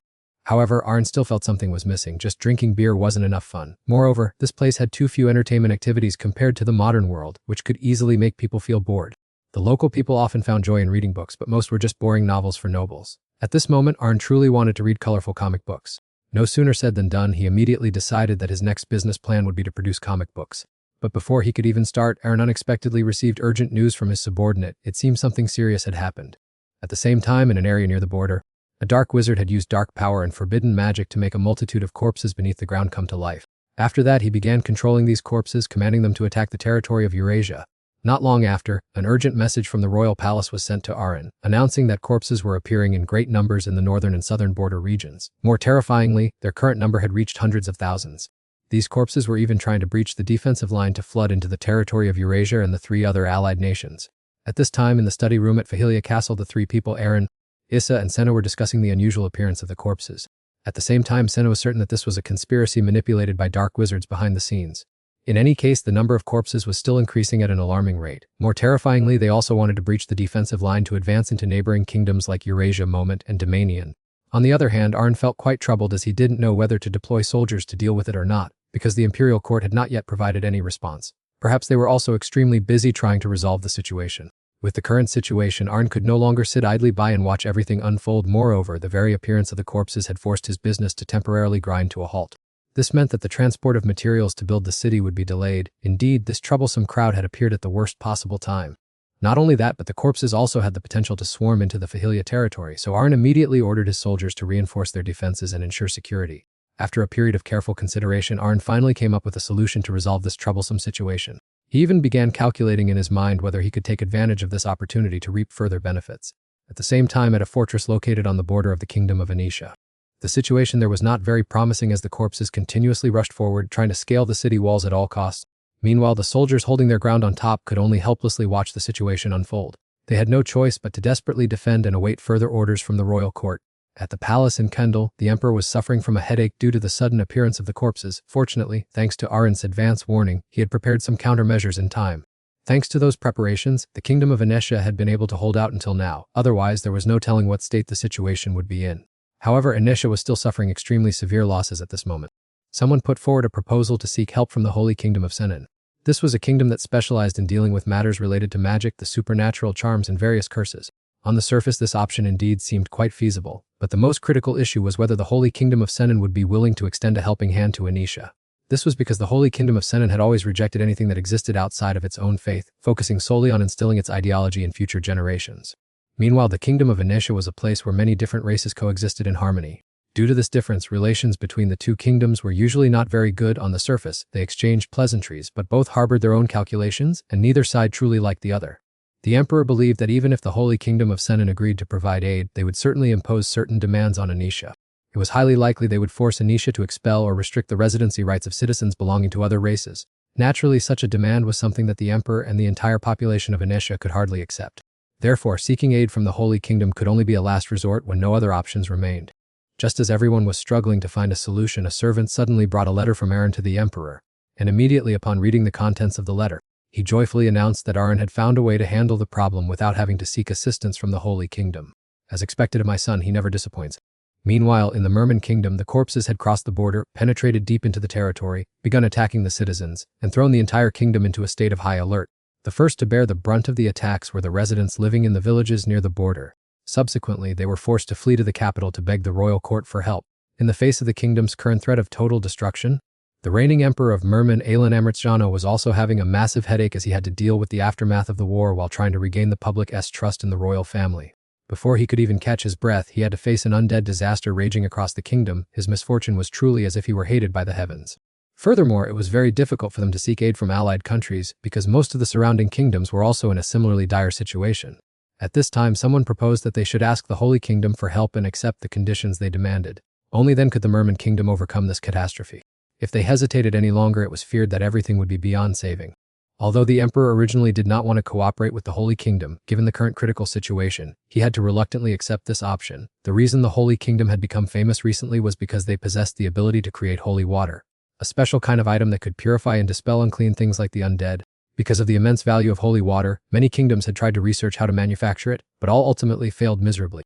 Therefore, the Holy Kingdom often used this ability to aid other nations on the condition that they fully met the demands put forward. Elsewhere, the kingdom of Domanion was also suffering from a headache due to the appearance of the undead.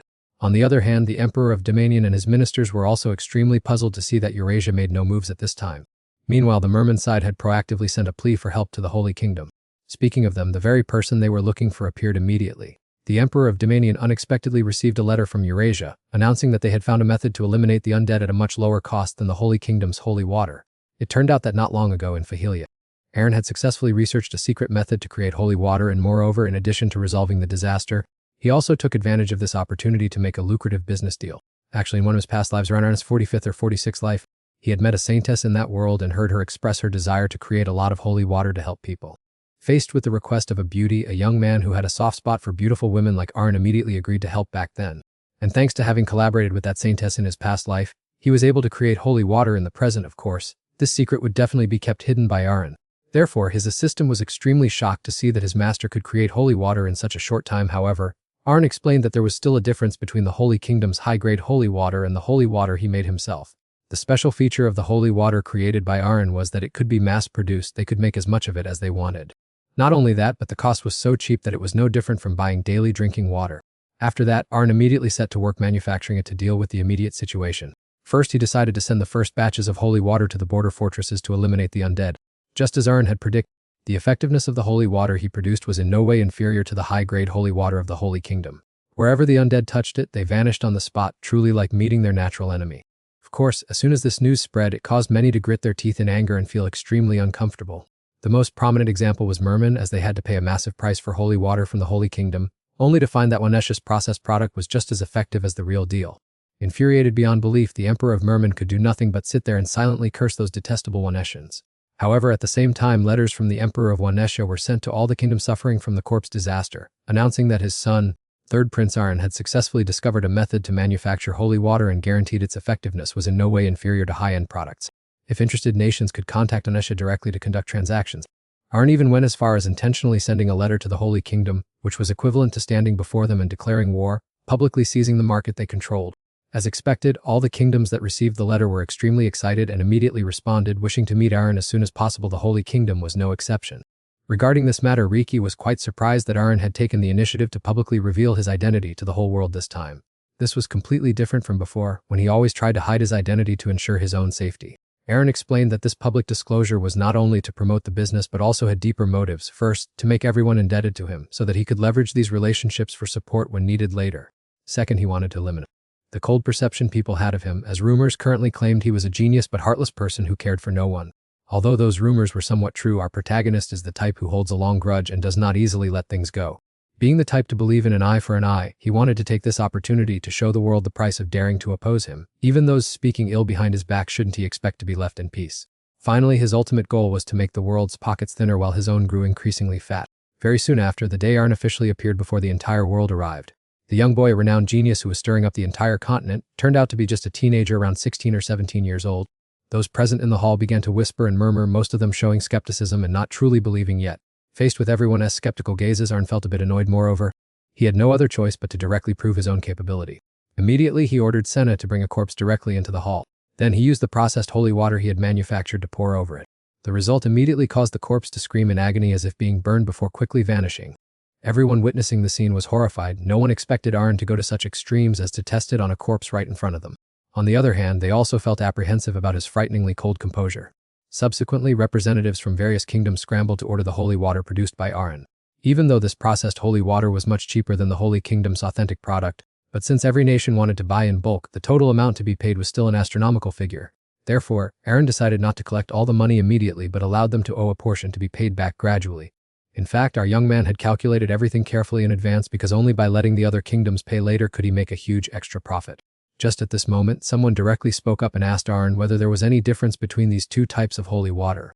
Aaron did not hide anything and calmly explained clearly for everyone to hear about the differences between them. The first difference is that the official name of the processed holy water created by him is artificial mana neutralization item. It sounds fancy, but to put it bluntly, it is still a substitute. He added that although the effectiveness of the two types of holy water is equivalent, the manufacturing formula and internal ingredients are completely different. The second difference is that the Holy Church's high-grade holy water can only be produced in limited quantities over a long period, whereas his product can be mass-produced in a much shorter time.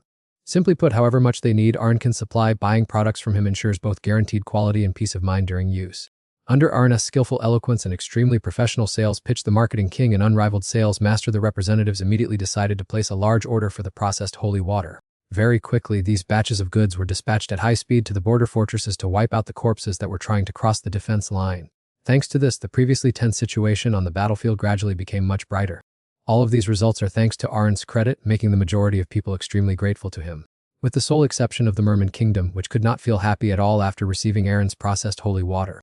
After obtaining this type of holy water, the other kingdoms immediately deployed various methods to destroy the corpses more effectively. Naturally, the Wenesia side also quickly caught up with the trend, investing in specialized weapons combined with the processed holy water to deal with the horde of corpses. This approach both saves effort and improves efficiency much more than the conventional method. Facing this situation, the person behind the corpse disaster was so angry that he wanted to explode. In particular, he detested Aaron even more because he was the reason why all his plans continuously failed. However, instead of giving up, he remained determined to continue causing trouble by returning to the magic tower to open the era of the Church of Darkness. Truly, this guy is unbelievably stubborn, managing to stay alive and well from the beginning of the story until now. But the doomsday for this dark magician is not far away either, because at this time Aaron's side has received extremely important information. That is, all the remaining corpses have been gathered together at a single location. Therefore, they guess that they are being controlled in order to protect the person behind everything. However, in Aaron's eyes, this action is no different from a final struggle before complete failure, so he didn't even bother to care. He didn't even have the intention to deploy more troops from the royal court to deal with him. Afterward, Aaron asked Reiki for his opinion on this matter. As a magician, Reiki believed that they should quickly capture that bastard as soon as possible. Of course, this matter is definitely not simple, because he is also someone with enough power to control hundreds of thousands of corpses. Although not specializing in necromancy, Reiki had once read in books that a level 7 magician can control about 30,000 corpses. On the other hand, there are many different types of necromantic spells, so Reiki didn't know exactly which method he used, but it seemed he had exerted all his strength and reached his own limit. At the same time, in a forest at the border, the Anestia army of magicians were desperately searching for that dark magician. Although his body was almost depleted of strength, this guy still stubbornly fought back, single-handedly confronting the entire Anestia army. Just with this weak power, you still want to defeat me? You really look down on people too much. After a fairly long period of struggle, he finally began to realize the danger of the situation because his body had endured tremendous pressure from consuming a massive amount of mana in a short time. Having no other choice, he immediately deployed a smoke screen and hurriedly fled back to his base. Furthermore, he was certain that the soldiers would soon find this place, so he quickly packed everything up, his important items, to prepare to leave this place. But he never expected that Arn already knew the exact hiding spot and was even calmly sitting there waiting for him to return. This time he really had handed himself over to Arn on a silver platter. At this moment he was extremely panicked, not understanding how anyone could find this secret location. It turned out Arn had asked the reconnaissance forces to investigate his location, after which he immediately got straight to the point. That was why he came here in person to see him, first because he was very curious about the Dark Mage system and wanted to see for himself what was special about this place, though unfortunately none of the items there had any value. Second, he wanted to ask him something because throughout the recent period, he had not only awakened hundreds of thousands of corpses but also controlled them to attack everywhere, spreading fear to countless people. Thus, Arn's question was what exactly was going through his head to be able to do such crazy things, as he couldn't understand the mindset of someone like him and really wanted to hear the explanation from his own mouth. By this time Arn had truly lost his patience, however. The other guy still intentionally provoked him, making him angry. He immediately struck out to attack, but before he could even complete his spell, he was knocked down. "You bastard, what have you done to me?" Because of his insolent mouth, Arn used a little trick to keep him from continuing to talk nonsense. Let's see, simply put, your plan was to create a massive army of corpses and use them to invade other kingdoms, is that correct? Yet even now he stubbornly refused to admit his mistakes, leaving Aaron with nothing but a laugh. Therefore, he had to use a special method to enlighten his mind. Let's assume that human armies are truly weaker than those corpses, so what do you plan to do after conquering the kingdoms? Or do you really want to be the emperor of a world full of nothing but foul-smelling corpses? When you sit at the height of power, then, you will realize you have nothing left in your grasp. Aaron had said his piece, but this fool still refused to understand. So he had no choice but to send him down to meet the king of hell. However, he still stubbornly fought back, playing his last card by summoning a giant corpse to deal with Aaron. But little did he know that in Aaron's eyes, this type of corpse was no different from child's play, taking only a few seconds to handle. He didn't even need to lift a finger, directly using purification magic on it. Witnessing the sight before him, the dark mage was so frightened that his entire body went numb. How can you use purification magic, something that only high priests of the Holy Kingdom are allowed to cast? At this point, Aaron was so sick of listening to him ramble nonsense that he was no longer in the mood to explain further. For someone whose mind has issues and who likes to run around causing trouble like him, even Buddha would find it hard to save him, so Aaron decided to send him off to reincarnation to be done with the burden. If you are born human again in the next life, remember to live a bit more decently and honestly. After quite a long time, the search party finally discovered this place, but when they stepped inside, they only saw the body of the Black Mage along with an anonymous letter left by a mysterious person calling themselves the Strong One of 100 lifetimes. Perhaps Aaron had already left after settling everything to avoid further trouble. Not long after, news that the Black Mage behind the corpse disaster had died in a small house in the forest spread widely throughout the land. Of course, no one knew what Aaron had quietly done. Even though all matters had been properly handled, he was still not truly satisfied with the outcome, because he still could not find any further clues about the forces standing behind him. At the same time, in the Holy Kingdom of Jonyan, that priest was so angry he was practically fuming because Wanesha had blatantly snatched away his business. He ran to complain to Saintess Nilvina, but she had no interest in meddling in the disputes between kingdoms, even lecturing him that their duty was to pray to God and bring good things to the people. Therefore, he should stop talking nonsense and keep his mouth shut. It could be seen that the Saintess' authority in the Holy Kingdom was immense, so even though he was scolded to his face, that priest could only bow his head, obediently following her teachings. At this moment, Saintess Nilvina seemed to be silently reflecting on recent events. From the corpse disaster to the fact that Momung was the first kingdom to seek help from the Holy Kingdom, many events seemed related to the third prince of Anestia, Aaron Anestia, so she felt she needed to meet him once. After the corpse disaster ended, everything seemed to gradually return to its normal orbit. Not long after, Aaron turned 17, an age still full of energy and the most mischief-prone time of life. Throughout the past year, besides matters related to the corpses, there were also many happy events such as Aaron's peck fly finding a mate and having children. The old dwarf blacksmith Arkin and his students still spent day and night immersed in studying titanium. But the biggest change was certainly his city of Fahelia. All constructions, infrastructure, and architecture were completed, so fresh and modern that it made people's jaws drop. Native residents who had lived here for many years were also endlessly amazed when they saw the scene before them, completely unable to believe this was the Fahelia of the past. Naturally, such a happy occasion required a celebration to mark Fahelia's great transformation. But when Aaron told Aisha about this, her first reaction was extreme surprise, followed by a suspicious look, wondering if her master had a fever or had used too many odd things to think about throwing a party at this time. Partly because Aaron had always complained about and avoided noble parties, making her misunderstand that he was a reclusive person who only wanted to be on his own. Hearing that, Aaron was speechless, but ultimately he didn't care too much about it, because what he wanted was simply for everyone to know about this before the city officially opened. If it were kept hidden forever, no one would bother to set foot there when the time came. Additionally, if they held a party at this time and were unable to attract enough attention, they could still invite those who were truly interested in Aaron to attend. In other words, he wanted to leverage his far-reaching reputation to promote the city of Fahelia.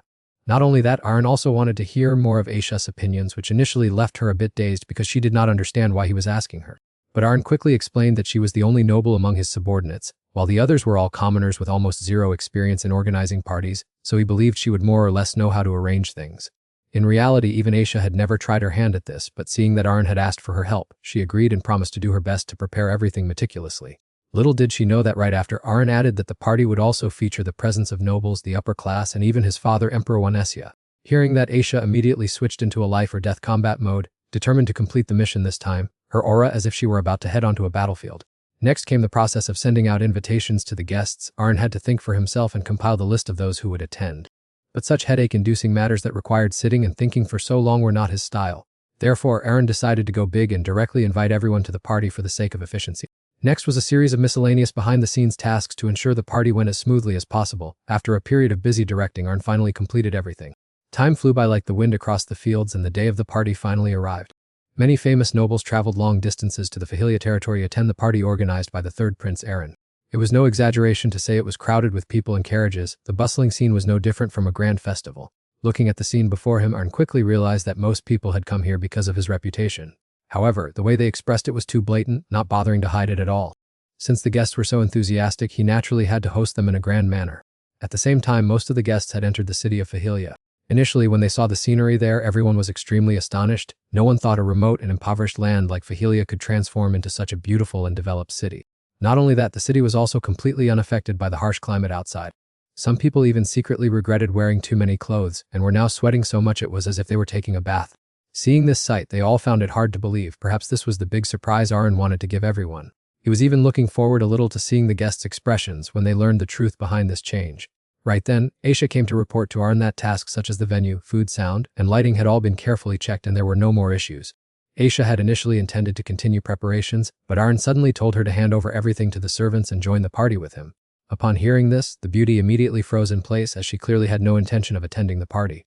Not until Arn said that everyone, including Senna, Reiki, and herself, would attend did Aisha finally understand. But before she could even react, she was dragged away by two maids to get ready, her face so dazed she didn't know what was happening. Everything seemed perfect. Unfortunately, his royal family could not all be present because there was still a lot of work to be handled. First was his eldest brother Gale, who was busy dealing with the remnants of the corpse disaster and soothing the people's anxiety. As for Kana, she left Anestia to challenge swordship masters in other kingdoms. It seems she has won quite a few matches and gained a wealth of valuable experience. Despite some regret, fortunately the person most important to him, his mother, the Queen Mother, arrived in Fahilia on time through the teleportation gate. After a long separation, the mother and son finally shared a joyful embrace. At the same time, the Queen Mother gently comforted him, saying that the Emperor would arrive as soon as he finished his work. Actually, Arn had anticipated this, so he wasn't too surprised. Moreover, he understood his father after all. As Emperor, there was a mountain of work to process every day afterward. He led his mother to the venue where the banquet was being held. At the same time, at the city square, the guests had been arranged to arrive early, but everyone was quite bewildered by the dark and quiet scene before them. It did not look like a party for nobles at all. No opulence, no lights, and no music. Consequently, many people could not help but feel disappointed, even secretly complaining that they had traveled all this way just to establish a relationship with Arn. But immediately afterward, lights suddenly flared up, illuminating the entire square and making the place glow brilliantly. Indeed, everyone's spirits were quickly lifted once more, especially when Arn announced over the system that the most special performance had yet to come. At this time, Senna, Aisha, and Reiki had also changed their clothes and finished all preparations. Usually, these girls dressed quite simply with nothing particularly striking about them. But once they put on makeup and wore suitable attire, they truly made people gasp in admiration as everyone shone radiantly. Even Arn was dressed extremely elegantly today. Such a grand lineup appearing at the banquet would certainly cause everyone to open their eyes wide. While the banquet was proceeding smoothly, the guests were happily enjoying their food and beverages. While everyone was eating and drinking heartily, a giant statue was suddenly raised by the system located in the center of the hall. This sight caused all the guests present to be so astonished that they were frozen in place. More notably, the face on the statue was actually Aaron S., and the design was so exaggerated that it was unbearable. The title king of showing off truly fits him perfectly. Arn stepped out into the center of the hall and simply introduced himself to all the guests. At the same time, he did not forget to express his sincere gratitude to everyone for not minding the long distance to attend today's party. Next, Arn formally introduced and welcomed a very noble figure of the kingdom. That was the Emperor of Anestia, his father, who had personally appeared at the party. Once everyone had arrived, Arn officially announced the introduction of new technologies developed in Fahilia. As you can see on the screen, this is the commercial and residential district of our city of Fahilia. These status windows will be responsible for managing all operations in Fahilia in the future while turning this place into an ideal living environment for residents. In addition, the city's security system is guaranteed at the highest level, starting with an extremely sturdy defensive wall. It is built from a specially hard stone found only in Fahelia, capable of withstanding native monsters, invading armies, and even level 7 mages. Furthermore, I have also paid special attention to maintaining the defensive lines and ensuring the safety of the entire area. At this time, someone spoke up to ask Arn whether the harsh climate here affected daily life, but this question had long been anticipated by him. Arn immediately asked everyone if they had noticed anything unusual since entering the city.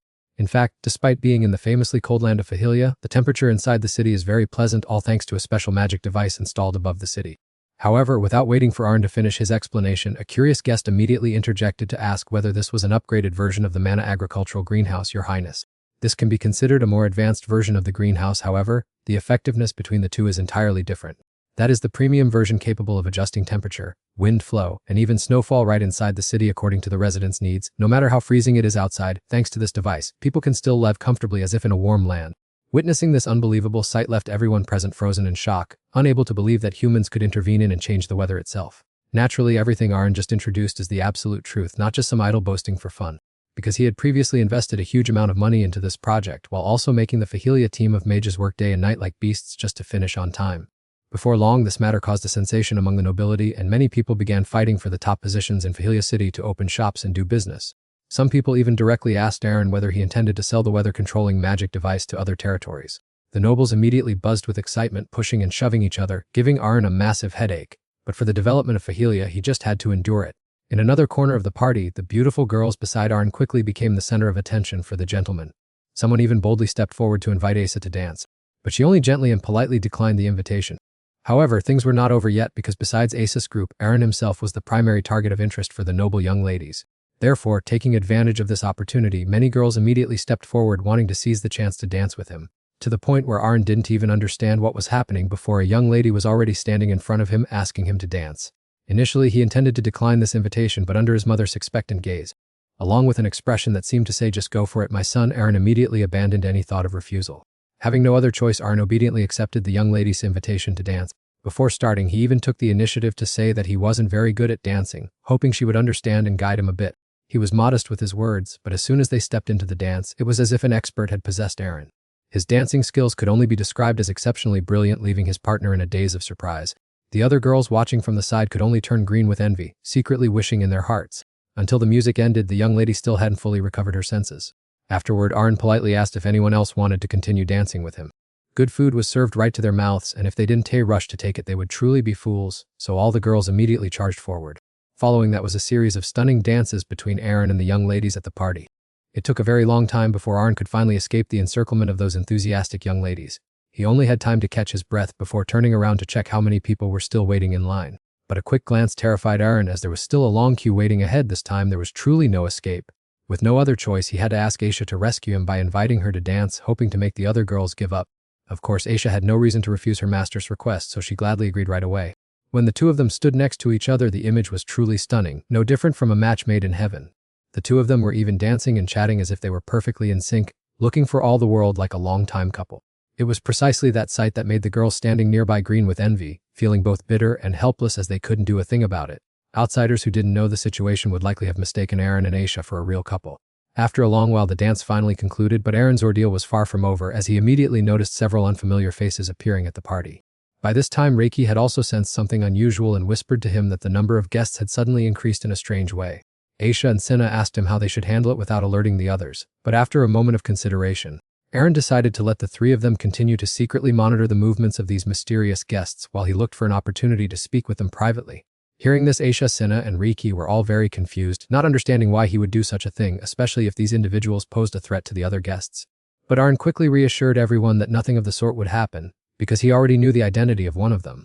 Afterwards, he took the initiative to walk to a secluded corner of the party, waiting for the uninvited guest to appear on his own.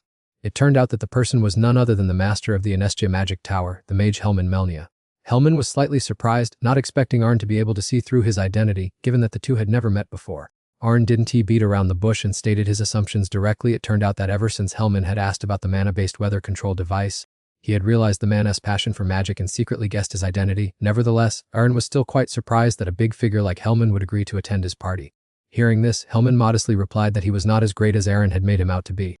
But immediately after, Arn shifted his attitude, moving from friendly to directly confronting him. "I believe you have a grudge against me because you received a letter from the Holy Kingdom. However, Hellman calmly explained that it was just a misunderstanding as the magic tower had absolutely no reason to accept a request from the Holy Kingdom. Arn then seemed to understand the story to some extent. Initially, he had imagined that the master of the magic tower would be an old man with a long beard, wearing traditional mage robes.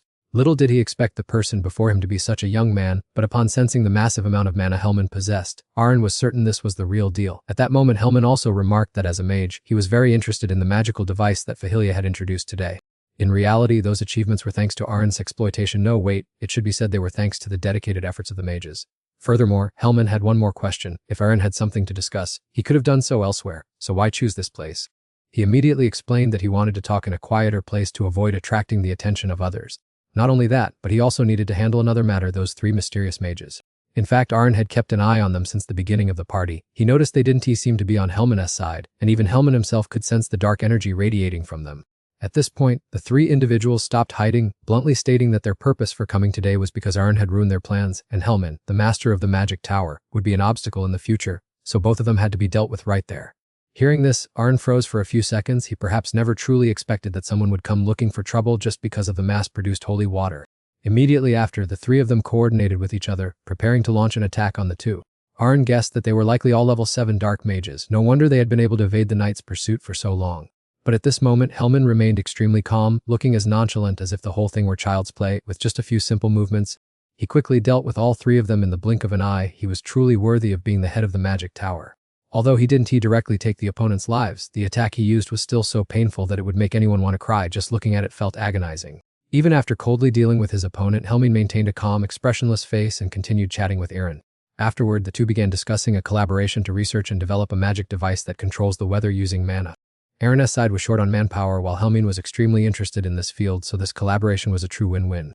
In the end, the two officially finalized the agreement. However, before leaving, Hellman dropped hints about the dark mages in his words, making it immediately clear that those people were about to face big trouble. A moment later, En returned to the banquet to meet his father, who seemed to have an important matter to discuss with him in private. Afterward, the father and son went to a quieter place to talk. He expressed his astonishment mixed with pride upon seeing what Aaron had done, transforming Fahilia from a harsh land into a thriving and beautiful city. But deep down, he still hoped his son would return to the royal castle, so he asked him one last time. Aaron also frankly told his father that he still had many plans here, meaning he was sticking to his original decision and did not want to return yet. Hearing his troublesome son say this, he could only feel helpless. Nonetheless, he still highly respected Aaron's choice as long as Aaron felt comfortable and was free to grow. Actually, it was not just his father who wanted Aaron to return, even his older brother, Gale, shared the same thought. Hearing this, Aaron seemed to understand his father's unusual behavior today. As it turned out, it was all related to the succession of the throne. Because now was the appropriate time to decide this major matter. His older brother was of age to inherit, had the support of the nobility, and also held an excellent reputation from the war, so Aaron guessed that Gale wanted him to return and take on some authority to support him during his reign. To be honest, Aaron always felt that Gale was nothing like his wicked stepmother, the queen, at all. Finally, he promised his father that he would actively contact his older brother in the future. After the grand opening party of the new city in Fahilia, the residents began to settle down in the eastern part of the city, while the nobles also quickly took action to seize business opportunities. Just like that, Fahilia finally officially opened as a vast city. In just a short time afterward, almost all operations here ran smoothly, and the citizens, merchants, and skilled craftsmen moving in from all over were extremely satisfied with choosing Fahilia as their home. Looking at the increasingly bustling city scene, Aaron believed that this place still had a lot of potential for future development. After taking a tour around, he noticed that everything here seemed complete, but thinking about it carefully, he still felt that something was missing. Just then, the calling of a vendor from a nearby shop caught his attention. It seemed to be a branch of a company specializing in importing goods from the Fenjin Kingdom. Aaron had previously heard that the company's main business was importing goods and cosmetics by sea. The reason he remembered this was that shipbuilding technology in the current world was still underdeveloped. Moreover, Wanesha did not border the sea, so he decided to step into the shop to see if there was anything interesting inside. As soon as Aaron walked in, the shop owner immediately noticed his status and worth. From the luxury accessories and high-end coat to the clean shoes, it was obvious at a glance that he was a very wealthy man. The owner then enthusiastically introduced the goods to Aaron, but he did not care much and only focused on observing the items inside the shop. After searching intently for a while, he finally discovered what he desired: cocoa beans. Seeing this rare item here made Aaron so happy he wanted to jump for joy, and he immediately asked the owner to bring out all the cocoa beans in the shop so he could buy them all. Very soon after, at the Lord's castle, Aaron brought back the cocoa beans and together with the mages successfully grew the first cocoa trees in the greenhouse. Because the freezing climate in Fahilia was not suitable for cacao trees to grow, half of the initial seeds failed to survive. However, thanks to everyone's efforts, after just one short month, they finally successfully grew the first cacao tree. Immediately after, Aaron asked Reiki to finally grind these cocoa beans and then proceeded with the processing. It might sound like a bit of a waste to have a top mage of Fahilia do this, but among everyone present, only Riki was capable of handling such complex stages. Before long, Riki had finished everything according to Arna's instructions. Well done, Riki. After this delicacy is finished, you will be the first to taste it. As soon as she heard about the tasting, Riki's eyes lit up instantly, her mouth watered, and she worked at full capacity. The next steps involved seasoning and adjusting the flavor, which Arn himself took charge of. Finally, his chocolate was officially complete. Perhaps it had been too long since he last enjoyed chocolate, so Arn couldn't wait any longer and tried it immediately while it was still hot. This feeling was truly more blissful than the most thrilling sensations. Oh my god, it is so delicious. A masterpiece like this must be shared with my teammates. Right after that, Arn personally prepared a variety of chocolate sweets for everyone in the castle to enjoy. First were the chocolate cookies. It seemed this dish quite suited Aisha's taste. Next was a melting chocolate tower for Senna, and finally a type of liquor-infused chocolate for Old Man Aiken. In the end, everyone enjoyed it immensely. However, it wasn't tea over yet, as Arn had prepared dozens of other chocolate dishes for everyone to enjoy gradually. But because they had eaten so much earlier, Aisha, Senna, and Old Man Aiken were all panicked when they saw a mountain of chocolate before them. Yet the demonic Arn still forced them to eat it all. It was truly an unspeakable agony. Perhaps after this, all three of them would be haunted by chocolate for the rest of their lives. Following that was an endless series of chocolate days for everyone in Fahilia Castle. They ate so much that Aisha had to directly plead with Arn to stop. Even gluttons like Senna and Riki had to surrender, while Old Man Aiken had long since run away. At this point, Arn realized he had been pushing everyone to eat a bit too much lately, so he decided to temporarily stop the chocolate affair. The whole group had been waiting for just those words. They immediately fled together, leaving no one behind. But how could Arn's love for chocolate end so easily? Just a few days later, he introduced chocolate products and dishes to the market. Because it was a novel and delicious sweet, it soon became a hit with the locals. Everyone from the elderly to children, men and women alike, was fascinated. Some people even loved chocolate so much that they gained weight rapidly. A typical example was Li Chen, Arn's uncle. From a fit and healthy man, he turned into a round fellow, making it so Arn almost didn't recognize him. Later, the two discussed the business of high-end chocolate products for the nobility, and this plan was a resounding success, bringing in huge profits. Li Chen suggested that they should expand into more product types for mass sales, which would surely boost revenue significantly. However, Arn believed this wouldn't be easy to implement because the number of cacao trees that could be grown in the Fahilia territory was still very limited. On the other hand, although they wanted to expand the cultivation area, there wasn't too much suitable land for this crop. Furthermore, it would require more greenhouses and mages for care. Generally, with so many arising issues, they couldn't produce much more chocolate yet. At this point, Li Chen asked Arn about a business partnership with that import company, but he immediately refused because Arn clearly understood that what they were truly targeting was his secret chocolate recipe.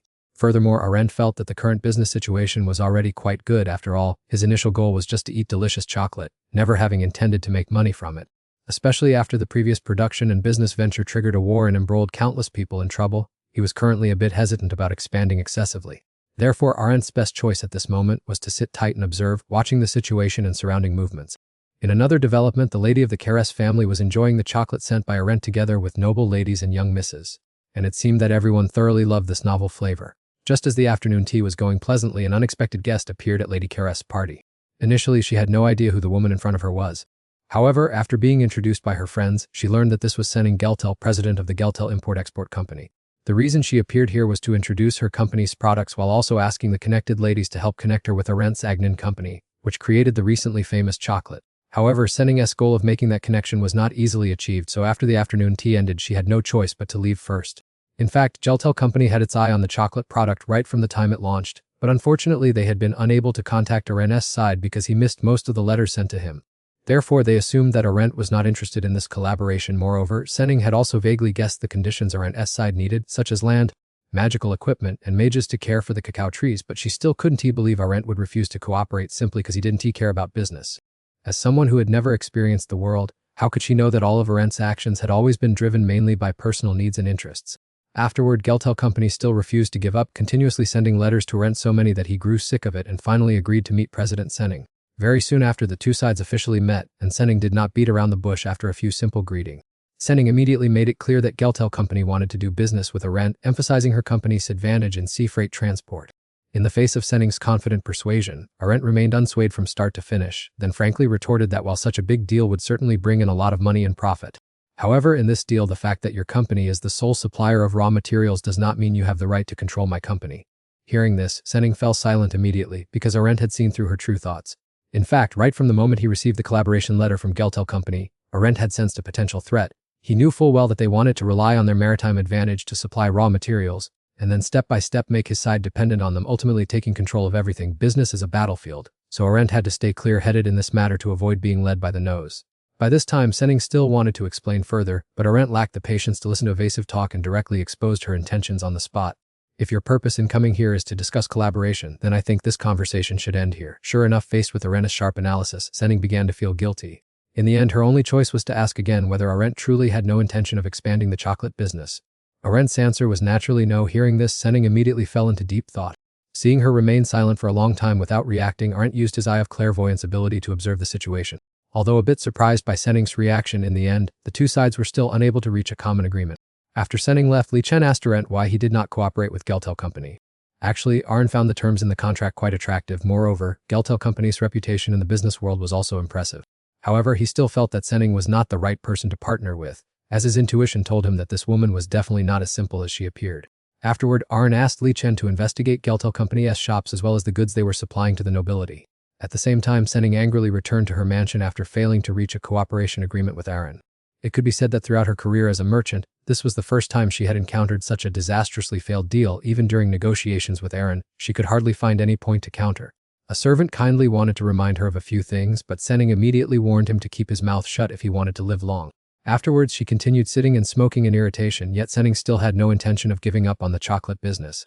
She was even secretly planning to turn the tables on Arendt, determined to make him change his mind and return to partner with Geltel Company. Meanwhile, Arendt was completely unaware of what was happening, still leisurely enjoying his peaceful life alongside his pets. Suddenly, he noticed something was wrong. Lately, the fly couple seemed to have been overly affectionate, giving birth to 5 offspring in one go. But such a number was truly too many. How could he possibly manage to raise this bunch of little ones? Currently, Arendt didn't know how to handle this issue. He couldn't bring himself to sell them, but keeping them was also a headache. With no other choice, he had to consult others. First was Aisha, who advised him to release the pets back into the wild. But Arendt felt this idea was unsafe. What if their wild instincts kicked in and caused them to attack people? Furthermore, he didn't trust their ability to survive on their own, since they had always been carefully cared for and raised indoors. In Arendt's eyes, these griffons were no different from winged cats with bird heads, looking grand, but inherently overly pampered. Then he begged Aisha to adopt one to make her house livelier, but of course she immediately refused without a second thought.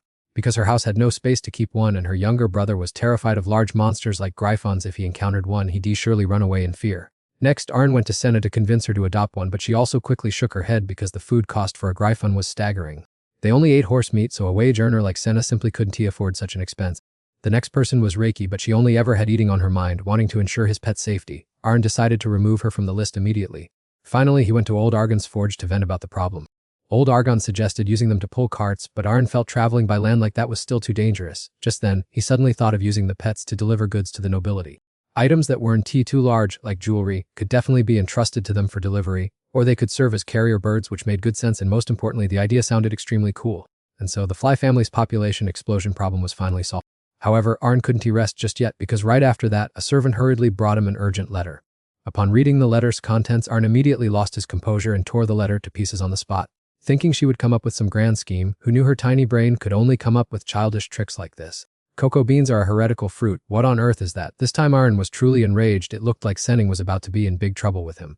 At the same time, the Holy Kingdom on Senning's side also began issuing a ban strictly prohibiting clergy and commoners from using cocoa beans, because they believed that cacao was a heathen fruit often used in evil rituals and not belonging to their faith. Anyone who dared to eat this fruit would be considered a heretic and would suffer the punishment of God. Not long after, Arendt's side received news that the Holy Kingdom of Sennin had officially issued a ban on the use of cacao and chocolate. Although he had known for a long time that they had an aversion to Onesia, Arendt still didn't expect them to escalate things to this extent just over a sweet item. Without needing to investigate too much, Arendt could guess that the one behind it was certainly the Geltel merchant group, and it was highly likely that woman had joined forces with the Holy Kingdom to orchestrate this dirty sabotage. After Li Chen heard this, he was extremely confused, not understanding why the Holy Kingdom would take the side of a merchant group. Arendt explained that perhaps the nobles in the Holy Kingdom already disliked them, so only a small benefit was enough to get them to act immediately. On the other hand, chocolate was currently only being sold within the Kingdom of Onesia, so this ban had not caused a direct impact yet, but the biggest issue was that the export route had been blocked. Since about half of the countries placed great trust in the Holy Kingdom, they would almost certainly reluctantly take the other side's position. Even though Arendt had no plans to export chocolate at this moment, through this incident, he saw the Geltel woman as true colors. If she couldn't buy it, she would destroy it. Clearly, her intention was to force Arendt to cooperate if he wanted to take his products abroad, otherwise she would spread bad news to ruin his reputation. At this point, Li Chen suggested writing a response letter, but Arendt immediately refused because his side did not yet have strong enough evidence or reasons to reboot, and furthermore, the other side would certainly not admit to being wrong. However, the Geltel merchant group would never know that Arendt had been silently waiting for the moment they revealed their weaknesses like this. The reason he had been patient for so long was because he didn't want to hurt innocent people, but now that they had taken the initiative to do such an outrageous thing, Arn was even more eager to prepare to crush them. To be more precise, his goal was to acquire the entire Geltel merchant group. Why cooperate with them when he could just take it all directly? It turned out that from the very beginning, this young man had been secretly preparing a plan. When the Geltel woman proposed cooperation, Arn had even laid out every step to lure her into his trap. In another development, the high-ranking priest of the Holy Kingdom was extremely smug for easily leading the devout believers. In his eyes, they were nothing more than a pack of fools who believed everything he said without question. Just then, the priest unexpectedly encountered Saintess Nilvina, who was also on her way to attend the ceremony. After the previous king passed away, a prophecy about the next successor should have appeared, but the goddess had not given any guidance whatsoever. Therefore, Saintess Nilvina was currently managing the entire kingdom from politics to diplomacy. On the surface, the old priest still showed respect, but in his heart, he held the saintess in extreme contempt. Prophecy this, prophecy that. He believed that even if she did receive a prophecy, she would never speak of it. Since she easily held all power in her hands without much effort after the king's death, that was the reason he had chosen to follow her anyway. Furthermore, the current saintess' power far exceeded that of all the previous saintesses. At the same time, she was also the only person in the kingdom capable of turning ordinary water into holy water, which could suppress all types of mana in this world. Therefore, he felt that silently following along was better than a foolish confrontation. In any case, he had no interest in ruling the kingdom. As long as he could maintain his current position and make a lot of money, that was more than enough. The old priest thought the conversation had ended. But the saintess unexpectedly asked about the cacao fruit that he had just badmouthed in his sermon today. I heard that this is the ingredient for a very popular snack in Anestia, and yet now you are making everyone think that Anestia is a land of heresy. Isn't the matter of heresy already quite a headache? So, where did you get that information from? I wasn't asking about that. My point is, how did you come across this information? Hearing that, the old priest began to feel a bit guilty, but on the outside he tried to remain calm and gave a roundabout explanation to hide the truth. Seeing that, the saintess did not continue to press further, but immediately after leaving, she instantly asked the maid beside her about the old priest's recent movements and learned that not long ago he had met with people from the Geltel merchant group. Clearly, from the very beginning, she had not believed the priest's fabricated stories at all. And upon learning he dared to secretly do something foolish behind her back, the saintess immediately became furious. I already warned you not to cause trouble with Anestia at this time, didn't I? Or do you want to start a war with them? Daring to act on your own with matters you cannot handle. What a fool, after all. How much did you benefit from this? Perhaps sensing the saintess' burning anger, the maid suggested dealing with the old priest immediately. However, she felt it was unnecessary as everything had just begun and there had been no response from the other side yet. Instead of sending the deceitful old priest to meet the afterlife, the saintess decided to give the maid another task: clarify everything quickly to avoid involving the Holy Kingdom in trouble. Meanwhile, Aaron and his teammates disguised themselves as highway robbers and lay in ambush by the road. This time, Li Chen was also with him. Even though the uncle was over 30 years old, he never expected that one day he would have to dress up as a robber to supervise his troublemaking nephew. The target this time was the Geltel Trading Company's convoy. Although he did not know what the investigation would yield, Aaron was certain they were smuggling, and he only intended to collect some evidence. Afterwards, Arn turned to tell everyone to prepare solid alibis, even planning to find a real gang of robbers to frame. Li Chen was speechless after hearing this, especially since his sister, who was Aaron's mother, always said her son was well behaved at home. Before long, they spotted the Geltel Trading Company's convoy preparing to pass along the road. Arn immediately signaled for everyone to begin the operation. The Geltel Trading Company tried to fight back when the robbers attacked, but the power disparity was too great to be effective, especially against the elite mercenaries from Sinna village. They stood no chance and were quickly captured. Witnessing this scene, even Arn had to question reality as the people from Senna village looked even more professional than actual robbers. Afterwards, he quickly moved to inspect the cargo carts, which at first glance only appeared to be carrying fruits and fur. But after observing more closely, Arn immediately noticed something suspicious and asked Senna to break open the bottom of the carts. True to his prediction, the Geltel Trading Company was indeed smuggling secret goods, but Arn did not expect them to be transporting salt along with various prohibited items like hallucinogenic drugs, which would carry severe penalties if discovered. This meant that Arn had officially obtained a fatal weakness of the Geltel Trading Company. However, he did not rush to report this, wanting to think everything through carefully first. Because Aaron understood that there would certainly be many lords involved in this matter, and if he were lucky, he could even take the opportunity to purge the parasites within the kingdom of Wanesia. In the end, Aaron decided to keep the secret for the time being, continuing to collect more evidence in silence before moving to capture everyone. He was also determined to let that Geltel woman know the consequences of provoking him. At a branch of the Geltel Trading Company, the manager was checking the ledger. He discovered many irregularities in the transaction volume and immediately reported them to Senan. Specifically, rival trading companies were constantly buying only the items they needed, even paying higher prices to outbid them. This situation had occurred at many different branches. For now, it had not caused major damage, but if it continued, business operations would surely be disrupted. Without much thought, Senan guessed that the person behind it was Aaron, as it was clear he was silently counterattacking her trading company. Erin's willingness to suffer losses to do this made Senin highly suspicious, wondering how powerful her trading company had become to make him use such drastic measures, or perhaps Erin had truly decided to go all the way against her. The branch manager, sensing the situation was dire, suggested that Senin find a way to make Arn stop, but that was easier said than done. She knew clearly that the third prince of Wanesha was a genius. There was no way he would not realize that this action could be criticized for unfair business practices, so when Aaron did this, he must have had sufficient justification in hand. At this moment, Senin seemed to suddenly recall something and asked the manager about the carts that had been robbed not long ago. Initially, he thought it was just a normal theft, but when connecting everything with the current situation, he guessed there was a high possibility that Aaron was behind it. Furthermore, Aaron had not yet sent any formal complaints regarding the cacao incident, so he felt this could be a warning of retaliation. Finally, Senin could no longer sit still and decided to meet Aaron in person to talk directly. Of course, meeting a figure who was currently stirring up trouble and shaking the world like Aaron was by no means an easy task. After arriving at the Fahilia mansion, Senin had to wait for 2 full hours before she could see Aaron, who walked toward her leisurely as if nothing had happened. Furthermore, he intentionally asked directly about the true purpose that had brought her all this way. Seeing that, Senin gnashed her teeth in anger, not wanting to beat around the bush anymore, so she went straight to the point. I think your highness already knows the reason I am here. That's right, but I didn't think you would show up here. I thought you had packed your bags and left this kingdom long ago. Indeed, when facing a stubborn opponent like Aaron, even an old fox in the business world like Senin couldn't he easily gain the upper hand. Left with no choice, Senin had to lower her voice and admit that giving up her business was like taking her life, while also wanting to know why Aaron was so determined to target the Geltel merchant group. Aaron maintained a calm expression. Instead of answering directly to satisfy her, he intentionally avoided the main point and claimed it was just a minor action, not revenge at all.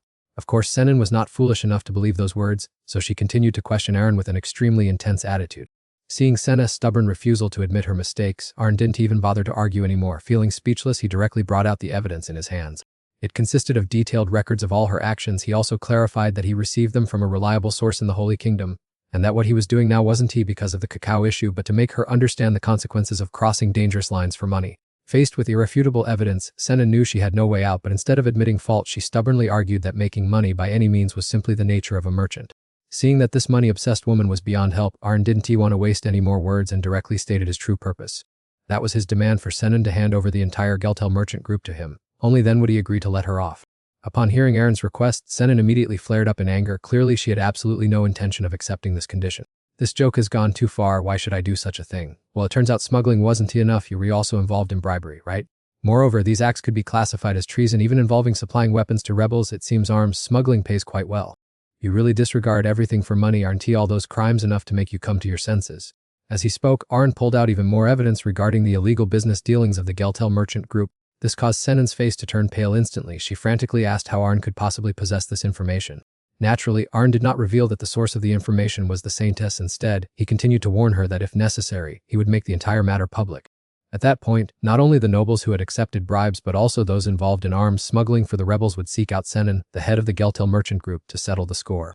Upon hearing this, Senin completely lost her composure. She immediately relented, begging Aaron and promising to step forward to resolve the misunderstanding with the Holy Kingdom. But that matter no longer concerned Aaron, so he didn't care. The internal affairs of the Holy Kingdom are theirs to solve. You don't need to worry about that.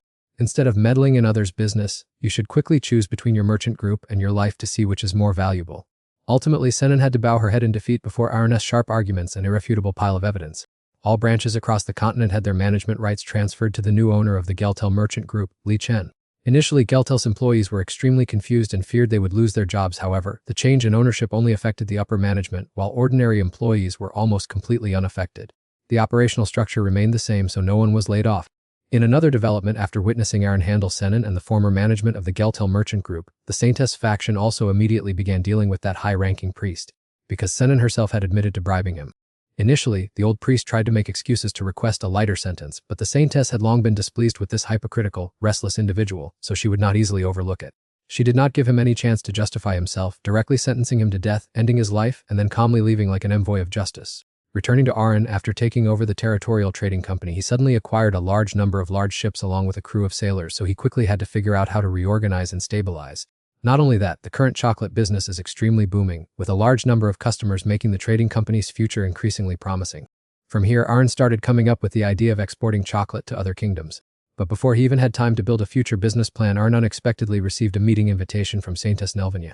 In fact, prior to that, the two sides had exchanged letters back and forth like a secret cooperation in order to share information that both needed. As a result, Aaron got the territorial trading company, and she also successfully eliminated the overbearing priest of the Holy Kingdom. Since both had achieved their goals, Arn thought this connection would end, but who would have thought that today he would have the opportunity to meet the Saintess in person? Because the two already knew each other beforehand, he beat around the bush and directly asked the reason for her coming here. But when he heard the Saintess say that she only came to resolve a misunderstanding, Aaron could not help but be surprised, because aside from the matter of the priest accepting bribes from Senin, it seemed there was nothing left for the two to talk about. Seeing that Arn still maintained an unfriendly attitude, she had no choice but to honestly explain that it was all a plot by that priest, and that she had no intention of harming him or the kingdom of Anestia, while presenting evidence to prove her words. However, when Arn suggested cooperating with the Holy Kingdom in producing artificial holy water and expanding trade, the Saintess immediately refused. Even though outwardly she always emphasized that the two sides were definitely not enemies. It is precisely these contradictory actions that make Arn extremely puzzled. It seemed she did not want to start a war, nor did she want to build a close, long-term relationship. After a moment of thought, he boldly asked the Saintess whether this matter was related to the other races. However, she immediately affirmed that was not the obstacle to trade. Hearing this answer, Arn became even more bewildered, completely failing to understand what she was plotting. But before he could ask further, the Saintess said goodbye and quickly disappeared, leaving young Arn standing there so dazed that he almost fell backward. A moment later, Arn calmed down and noticed something unusual. When leaving, the Saintess did not leave any magical traces or mana, so he guessed her method of teleportation was different from magical devices, or it could be a special ability. Furthermore, before leaving, the Saintess also reminded him that the two would meet again, making Arn always feel a bit uneasy. Even though she said she did not want to wage war, there is a high possibility that the fragile relationship between the two sides will only last for a certain period of time. Anyway, he still hopes she will make the right choice, avoiding touching him and the kingdom of Anestia in the future. In another place, Micah, a member of the 16th Night Squad belonging to the kingdom of Anestia, was extremely distressed and regretful over her thoughtless decision. It turned out that not long before, she had been invited to work by the second princess, Kana. Having heard many praises about the second princess, Micah, a knave novice with no worldly experience, happily accepted the invitation and immediately left her hometown to join Kana's night squad. As excited and thrilled as she was when leaving, she is now just as miserable and desperate, with low pay and a suffocating amount of work. On top of that, she had to work under an irresponsible captain like Kana, who always needed someone to remind her before she would finally get down to work. However, instead of being angry or dissatisfied, Micah was even more worried about Kana's mental state, because a few days ago the second princess had challenged the master swordsman Menel Grand and suffered a defeat. Although on the surface Kana still smiled and chatted happily as usual, Micah always had a feeling that the second princess had suffered a considerable mental shock after that match, and even seemed somewhat obsessed with victory. The reason Micah thought so was because of Kana's promise to His Majesty when establishing the Night Squad. Her current title is only temporary, and she will only be officially recognized when she meets the conditions, so to become a true knight, Kana must constantly strive to prove her ability, and one of the fastest ways to be recognized is to defeat another master of swordsmanship. Yet, not long after establishing her female night squad, she was defeated once again by an extremely formidable master swordsman. Even though she was just a slave who had sold herself to the royal family, Micah could not help but feel anxious when she thought about the generous treatment she had received during her time working here. For if Kana continued to fail repeatedly like this, it would not be long before the Order of Female Knights was disbanded and she would lose her job as well. After thinking it over carefully, Micah decided she had to do something to help Kana while also saving her own livelihood. Immediately, Micah made her way to the Fahilia territory to seek Arn's help, recounting Kana's entire situation to him. Actually, it had been a long time since the two siblings had last been in contact, so Arn had previously thought Kana was doing quite well. Little did he know that her well actually meant she was on the verge of total collapse. Not only that, but he was also extremely surprised to learn his father had imposed such harsh conditions on Kana, because he usually cherished his sister like a treasure and could not even bear to scold her, let alone let her suffer. Micah was now almost completely desperate, knowing only to run to Arn for advice to help Kana. If things continued as they were, it would be difficult for the princess to manage everything, and she herself was exhausted from too much overtime, so she could only rely on His Highness now. Because Your Highness not only guided the princess but also once provided theories on martial arts and swordsmanship, with such high-level expertise, you can surely give me some useful advice. Despite Micah's pitiful and persistent pleading, Arn still adamantly refused to offer any opinion on the matter. For he understood his sister's personality very well. If Kana truly wanted advice, she would have taken the initiative to ask a long time ago. But since there had been no word until now, it proved that she wanted to handle things herself and did not want him to intervene. Upon hearing this, Micah looked dazed as if all her strength had been drained. Just as she was about to give up and return, Aaron unexpectedly changed his mind. Although he respected his sister's choice, he certainly would not just stand by forever. Instead of speaking directly to Kana, Aaron decided to write a letter containing his advice and gave it to Micah to take back. At the same time, he reminded Micah to let Kana decide for herself whether to open the letter, as he had placed a spell on it. If anyone other than Kana opened it, the letter would immediately burn to ashes. Finally, Micah happily accepted Aaron's letter and quickly returned to the Order of Female Knights. At the same time, Kana was not resting at all. She was making use of every single minute to practice with the desire to improve her swordsmanship. Despite training desperately to the point of exhaustion, she still felt that she was lacking a great deal. especially whenever she recalled her previous battle with Master Mental Grand, who had easily neutralized all her attacks with just a thin sword. Kana could not even manage to scratch him in the slightest. At that moment, instead of looking for openings in her opponent's swordsmanship, Kana realized she was merely trying to use brute force to charge forward pointlessly. Even though they were of the same rank, his superior combat experience left Kana completely unable to do anything. Even more bitter was the fact that Mental Grand only needed a single move to defeat her. While Kana was reminiscing about that battle, Micah unexpectedly brought a letter and said it was the advice Arn had sent. However, Kana knew full well that Arn would never send such a thing out of the blue, so she immediately guessed that her subordinate had run to her brother to tattle and then returned pretending as if nothing had happened. And just as Arn had predicted, Kana indeed did not open the letter. For she understood that if she only aimed for Mental Grand's recognition, it would be no different from setting a limit for herself. What she truly wanted was not a title, but to break all her own limits and not be bound by any pattern. Micah was filled with admiration upon hearing these words, surprised that her captain could speak with such strength. Therefore, Kana decided to decline her brother's advice and continue training on her own to become stronger without relying on anyone. After a while, she sought out Mental Grand to challenge him once again. Unlike the previous time, she had prepared extensively, dedicating countless hours and effort just to defeat him and surpass her own limits. As soon as the match began, before her opponent could react, Kana immediately lunged forward as fast as lightning, taking the initiative to launch the first attack. At the same time, she also used a method to close the distance, effectively shortening the reach of the swords, which took Mental completely by surprise. But in the blink of an eye, he reacted in time and dodged her attack by a hair's breadth, as if he had seen through all her previous movements. Not only that, Mental immediately launched a continuous counterattack, step by step eroding Kana's stamina. Over time, Kana gradually fell into a state of exhaustion and was forced into a disadvantageous position due to her lack of combat experience. However, just when Mental thought victory was within his grasp, Kana suddenly rushed forward with all her might, delivering a headbutt that left him dazed. This sight terrified everyone, especially Meika, out of her wits, truly not knowing whether to call this a fight or a reckless stunt. Moreover, taking advantage of Mental being dazed by the headbutt, Kana immediately brought her sword to his neck, seizing a surprising victory. Perhaps this was the first time a veteran swordsmanship master like Mental had been defeated by such a bizarre method, but he was not saddened by the defeat. On the contrary, he found it extremely interesting. Just like that, Kana was finally recognized by the swordsmanship master as a true knight, fulfilling what she had always desired. Afterwards, Kana returned to the mansion to rest, but when Meika congratulated her on today's victory, she still felt somewhat unsatisfied in her heart, as if Mental had intentionally gone easy on her during the match. At this moment, Kana suddenly remembered the letter Aaron had sent and turned to ask Meika what was written inside. But contrary to both of their expectations, the thing inside was just a blank piece of paper, and even the self-destruct magic Aaron had mentioned did not appear. Although she still had some doubts, Kana found it inconvenient to question her younger brother again, so she let the matter pass for the time being. At the same time, Master Mental immediately took to bed after taking a concussion-inducing blow from Kana. Taking advantage of this opportunity, Aaron came to visit him in person and expressed his gratitude for today's battle. It turned out that earlier Aaron and his father had asked Mental to instruct Kana, helping her understand what real combat was like. It can be said that this entire plan was meant to pave the way for Kana, because without the recognition of someone like swordsmanship Master Mental Grand, her qualification as a knight would be doubted. Furthermore, right now they still had to deal with petty people who meticulously scrutinized every little thing to find ways to bring Kana down.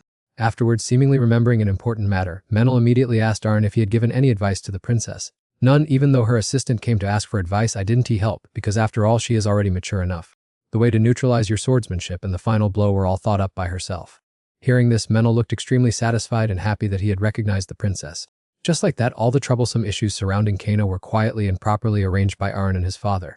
However, before leaving, Arn mentioned an important task that had to be done soon, making Mental inevitably worried when thinking about the future of the kingdom. Afterwards, Arn did not return to Fahilia but headed straight to the royal palace to discuss matters with his father and older brother. The main point was that they needed to prepare for war as soon as possible, even though the issue with the three-nation alliance had been temporarily resolved. But Arn felt that there were still many hidden dangers within the empire, and this time's affair might even be much more complex than before, so they needed to take the initiative and strike first. Upon hearing his younger brother propose this, Gio was extremely startled and immediately asked what on earth he was planning. Arn maintained his calm demeanor and patiently explained to his older brother, "You probably know that the losses in the previous war were because we let the enemy strike first, and the reason I made this proposal is because I have noticed signs that a war might erupt. No, more accurately, war will definitely happen, and furthermore, this is my conclusion after a series of thorough investigations. I am not saying we are absolute justice, but no matter what, we still have to destroy the enemy and protect ourselves. What I want to emphasize is that we need to prepare all plans to reduce war losses to the absolute minimum, and we cannot repeat the mistakes of the past." He would also craft the weapons himself and prepare everything necessary. That was simply what he meant. Hearing these words, both his father and Jill fell silent in thought, as if the two of them were reconsidering Aaron's proposal. Quite a while later, his father finally broke the silence, turning to ask Jill how he intended to handle this matter, since in the future, he would be the one leading Amnesia. However, Contrary to the king's expectations, Jill could not immediately make a definitive decision and instead asked for more time to think before quickly leaving. In the end, only the Emperor Father Sun Du and Aaron were left to continue discussions, and judging by the situation, it seemed the two of them still had a lot to talk about. To be honest, Aaron did not want to resort to such extreme measures, but when looking back at the losses from the last war, he could no longer stand by and watch. Afterward, his father asked more about the preparations, including the girl Aaron had previously asked to handle certain tasks. Only after hearing his son vouch for her abilities did he feel temporarily at ease. At this point, Aaron turned the question back around, asking what option he would choose if he were in his shoes. Without having to think for long, his father immediately chose the option of proactively launching a war. Perhaps having anticipated this answer, Aaron was not too surprised. Shortly after, Jill also returned and made his decision they would begin preparing for war. However, he wanted to launch an attack only after discovering anyone with hostile intentions within the territory of the Kingdom of Anestia. Naturally, this decision was completely reasonable, so neither his father nor Aaron had any objections. But the conversation between the three of them was not over yet, because right afterward his father continued to ask Aaron who on earth had made him so vigilant. Knowing he could not hide it from this shrewd old man, Aaron had no choice but to share his true suspicion with the two of them. The force capable of becoming their future enemy was none other than the Holy Empire. He even believed that within the next 5 years they were likely to invade Anestia. Based on investigations following the Holy Maiden's visit, the probability of a conflict between the two sides was extremely high. Although he still did not understand why she could not live in peace if she did not do anything outrageous, he would not make the first move, of course. He was not foolish enough to sit back and wait for the other party to act first. Furthermore, Aaron had never been the kind-hearted type to let others bully him, nor was he afraid of any faction. His old slogan remained unchanged: touch me and we fight. Even if the opponent was the Triple Alliance or the noble Holy Empire, as long as they touched Anestia, they shouldn't blame him for beating them up. At the same time, in the Holy Empire of Jonian, the Holy Maiden Ulvina was also racking her brain over future plans. Because not long before, she had warned everyone to be extremely careful and under no circumstances provoke the Kingdom of Anestia at the present time. Although their missionary plan had been secretly prepared for a very long time, based on what she had observed, now was not the right time to launch a war. Elsewhere, Princess Pina of the Dreamy Empire finally arrived at the Fahilia territory under a confinement order. More specifically, the person directly in charge of her confinement now was none other than the third Prince Aaron. In the currently hostile country, there were only 3 royal members left running the empire: the reigning monarch, the eldest princess, and the little princess. Following the defeat in the war of invasion against Anestia, the prince had immediately inherited the throne and become emperor. As for the little princess, she was only 9 years old, so the one forced to become a hostage under the guise of studying abroad to strengthen relations could only be the eldest princess, Pina. After welcoming Pina at the city gate, Aaron invited her into the reception room for tea. During the conversation, Pina tried her best to maintain a friendly appearance, speaking politely like a model aristocrat. But unfortunately, Aaron had long seen through her true face and secrets, and directly exposed her. "Come on, princess, drop those meaningless polite pleasantries. You haven't forgotten what you did to me last time, have you? Or do you need me to make a huge sign that says princess is a spirit master and hang it right at the city gate so you'll remember?" At first, Pina intended to feign ignorance, but she had severely underestimated the thick-skinned nature of the young man Aaron. Having no other choice, Pina had to compromise, but before getting down to business, she wanted all the servants to leave to ensure the conversation was kept strictly confidential. Seeing this, Aaron explained that the room had been equipped with protective magic, and furthermore, the servants here were absolutely loyal and would never reveal what they heard, so she did not need to worry. After hearing Aaron's assurance, Pina breathed a sigh of relief, then slowly summoned her pet Sala while proudly showing off her training results to him. "I've been practicing hard every day, so now it doesn't run around wildly anymore. Truly a proud achievement." "But what exactly was the matter with the letter you sent me to convey the words of that salamander?"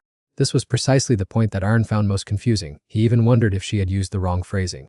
However, Pina immediately confirmed that what he read was completely accurate and then began to recount the whole situation in detail. It turned out that at some point she had gained the ability to hear the voices of spirits more accurately, to feel the sounds echoing in her mind rather than hearing them with her ears. Normally, people can easily summon spirits, but communicating with them is extremely difficult. Even a summoner with incredibly high affinity and charm isn't guaranteed a response. Even a powerhouse like Aaron found it difficult, yet an amateur summoner like Pina succeeded. Afterward, Pina continued detailing the conversation with the salamander. Initially, when that voice suddenly rang in her head, she truly did know how to handle it. But then Sala unexpectedly said that he was a trustworthy person. As soon as she heard this, Aaron felt quite surprised because spirits usually care very little about humans, yet it had directly mentioned his name, proving that something strange was definitely going on. Furthermore, unlike humans, spirits do not judge by appearance but only look at the pure heart and the deepest nature of a person. In other words, this salamander had the ability to see through Aaron's true identity. Since Pina didn't know about that yet, she didn't think too much about why her pet was paying attention to Aaron. What she cared more about now was asking him to teach her more about elemental magic. Initially, Aaron intended to refuse, but after a round of tearful pleading, Pina finally managed to convince the young man. And so the princess of the Dreamy Empire and the prince of the Kingdom of Anestia began a strange journey together. Afterward, the relationship between the two quickly became close to the point that Aisha, Senna, and Riki gradually grew suspicious. Just seeing Aaron with Pina, these gossips would automatically conjure up a mountain of long-running romance scenarios in their heads. Seeing everyone misunderstand like that, Aaron was speechless. In reality, he only went with Pina because he was worried about that spirit. On the other hand, it was too convenient for him to explain their relationship, so he ignored the outside rumors to focus on teaching Pina elemental magic. After that, he led her to a private room and began teaching immediately. However, after looking through all the theory in the book, Aaron felt that this outdated pile of knowledge wasn't of much help, so he casually cast it aside. Instead, he decided to use his own method to explain it to Pina. To control a spirit, one first needs a contract, and only when conditions are met will the spirit manifest. Actually, contract is just a name for the relationship between the two parties with spirits. Sometimes just a nod is enough. The most important part is not the binding but the affinity. Do you understand?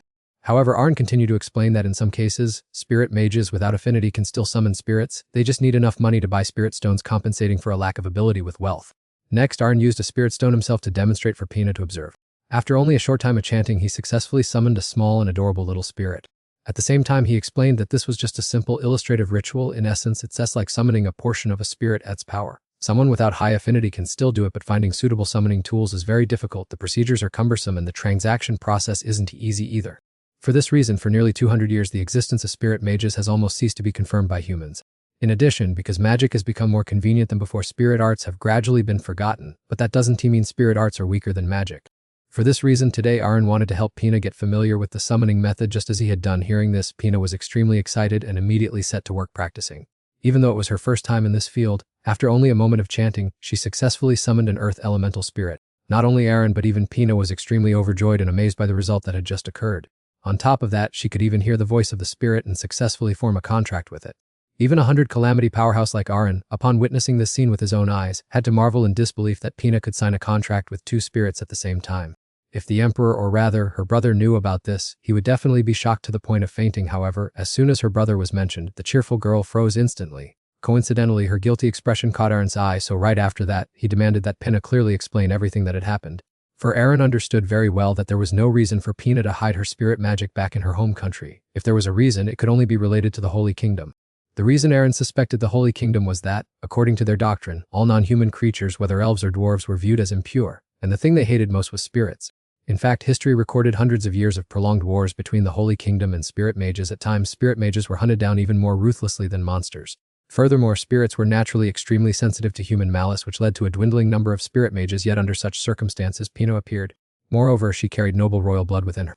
On the other hand, the Dream Empire had long been deeply influenced by the Holy Kingdom during the reign of the previous emperor, so Aaron guessed that Pina's presence here was very likely related to this matter as well. At this point, Pina could no longer keep hiding it and had to admit that all of Aaron's guesses were accurate. She further revealed that her brother and a few close confidants already knew about her ability. Furthermore, her reason for coming here was not simply to hide her spirit magic from the Holy Kingdom. Without waiting for Pina to finish speaking, Aaron quickly understood the issue and chimed in. The Dream Empire's goal in bringing Pina here was to create an excuse to denounce the Kingdom of Anestia to the Holy Kingdom. Initially, he had only considered this a possibility, but seeing Pina's guilty expression, Aaron was completely certain with no doubt remaining. After all, the Dream Empire had always harbored hostility toward Anestia. For Anestia had formerly been a territory under the control of the Dream Empire, until the first king emerged, won independence, and built the kingdom into what it is today. That was precisely why the Dream Empire had never accepted the existence of the kingdom ruled by Aaron. At this point, Aaron did not hesitate to expose the plot right in front of Pina. A princess of the Dream Empire, after studying abroad in Anestia, was affected by dark magic and learned spirit magic. You guys plan to use this reason to start a war. Done to you. Aaron guessed that Pina's brother must have had a formidable calculating mind to come up with such an insidious scheme. At this stage, any explanation was merely meaningless sophistry, so Pina could only remain silent, not daring to say anything more. Without stopping there, Aaron continued to ask Pina whether the Holy Kingdom already knew about this. However, the entire plan was arranged by her brother, so Pina herself did not clearly know the situation either. Realizing that Pina didn't seem to want this plan to happen at all, Aaron did not continue to press her further. But he still reminded her that even if everything went according to the Emperor's calculations, Pina herself might not be safe due to the Holy Kingdom's doctrine. Besides, Aaron felt very curious about why Pina had proactively asked him to teach her spirit magic. Could it be that she wanted to use it as evidence to convince them?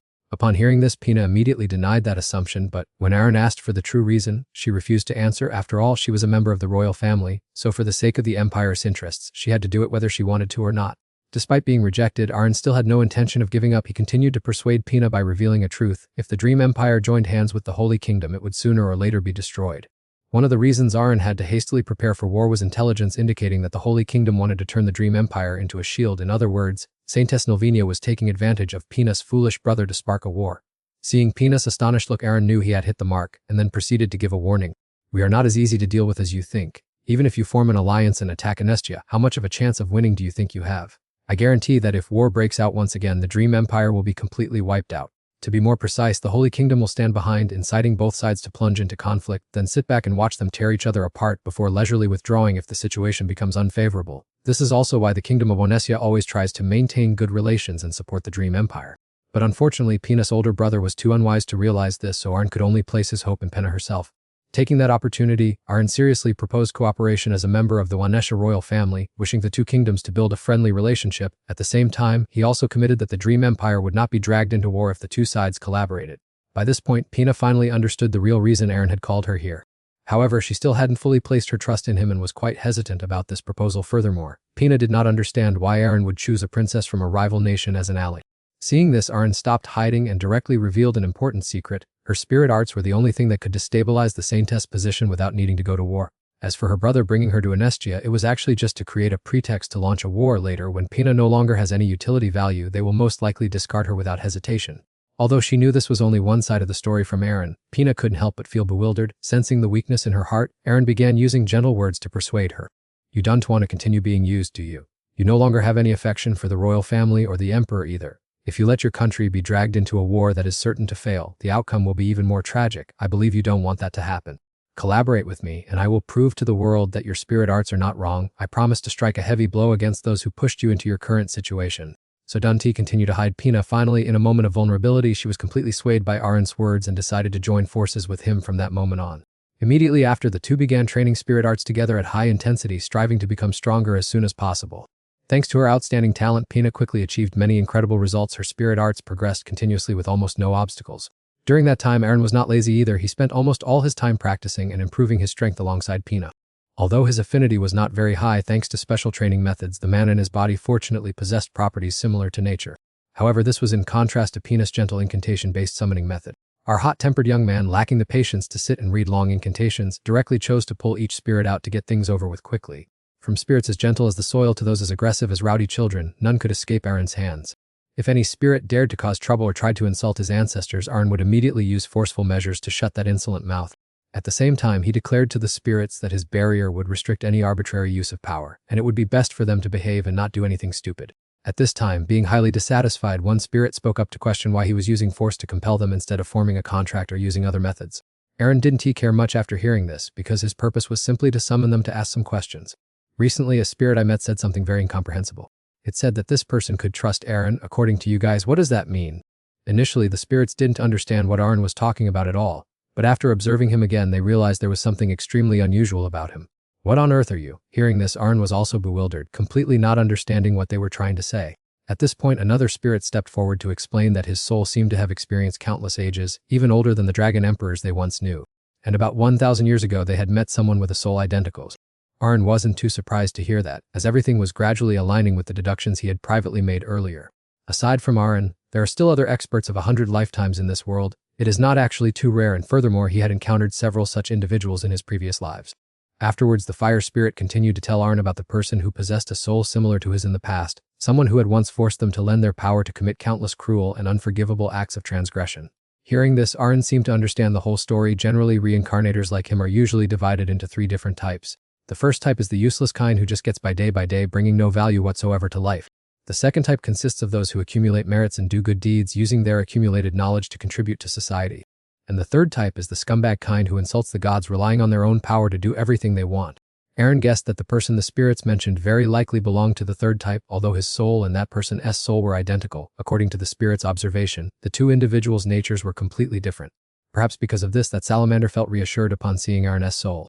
However, Aaron was still not truly satisfied with this explanation and continued to ask, is that really it? Are there no other specific reasons? So what should we do now? We have already answered your question. Do you want to form a pact with us? Form a pact, my foot. I already said, I don't need your power. In fact, right from the start, Aaron only summoned these spirits to clear up some doubts in his heart. Now that everything was clear, everyone should just go their separate ways.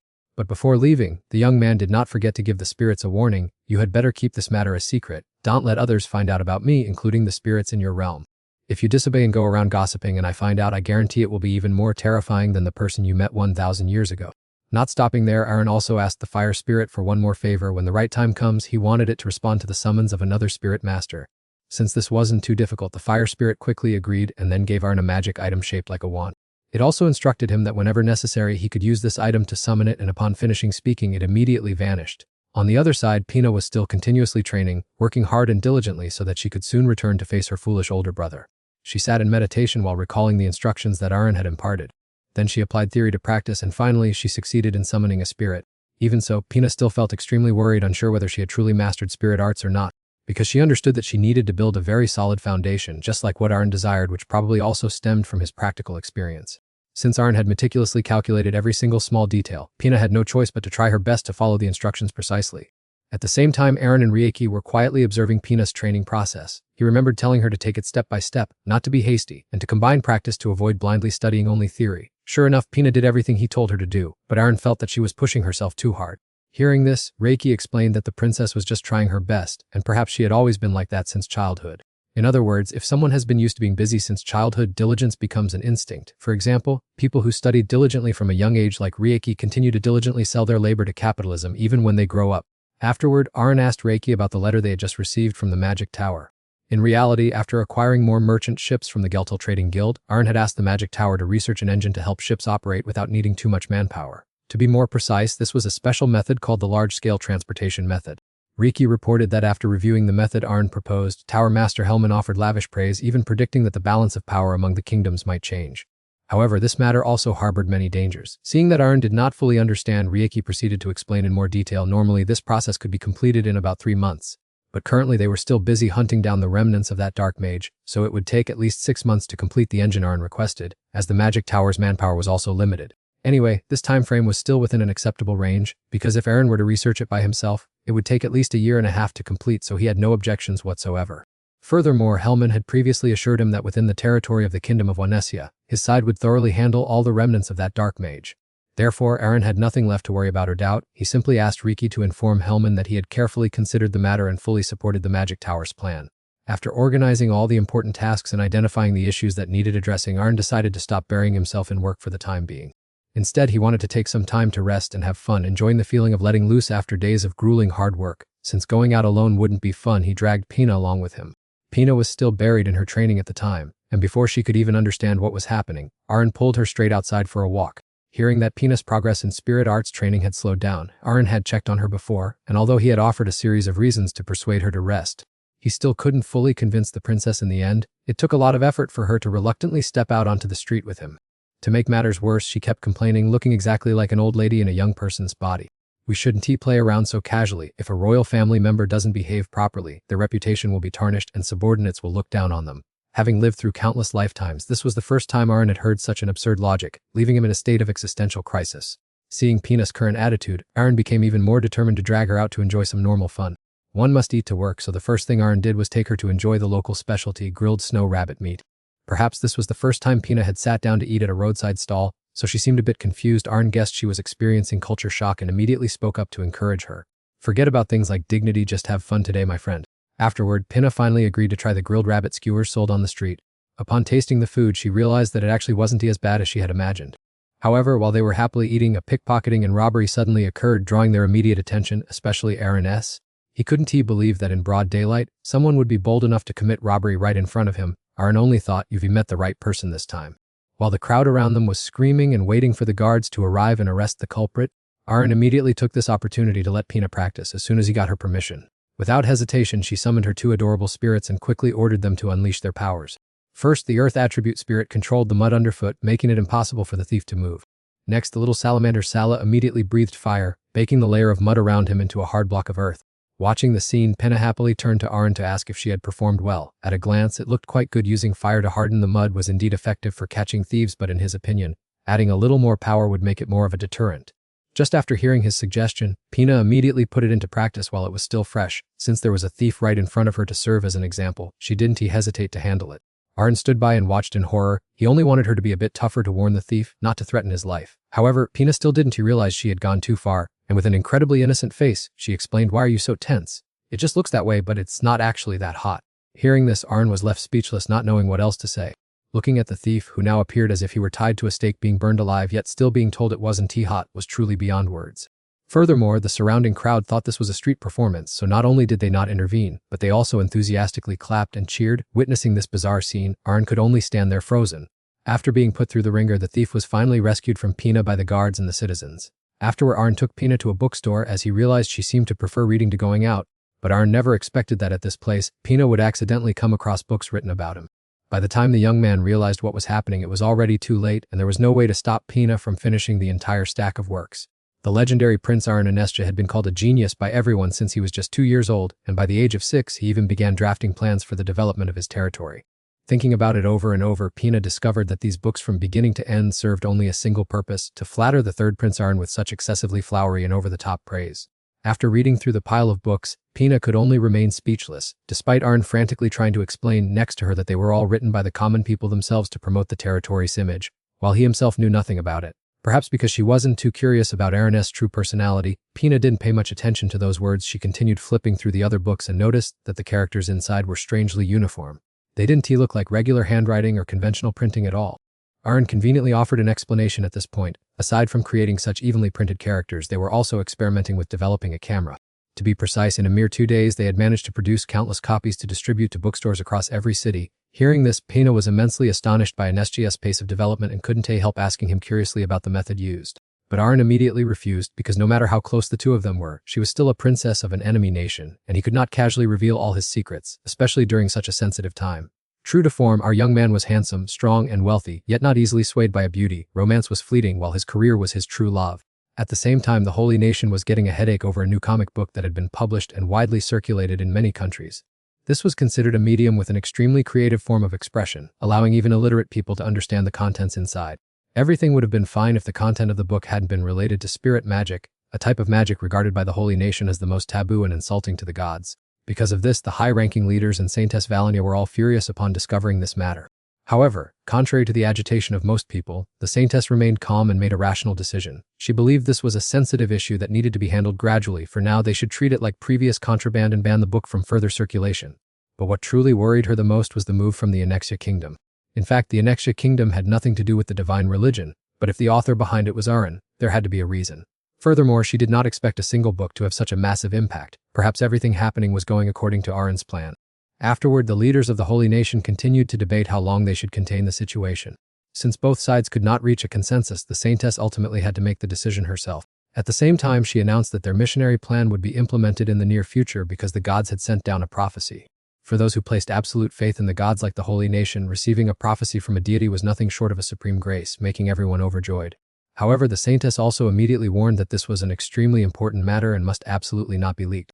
Therefore, she made everyone present take an oath to keep the secret. Only after confirming that everyone had completed their oaths did she begin using special terminology to convey the contents of the prophecy to everyone.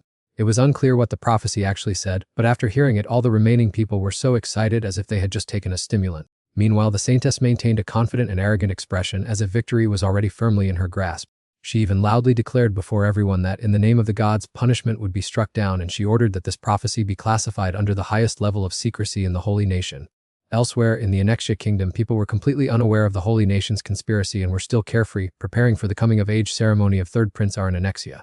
At the same time, they were also holding the Crown Prince succession ceremony for first Prince Geo Annexia, marking a vital turning point in the kingdom's history. Afterward, perhaps this was the most peaceful period for Annexia. Everything went so smoothly that Arn began to suspect the Holy Nation's next move.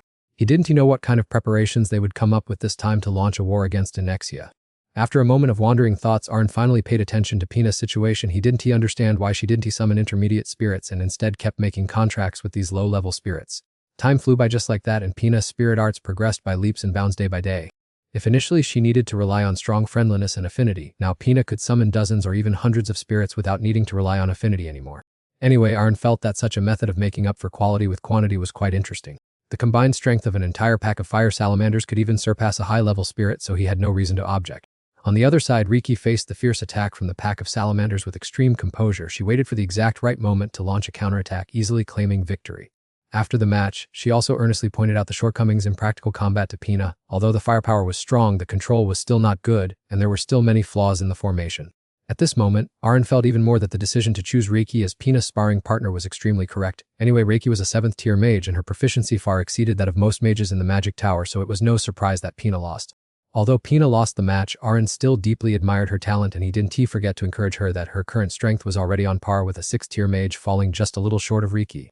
In Aaron's mind, Pina should focus on building a spirit army instead of just blindly increasing her personal strength. If she wanted, he would give her a few books on military strategy to study. After finishing their discussion, Reiki and Pina proceeded into another sparring match to train together. During the duel, Pina took the initiative to ask Reiki about some external matters in order to close the distance between them. But unfortunately for her, Reiki was not the type of person to open up easily.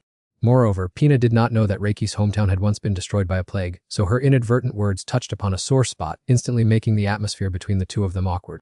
Actually, in Aaron's eyes, Pina was a very special girl. Royalty were usually arrogant and kept their distance, but she was always friendly and sociable with everyone. Therefore, seeing Pina flustered because she accidentally mentioned Reiki's lost hometown, he immediately spoke up to help bail her out. But just at that moment, Aaron seemed to have discovered something extremely important, so he hurriedly left the training ground, leaving Reiki and Pina still looking at each other in confusion. Immediately afterward, he used a teleportation formation at the fastest speed to return to the royal castle in Kindle, and as soon as he appeared, he headed straight for the royal library. On the way, Aaron repeatedly asked the person in charge whether all the materials from the founding period of the kingdom were still fully preserved here. Afterward, he requested that all documents related to the war between the Holy Land and the Kingdom of Anesia, along with battles with other kingdoms, be brought over immediately. Following that, Aaron buried himself in reading the pile of historical documents for many hours from when the sun was still blazing until the moonlight appeared, without taking a rest. Only when he found the information he needed did he temporarily stop his search. According to records in ancient documents, about 130 years ago a war broke out between the Holy Land and the Kingdom of Hesso, the cause originating from the Holy Land launching an invasion under the guise of a holy war. At that time, the Kingdom of Hesso possessed great strength, but an unexpected plague incident caused the solid defense line at the border to collapse rapidly. The documents recorded that the plague at that time was so severe that it not only caused war to break out but also threatened the survival of the entire kingdom. The invasion from the Holy Land and the outbreak of the plague seemed to coordinate too perfectly, just like us arranged in advance. Even more noteworthy, right as the plague broke out, the Holy Land immediately announced its desire to step in and help, which looked abnormal no matter how one viewed it. Even in the minutes of the Hesso Royal Court's meeting at that time, similar suspicions had been recorded. But ultimately, the Kingdom of Hesso was still destroyed and its entire territory was annexed into the MG Empire. After reading all these materials, Aaron truly could no longer take the people of the Holy Land lightly. He guessed that there was a high probability they would repeat their old tricks to deal with Anestia, so Aaron immediately returned to the Fahilia territory and set to work researching and making medicine. Upon learning that Aaron wanted to brew medicine, Reiki was so astonished she couldn't believe it, and she even had to ask him whether he was really serious about this. In truth, Aaron originally didn't want to get involved in the fields of medicine or pharmacology because investing in this area carries extremely high risks and directly involves human lives. However, after learning about the Holy Kingdom's conspiracy, Aaron understood that he couldn't continue to sit idly waiting for death, so he decided to embark on the path of medicine to protect himself and the Kingdom of Anestia. However, creating a new type of medicine on one's own is already an extremely difficult task for highly skilled professionals, let alone an amateur like Aaron. Even Reiki doubted his decision and couldn't help but voice her advice against it. It was then that Aaron revealed he had no intention of starting from scratch. He had thoroughly researched the necessary theories beforehand and prepared the basic ingredients for production. Moreover, he had no intention of marketing this medicine for profit, but rather to keep it in reserve for emergencies so the production quantity would be limited. In fact, Aaron had already considered the possibility of an epidemic breaking out in Fahilia after receiving the task of managing the place. He not only secretly prepared a secret workshop but also built a medicine research lab so he could develop and produce it whenever necessary. Based on his experiences from many previous lives, Aaron decided to choose antibiotics, a powerful type of medicine whose manufacturing process was not overly complicated. Soon after, Aaron completed the most difficult part, which was creating the drug embryo. He then handed over the minor steps in large-scale production to Reiki to oversee, which puzzled Reiki. She wondered why a mage like herself had to do work that traditionally belonged to the field of alchemists. However, after reading the document Aaron gave her, she finally understood why he had chosen her. Not only that, but the knowledge contained within this document was also immensely valuable. Because it could affect the survival of the entire kingdom, Aaron seriously reminded Reiki that she must absolutely not let anyone else see this magic, and every time it was used, it required his consent. It was at this moment that Reiki realized the gravity of the situation. What she held was actually a new type of magic, named Magic Nanoparticle Control Technique by Aaron, which had the potential to replace traditional pharmacology and was the final trump card he had prepared for the upcoming life or death battle. Precisely because she understood this importance, Reiki became even more determined to study and research, striving her utmost not to betray Aaron's trust. Not long after receiving the assignment, everyone immediately got to work. Reiki focused on researching the magic formula, while the team of alchemists was responsible for large-scale drug production. At the same time, Aaron received news from the shipyard that the engine was completed, meaning their ship had also been successfully renovated. Because the kingdom of Anesia is landlocked, surrounded mainly by mountains and ore mines, this was the first time Asha and Senna had seen the vast ocean with their own eyes. Currently, they were in the port city of the Fenjin Kingdom, a neighboring country to Anesia. This place had long been an important commercial port with countless ships from many nations passing through daily. To facilitate business, the merchant guild owned by Aaron had entered this place beforehand. Moreover, after taking over the Geotho trade group, he also owned large ships and a crew of sailors. In particular, the ship Aaron chose for this sea voyage was the Puzzle Skin, the largest and most modern vessel in this port city. This was the result of a collaboration between the Tower Master of the Magic Tower and the blacksmiths under Elder Agent. As soon as they saw the ship, everyone was astonished, couldn't help but be overwhelmed by its colossal appearance. But Senna at that moment worried that the group would have to row by hand because this colossal ship had no sails at all. Aaron, speechless after hearing her, had to explain that iron ships and sailboats operate differently, and she would find out for herself exactly how later. Just then, Hellman also teleported to meet Aaron and took the opportunity to inspect the ship one last time. In fact, he was the one who personally upgraded this entire mana engine system. Although the ship had been certified by the Magic Tower, Hellman still personally came to inspect it before departure, which made Aaron extremely pleased with the dedication of the Tower's side. Finally, when all preparations were complete, Aaron and everyone quickly boarded the ship and set sail, officially beginning their challenging sea journey. It can be said that the colossal iron ship Puzzle Skin was the first vessel of its enormous size to use a magic engine, capable of carrying up to 9,000 tons of cargo, completely different from ordinary ships. For many, stepping onto such a magnificent vessel was an incredibly fresh and exciting experience. But for some like Asha, being out at sea was nothing short of a nightmare due to terrible seasickness. Because he was too engrossed in admiring the sea view, it was a long time after boarding the ship that Aaron finally noticed Asha's unstable condition. According to Asha, her grandfather when he was young had a passion for becoming an adventurer. Because he dreamt of setting foot in strange lands and hunting for the Pirate King's treasure, he embarked on a journey across the great ocean himself. However, before he could even leave the harbor, he was blown away from the ground by a giant octopus spitting boiling hot tea dust. Ever since that incident, he has been haunted by trauma and no longer dares to think about heading out to the ocean to continue pursuing his long-held dream.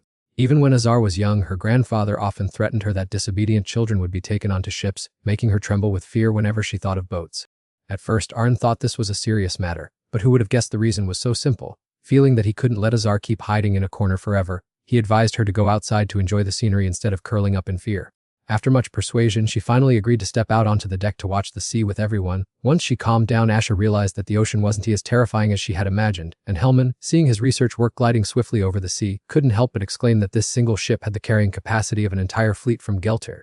Not only that, Aaron told Hellman that he planned to invest in building 3 more similar iron ships to serve future business operations. However, while the two were discussing their next collaboration plan, an unexpected incident suddenly occurred. Ahead of the ship's bow, a giant octopus suddenly appeared, its massive body preparing to ram directly into the ship. Immediately, the captain ran out to announce that everyone needed to change course quickly to avoid a collision. But at this moment, Aaron felt extremely skeptical about the safety and potential for survival of that plan. What if turning the ship too sharply caused it to capsize, or what if the octopus kept chasing them after they changed course? To Aaron, the plan proposed by the captain had too many risks, so he absolutely could not accept it. Instead, Aaron ordered the captain to accelerate to maximum speed and ram directly into the octopus. Everyone on board was stunned, unable to believe that this reckless young man dared to take such a big gamble, not only betting his own life but also dragging everyone else into danger. Ignoring everyone's objections and reluctance, Aaron remained determined to confront the octopus head-on, who told it to brazenly block his path and provoke him. Besides, Aaron had never been afraid of anyone, and this octopus was, at best, just raw material for sashimi. On the other hand, he also wanted to take this opportunity to test the ship's impact resistance, so he ordered the captain to push the engine to maximum power. With no other choice, the captain had to follow Aaron's orders, while Asha and Senna could only sit on the side, silently praying for their fate. Very quickly, the ship sped off at an incredible speed and crashed straight into the octopus, creating a massive tremor. The octopus could ultimately not withstand the terrifying collision and lay still on the spot. With the current strength of the ship, they probably wouldn't need to worry too much about sea monsters or reefs anymore, having satisfied his intent to experiment. Aaron had no more attachments, so he decided to return to the port slowly with everyone, and just like that, the test voyage of the Satbazer skin ship concluded with success beyond expectations. Not stopping there, Aaron also seized this opportunity to establish a transcontinental expedition team aiming to search for new lands and precious resources. If everything goes smoothly, the day he gets to enjoy Coca-Cola is likely not far off. Furthermore, the reason he announced to everyone was that he wanted to build equal, friendly relations with new lands after opening routes and discovering more continents. But the truth behind it was much simpler. It was all meant to serve Aaron's small ambition to drink a Coke. In another development, in a remote suburb of the Eurasia Kingdom, a terrifying epidemic began to quietly emerge and spread within the community. Not long after, Aaron received news that the number of people in the kingdom suffering from high fever was increasing rapidly, and the royal palace also issued an official confirmation that Eurasia was facing an epidemic. According to Aaron's private investigation, the epidemic had actually shown signs of appearing 3 days ago, but reports had now arrived from the west, the east, and part of the southern region. Clearly, the spread of the epidemic is far exceeding Aaron's initial projections. Fortunately, Asha's hometown and Sinus village remained completely safe without encountering any problems.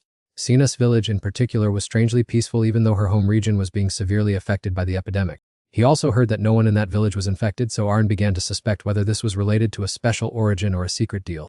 Given the seriously spreading epidemic, Arn had no choice but to order the temporary closure of all city gates, restricting all entry and exit. Because of a single disease, all transportation and activities within the kingdom were halted, and even the Fahilia region was no exception. After careful consideration, Arn decided to implement emergency measures, first carrying out a pre-prepared plan as reports indicated the mass-produced medicine was capable of helping them fight the epidemic. Therefore, he requested a complete pause of economic activities to focus all resources on handling the epidemic. Although relying solely on antibiotics would be difficult to resolve it completely, luckily healing magic provided significant support here. Following that, Arn immediately mobilized healing mages to quickly control the epidemic situation. If necessary, he would ask Helman to dispatch more mages from the tower for support. A few weeks later, Arn continuously received reports showing that the spread of the epidemic was becoming increasingly complex. Although the Saintess side had not yet made any official statement, Arn was certain she held the key to controlling this epidemic. Just then, Riki came to see Arn to clarify some important issues. She did not beat around the bush and directly asked if this epidemic was man-made, because while using healing magic on patients, she realized this disease was not unfamiliar. On the contrary, it was identical to the one that appeared where she lived as a child.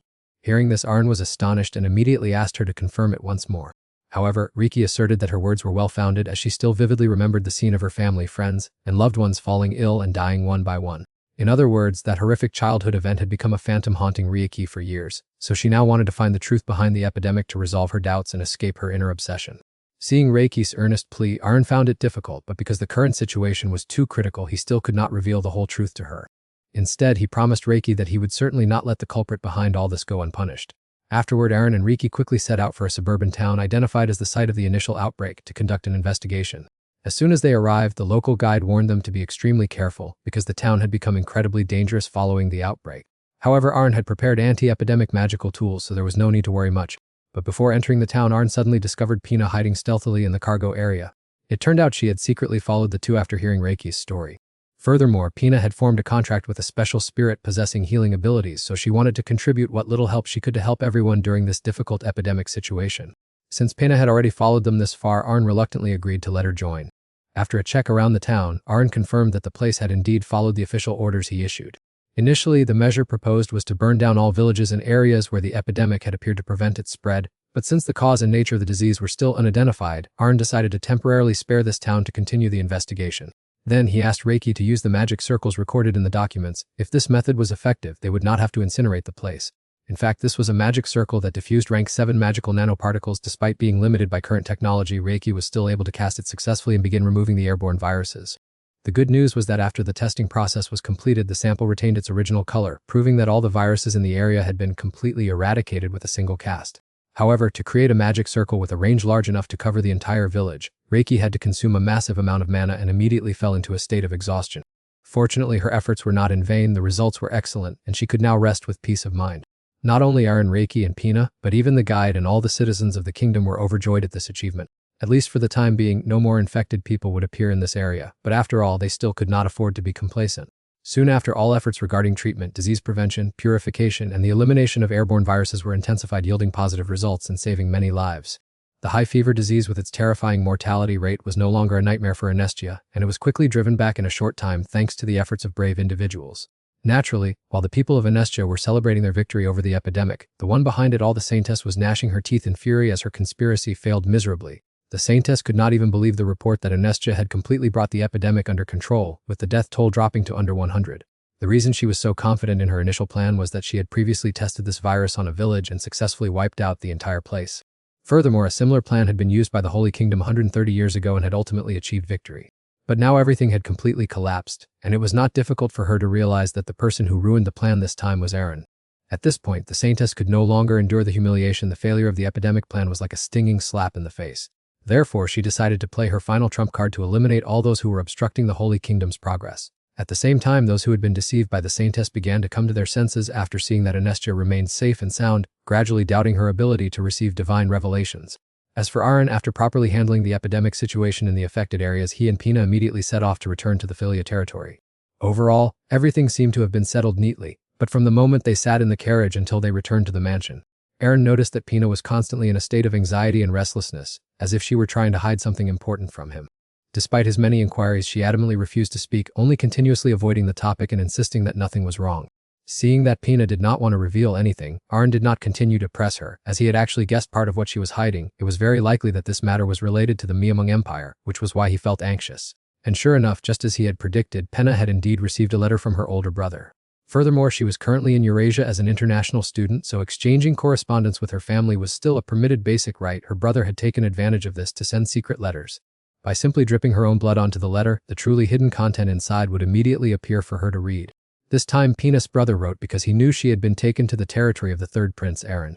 Therefore, he demanded that she take advantage of this opportunity to gather more intelligence while absolutely not revealing her spirit arts abilities. Not only that, but he also informed her that the relationship between the Miamung Empire and the Holy Kingdom was becoming increasingly close. He was even overconfident, believing that with the support of Remina, his wife from the Holy Kingdom, the golden age of the Miamung Empire would surely return. Having read this far, Pina was so fed up she didn't even want to react. He was truly someone who was being plotted against by others, yet still happily thanked them, truly beyond help. Even now, she still could not understand how such a foolish brother could sit on the throne. Moreover, just because of her use of spirit arts, he was constantly bringing it up over and over again, refusing to give up year after year. However, since she was already too used to this type of behavior from him, Pina didn't even bother to pay attention to those meaningless boasts anymore. However, upon continuing to read the content further down in the letter, Pina could no longer keep her composure, immediately rushing straight to Arn to inform him of shocking news. At this moment, Aaron, who was in the study, was also caught off guard by Pina's hasty appearance, because he absolutely did not think she would directly bring the confidential letter sent by the Emperor of Meramu for him to see like that. But after finishing the letter, Aaron was stunned to realize the reason for Pina's actions. What the hell had her brother lost his mind? He actually dared to sell his own country's citizens to the Holy Kingdom as slaves and prisoners for a pittance. In fact, even Pina at first couldn't believe what her brother had written, because she knew his character very well. Even though he was a bit foolish, he had definitely never been cruel enough to sell out his own people. So Pina guessed that he had most likely been psychologically manipulated by his wife Raminia, who came from the Holy Kingdom. At this point, Pina had to tell Arn the truth. Her brother was a man so blinded by love that he had lost his reason, infatuated with Raminia to the point of throwing money away like water, and even building a lavish white church right inside the imperial palace just to please her. And the truth is that Pina being sent to this place was also entirely orchestrated by Raminia behind the scenes. After hearing this, Arn could only remain silent at the degree of this man's infatuation. While the people outside were suffering from deprivation, he was squandering money to please a woman, even pushing the nation to the brink of destruction with his own hands. If the 18 generations of ancestors of the Meramu royal family knew what this descendant had caused, they might have to burst out of their coffins to give him a few slaps to wake him up. However, what Arn found most incomprehensible was why Pina was telling him all of this. After all, the two nations were still rivals and had conflicting interests, so she should have been using him instead of actively cooperating. Faced with Arn's questioning, Pina had to admit that this matter did indeed concern him. Afterwards, she told Arn about the first time she met the Saintess at her brother's wedding. Initially, Pina felt that the Saintess was a friendly and gentle person, but the spirit Sala had secretly warned her that this woman was not trustworthy, causing her to start being wary and limiting her contact with her. Much later, after personally investigating some information and combining it with recent events, Pina speculated that the person behind the epidemic in Anestia was very likely the Saintess herself. If that was the truth, then Meramu and Wanesha would have a common enemy. After all, the enemy of an enemy is a friend, so Pina thought both sides should cooperate to fight against the Holy Kingdom. At this point, Arn could not help but be amazed by Pina's reasoning ability. She not only correctly guessed that the mastermind was the Saintess, but also saw the common goals and interests between the two sides. However, that alone was not enough to make him agree to cooperate. Immediately, Pina promised Arn that if she could return to a position of power as the Princess of Meramu, she would definitely use all her abilities to support him, and by then, she would try to fulfill whatever he wanted. Furthermore, another important reason she chose Arn as an ally was that he had good character and did not look down on the lives of the people. Finally, Pina made a move that caught Arn off guard. She wanted him to help her by marrying her. Upon hearing this, the young man immediately froze, his mind in a state of violent shock. This was truly a move he had never calculated.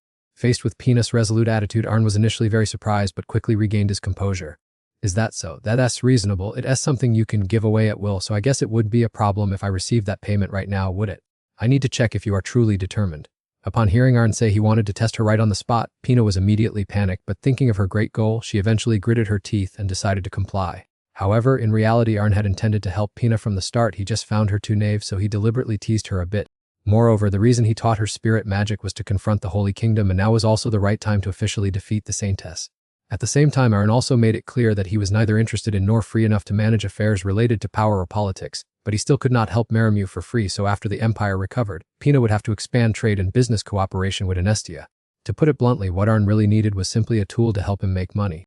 Seeing Arn this serious, Pina was left speechless because the partnership felt a bit bland, but in the end they officially joined forces. Arn would help Pina reclaim political power in Momung, while Pina would support Aaron in dealing with the Holy Kingdom and promoting trade with Anestia later on. In another development at an orphanage managed by the Holy Kingdom, that Saintess Novenia personally visited the children living in this place. In reality, any nation finds it difficult to avoid natural disasters or losses caused by monsters. Although all countries are very concerned about this issue, it is rare to see a place where the head of state directly participates in management like the Holy Kingdom is doing. The orphanage support policy was implemented by the Holy Kingdom after Saintess Novenia became the Holy Kingdom's representative in the political arena. Perhaps because of that, the children and the nuns here all loved and felt deeply grateful to her, completely unaware that behind that benevolent appearance was someone who had trampled upon countless blood and tears of innocent people in other kingdoms. After finishing the visit and confirming that the support funds for the orphanage this year were still proceeding smoothly, Novenia was finally able to breathe a sigh of relief. However, the nearby assistant spoke up to remind her that while the budget could continue to increase, if they kept pouring money in as they were, it would eventually reach its limit. In fact, the Holy Kingdom's financial situation had been anything but stable recently. Last year they suffered a severe drought, and this year they faced large-scale raids from mutant tribes, events that not only caused crop failures but also rapidly increased the number of orphans. The Saintess felt more and more annoyed the more she thought about it, because their unique geographic location made the Holy Kingdom a frequent target of mutant attacks. Although some races like dwarves or elves could communicate, most nearby residents did not understand their language, making negotiations between humans and non-human races almost fruitless. Beyond dealing with mutant tribe incursions, the Holy Kingdom suffered additional hardships such as arid land, cultivation difficulties, and a lack of natural resources. Therefore, to survive in those harsh circumstances, they chose to rely on religion as their final stronghold. On the other hand, Saintess Novenia also exploited her divine powers to sell holy water and medicine at high prices, entice fanatical followers to donate to the church, and expand her power by taking in neighboring small states in the name of the Holy Kingdom.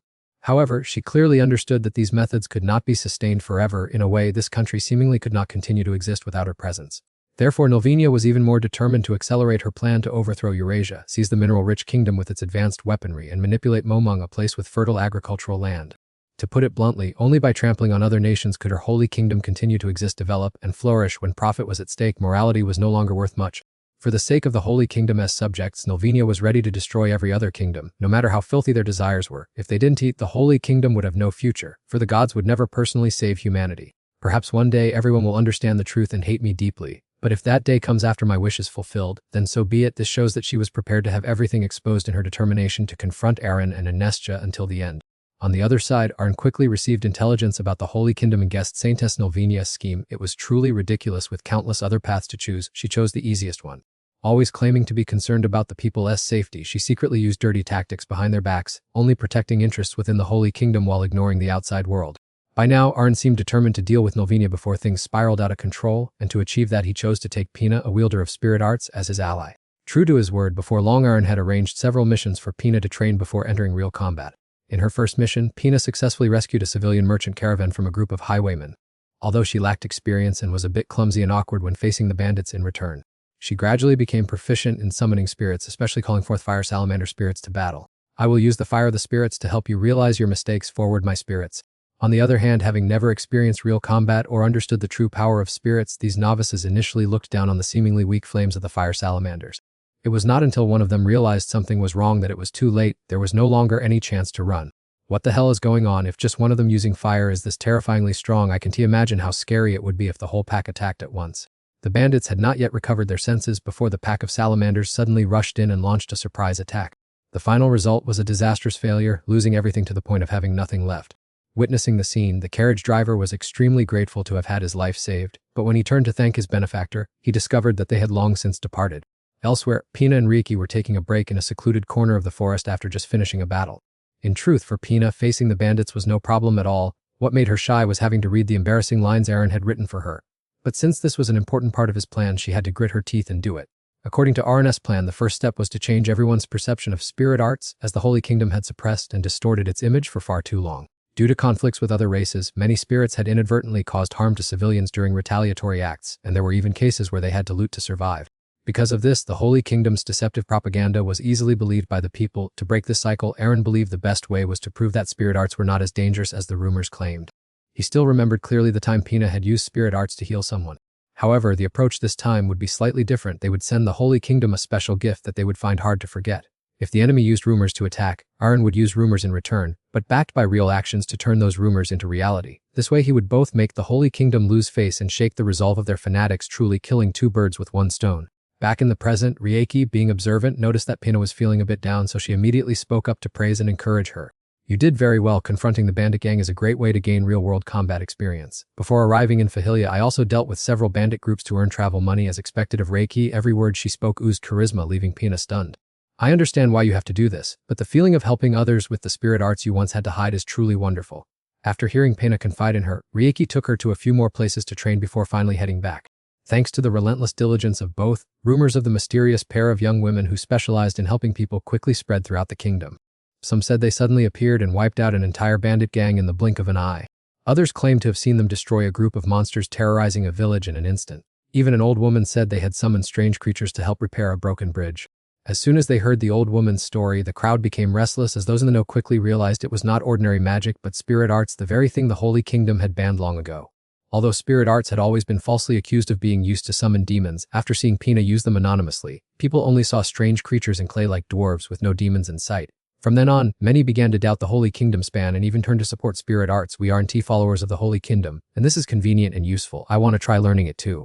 Thus the mysterious figure once called a sorceress gradually became known to everyone by the title the Nameless Spirit Master. At the same time in Fahilia Castle, Arn felt quite satisfied that everything was progressing according to plan. Furthermore, Pina was extremely cooperative and never complained about any of his requests. However, he clearly understood that this alone was not enough to completely change the world's perception of spirit arts. Humans were forgetful creatures, and to change their prejudices, he needed to keep trying. Basically, the first step of sowing the seeds was complete, and Arn felt it was time to proceed to the next phase. At that same moment in the imperial palace of the Mumung Empire, the useless emperor who was Pina's brother was present. This man, who was blindly infatuated with Pina, was meeting with the Saintess Nelvinia. The purpose of this meeting was to sign the slave transfer documents from the Mumung Empire. The stupidity of this emperor seemed to have reached its limit, and because he was completely dependent on the Holy Kingdom, Nelvinia no longer felt the need to pretend, smiling at him with utter contempt. But just as the emperor was about to put his pen to paper, shocking news suddenly arrived, forcing him to immediately stop his action. Initially, Nelvinia intended to have the messenger leave to avoid interrupting the negotiations, but as soon as she heard it was an intelligence report from the Kingdom of Venestia, she could no longer keep her composure. It turns out that Princess Pina Amartelgiano, who was studying abroad in the Kingdom of Venestia, publicly announced to all the people that she herself was a spirit master with the backing of the third Prince Aaron. To further increase credibility, she even directly summoned two spirits in front of everyone for all to witness. Immediately, everyone recognized Pina as the mysterious benefactor who had secretly helped them all this time. She not only saved people during the epidemic outbreak but also repaired the damaged bridge and fought monsters to protect the villagers. Thanks to the encouragement of Aaron and her friends, Pina has now become stronger, no longer afraid of anyone. As everyone has seen, I am a spirit master. Since childhood, I have had the ability to communicate with spirits. My mother once warned me not to let others discover my spirits, as that was a way to protect me when I was young, because the Empire and the Holy Kingdom were maintaining friendly relations. If my identity were revealed, that relationship would surely shatter. But eventually, the Emperor learned the truth and decided to imprison my mother and me. During that time, my mother fell seriously ill, and before she passed away, she was always worried about me. Afterward, I was forced to conceal my identity as a spirit master to avoid the scrutiny of the royal family, even voluntarily sealing my own powers. During my time studying abroad in Anestia, I fortunately had the opportunity to formally learn spirit magic from the third Prince Aaron. It was he who taught me how to properly use spirit magic, as well as helping me understand its true origin. He also made me feel proud to possess such a special ability. Pina not only recounted all the grievances she had endured but also directly spoke out to expose the Holy Kingdom's sins. That was the act of using baseless reasons to label spirit magic as evil dark magic. This was also the reason she had to live a life full of suffering despite being a princess. Finally, Pina officially declared war on them with an extremely firm voice, saying, "Surely everyone has realized that spirit magic is no different from magic. Therefore, I want to send this message to the Holy Kingdom. Retract your absurd declaration that magic is legitimate while spirits are evil. Furthermore, I hope everyone will put an end to the unreasonable persecution of spirit masters." By this point, most of the people had gradually become more clear-headed and started leaning towards Pina's side. On the other hand, Aaron had anticipated this outcome, because the events leading to the persecution of spirit masters were already matters of the past. If it weren't for the Holy Kingdom's doctrine, perhaps few would still care about this issue. Moreover, those who had suffered from discrimination of the Holy Kingdom and the Empire were all considered victims, so public opinion would surely stand with Pina. Normally, the Holy Kingdom could continue to defend its doctrine and threaten Pina, but this time it was completely impossible to do so because Aaron was currently backing her. In front of all the people of Onesha, he publicly declared that from now on Princess Pina would receive the protection of the Onesha royal family. Not only that, he also seized this opportunity to present a series of proofs and studies demonstrating that spirit magic is merely a form of supernatural power, just like magic. Immediately afterward, the intensity of the matter exploded, because if before that Pina only had her words, now Aaron had added extremely convincing evidence, completely dispelling the doubts in the hearts of the people. Magic can also be exploited by evildoers, so spirit magic is not a power that needs to be destroyed. On the contrary, I believe everyone should sympathize with the princess situation rather than pitying her. I will ask questions on her behalf and demand that the Holy Kingdom provide answers. If anyone still doubts my argument, I am ready to directly discuss it with them. I hope everyone will boldly express their opinions. And if, besides the princess, there are still other spirit masters, no matter who they are, come find me and I will help them." After Pina and Aaron's speeches concluded, perhaps thanks to the good deeds she had done before, the thought gradually formed in the hearts of the people that Pina's situation was truly pitiful. Meanwhile, the nobles and those in power still maintained a cautious attitude as they were considering which side would truly bring greater benefits. Thus, this stage was considered complete, and Aaron could prepare to proceed with the next step in his plan. At the same time, in the Momong Empire, Pina's elder brother also quickly received news about his sister who was causing an uproar. However, before he even had time to act or send a letter to Anestia, the people of the Holy Kingdom immediately burst into anger, exclaiming, "This is the deception of the Momong Empire. Continuing to maintain a treaty with a royal family possessing such spirit master lineage is completely unacceptable. Only those chosen by the divine are worthy of receiving divine love. Everything else must be destroyed. We should immediately cancel all treaties." Looking at these useless and extremist priests, the saintess could only sigh helplessly. But due to the current situation, she had to swallow her anger to deal with the immediate problem. According to her calculations, it was first necessary to send a request to the kingdom of Anestia for a preemptive strike. But before it could be deployed, Aaron unexpectedly sent them a letter proactively conveying a few kind words.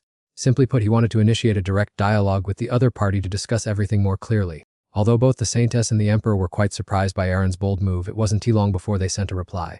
They expressed their agreement to his proposal, but the condition was that Aaron had to personally go to the imperial palace of the Dreamy Empire to conduct negotiations.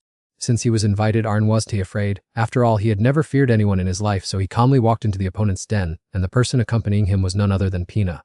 However, this princess showed no enthusiasm for her return to her homeland this time.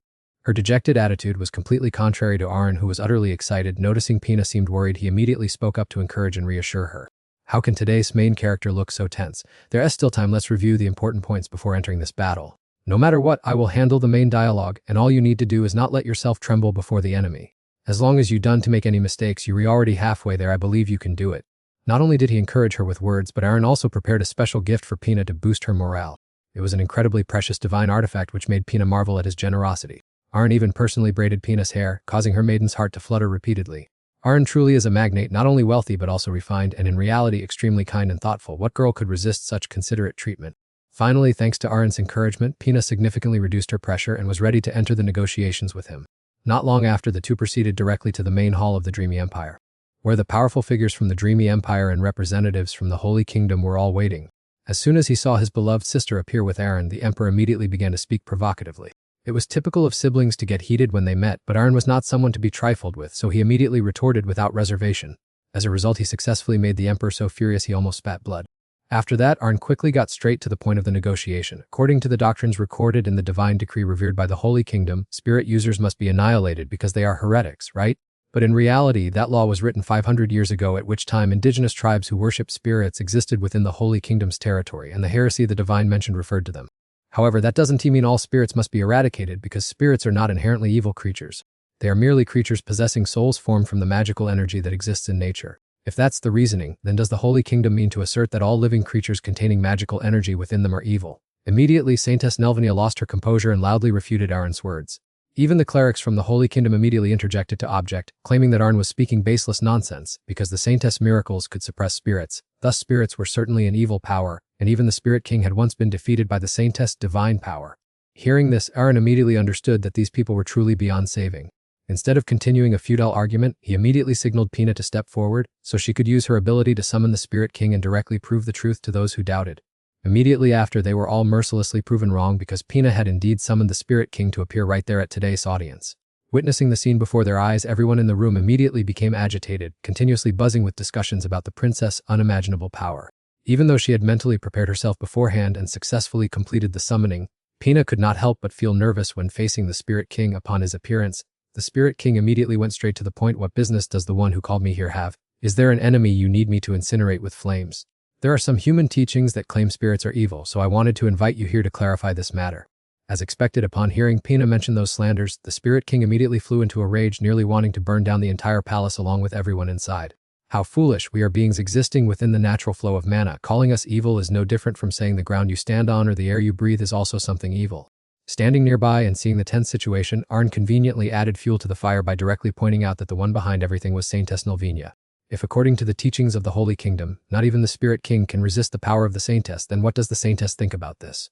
This is the final opportunity to prove the accuracy of the Holy Kingdom's doctrines. Therefore, she still tried to maintain a calm expression, continuing to play the role of a cold and noble figure. After weighing the pros and cons, she finally gave the answer that there was no need for combat, as everything was merely a misunderstanding regarding spirits. The clergymen, who were full of fervor, were extremely dissatisfied with her decision upon hearing it. Meanwhile, Arn continued his questioning while simultaneously exposing every crime that she and the people of the Holy Kingdom had committed. Hearing this, Nilvina seemed to be completely speechless. Even those on the Holy Kingdom's side began to doubt her so-called divine abilities. While the opposition was wavering, Arn immediately took advantage of the opportunity to expose all of this woman's crimes in front of everyone. By using the Jitcher, he replayed the entire scene from the time of the plague outbreak in the Kingdom of Nija, while simultaneously accusing Nilvina of being the one who spread this horrific disaster. Immediately, everyone present in the meeting room showed expressions of extreme horror and confusion. As for Nilvina, before she could even speak to explain herself, the Jichib sphere continued to project a series of images showing her spreading the pathogens. Originally, Arn had created this object solely for the purpose of observing the area to prevent robbery, but somehow it accidentally recorded this scene, truly an unbelievable coincidence. Even the Emperor of Momung, who had always been loyal to the Holy Kingdom, was left open-mouthed in shock after witnessing that scene, completely unable to believe what was happening. Even more terrifyingly, her actions did not take place in just one location, but were carried out in many places across the Kingdom of Nija. In reality, the reason Arn did not immediately arrest Nilvina but allowed her to continue her actions for a long time was to expose her entire evil and inhuman face before the public, causing her reputation to crumble completely. Despite the evidence being clear before her eyes, this woman shamelessly denied everything, even turning around to falsely accuse Arn of fabricating lies to harm her. Afterwards, she continued to use words to manipulate the Emperor of Momung to maintain the alliance. The friendship between Momung and the Holy Kingdom has lasted for hundreds of years, yet you doubt me because of some fabricated evidence and want to break the treaty. The Momung Empire is currently facing financial difficulties. Seeing her foolish older brother about to fall into the same old trap again, Pina finally could not contain herself any longer and immediately spoke up.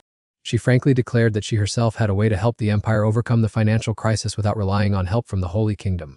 After saying that, she immediately told her maid to bring out the formal trade treaty with the Kingdom of Wanija for him to see, while asserting that if this project succeeded, the current difficulties would be resolved step by step. Indeed, the contents of the treaty were extremely attractive, causing the emperor to begin to waver slightly after reading the terms.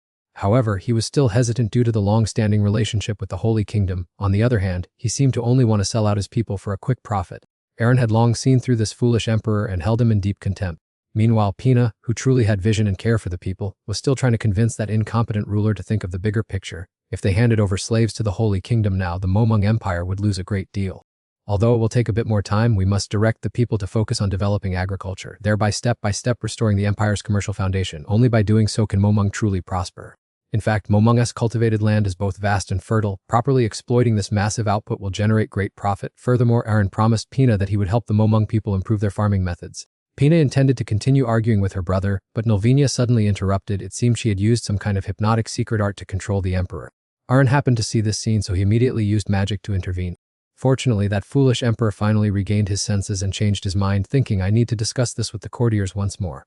As for the evidence provided by Aaron and Nestia, whether it is all truly accurate or not remains to be seen. With the opportunity nearly in her hands only to have it snatched away, Nilvina ground her teeth in anger. When questioned by the emperor, she could only make loud excuses, stubbornly asserting her innocence. But Aaron gave her no chance to turn the tables. He continued to voice his doubts in a firm tone. Nilvina, after witnessing all this, I'm starting to doubt if you are truly a saintess. Are your miracles merely a sham? Is the fact that you can do anything because it was all just a lie? Hearing Aaron's words, the clergy from the Holy Kingdom also began to waver. That Nilvina was not actually a saintess, possessed no divine power, and could not hear God's oracles as she always boasted. They even agitatedly called her a witch in divine guise. Under pressure from public opinion, Nilvina originally intended to continue using hypnosis on the emperor to salvage the situation. But Sukarna, the Spirit King, quickly acted first and neutralized her magic. Having no other choice, Nilvina decided to go all in, directly casting magic on everyone present. Seeing the manna floating in the air, the clergy and followers of the Holy Kingdom thought it was a miracle of holy water and were overjoyed. Only a few clear-headed people, including Aaron and Pina, noticed the anomaly and immediately cooperated with the Spirit King to thwart her plot. Unfortunately, this kind of magic was both fast and dangerous. In a short time, it had affected most of those present, causing them to not only lose control but also to have no way of escape. Although the magic looked terrifying at first glance, Aaron quickly realized that those hit only fell unconscious rather than being sent to the afterlife. Saintess Nilvina, I've always wondered how you could climb to that position. It turns out you possess mental attack powers, but unfortunately, before the firepower of the spirits, this type of mental assault can only suffer defeat. Pina said nothing more, directly summoning the Spirit King into battle, successfully turning Nilvina into the brightest living torch of the day. Not only that, she summoned dozens more fire salamanders to assist, ordering them to coordinate with the Spirit King to prioritize dealing with the immediate enemy. Just when it seemed victory was secure, Nilvina suddenly stood up and launched a direct magic attack toward Pina. However, the strange thing was that Pina felt no pain or discomfort. She only realized that something seemed to have just entered her body. Immediately after, the image of Pina's deceased mother suddenly appeared before her, leaving Pina so astonished that she could not believe it. I told you to stay away from spirit arts after I passed away. Did you stop listening to me again? Have you forgotten why I was imprisoned? It was all because your cursed ability was discovered by His Majesty. It is all your fault. If it weren't for you, my life would not have ended up in such a deadlock. Hit by a heavy psychological blow, Pina was clearly severely affected and gradually sank into a state of despair. Seeing that situation, the Spirit King also tried to call Pina back to her senses, but unfortunately things were no longer that simple. A dark force hiding behind immediately seized the opportunity, launching a surprise attack and successfully knocking the Spirit King out of the fight. Only then did the Saintess temporarily escape the burning sea of fire that threatened to consume everything, managing to save her own life. Even though she had just stepped back from the brink of life and death, she seemingly refused to give up her initial plan, forcing herself up to cast an oblivion spell on everyone. Even if I have to disappear, you all must completely forget what happened today, erase all of these memories. The claim that I spread the plague was false, and today's chaos was all caused by Princess Pina and Prince Arn being framed. On their way here, they were attacked by evil spirits. The treaty between the Momung Empire and the Holy Kingdom was successfully signed. But evil deeds in the past cannot be hidden forever just because one wishes to. Just as the Saintess thought everything had succeeded completely and was about to move against Arn, he unexpectedly stood up, leaving her astounded. She was so shocked that her entire body seemed to turn to stone before him. Is that all? How truly boring. Everything really is simpler and more predictable than I thought. No, I should actually thank you. You unwittingly created a private space for us that no one can detect. How could you do that? Why is this happening? How could someone like me who has lived through one-on-one lives lose to the mental strength of someone who has only lived 2 lives like you? That's right, reincarnator Valvinia Winston had no sooner appeared than she met her ultimate opponent. This time, the Saintess truly met her nemesis in Aaron. Immediately after, he gave her no time to react and struck instantly, making her pay the price for daring to invade his memories, while also taking this opportunity to force her to reveal all her secrets. As it turned out, several hundred years ago, in a small, remote village on the outskirts of the Holy Kingdom, a baby girl named Ramilla Pirelli was born. Upon growing up, Ramilla was chosen to become a saintess and received a religious education, leading her to once hold a deep faith in the gods. As years passed, the little girl turned into a young woman and officially embarked on the path of a saintess. However, the cruel reality gradually opened her eyes, allowing her to clearly see the filthy dark corners that existed there. Instead of meeting true clergymen as she had imagined, she was faced with nothing but good-for-nothing hypocrites. Within the Holy Kingdom, there existed far too many greedy individuals. High-ranking clergymen only knew how to exploit faith to deceive believers and usurp property to satisfy their personal desires. The Holy Emperor was even worse, blindly fanatical to the point of being completely unable to recognize the reality in front of him.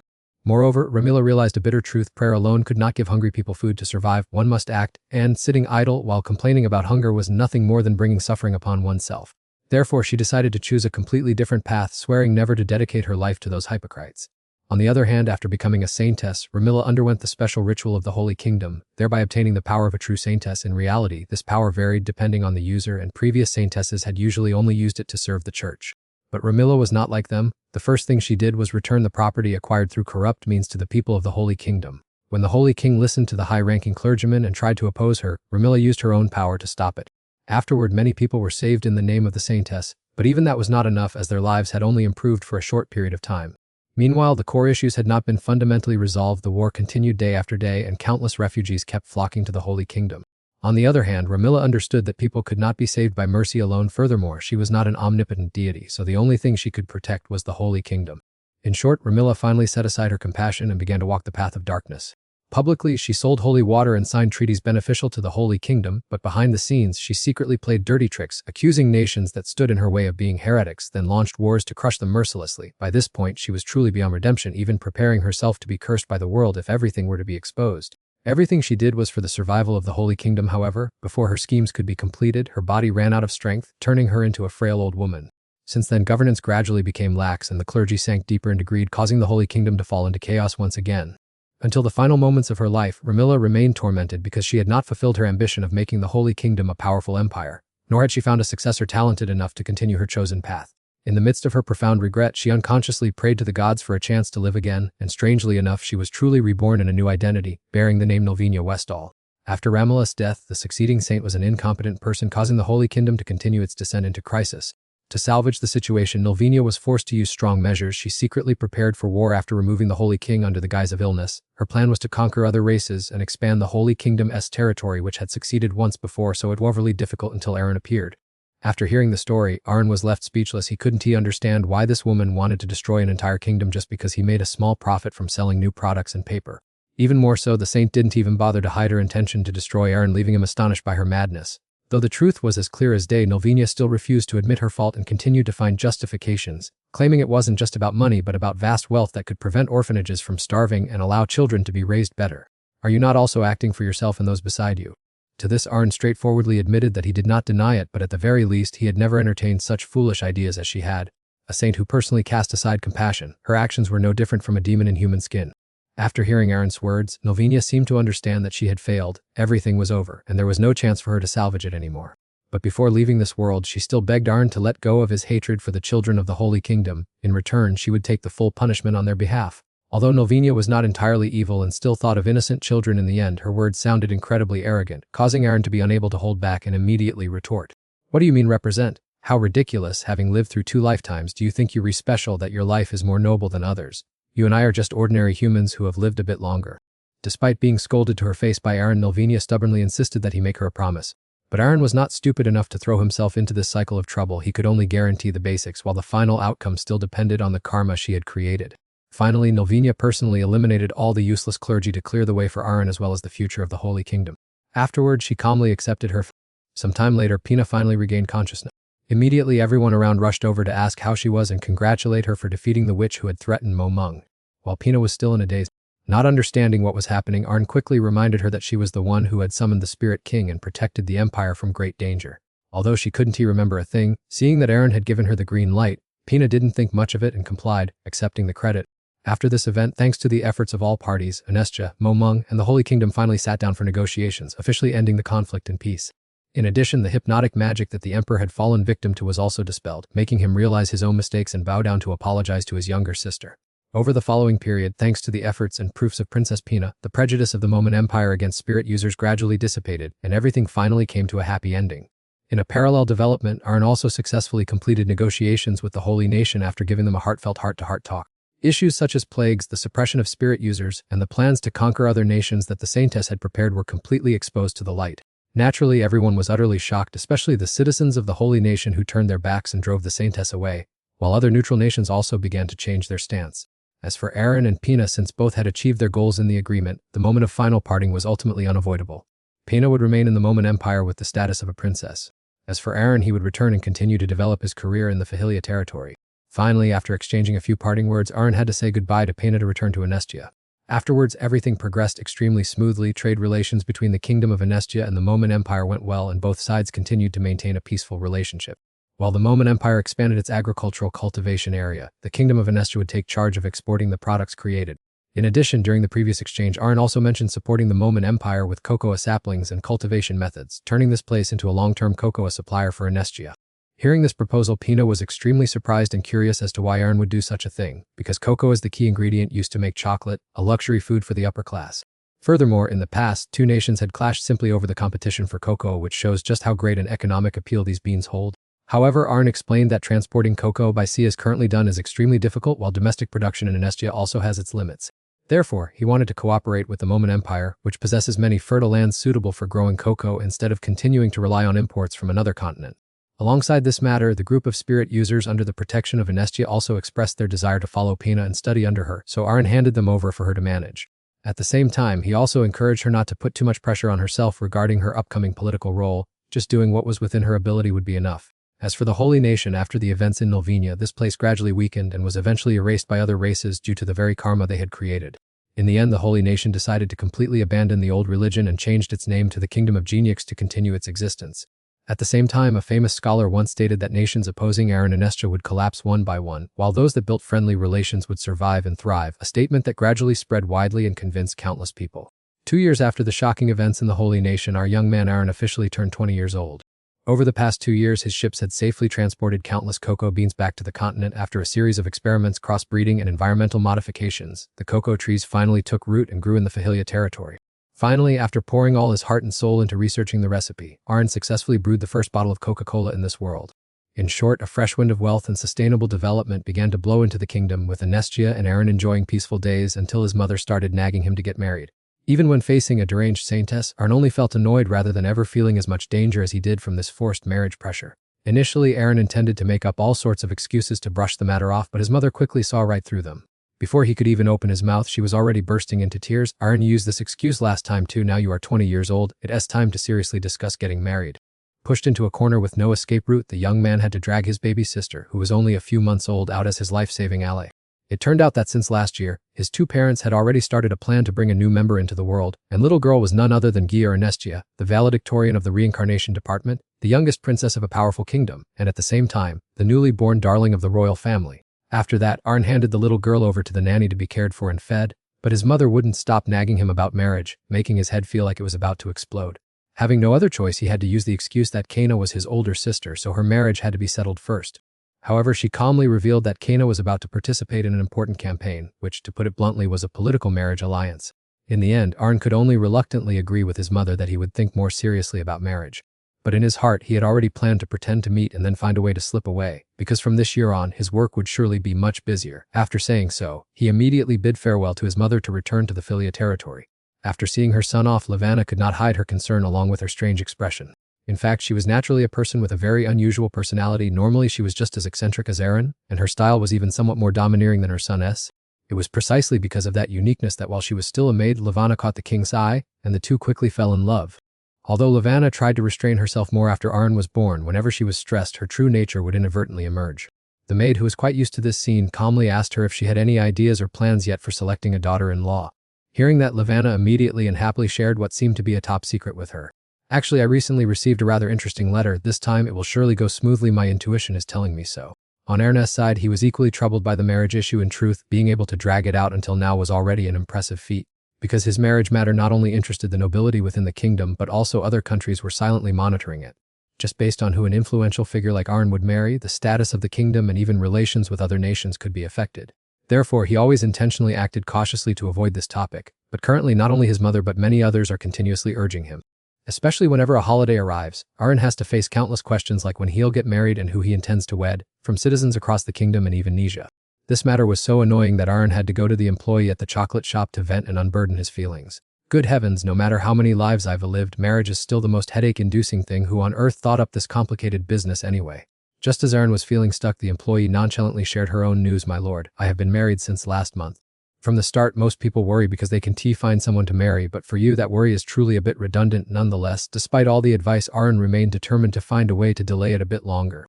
However, before Arn could even implement his plan, Assassina and Rieki unexpectedly appeared, preparing to drag him off to find a wife.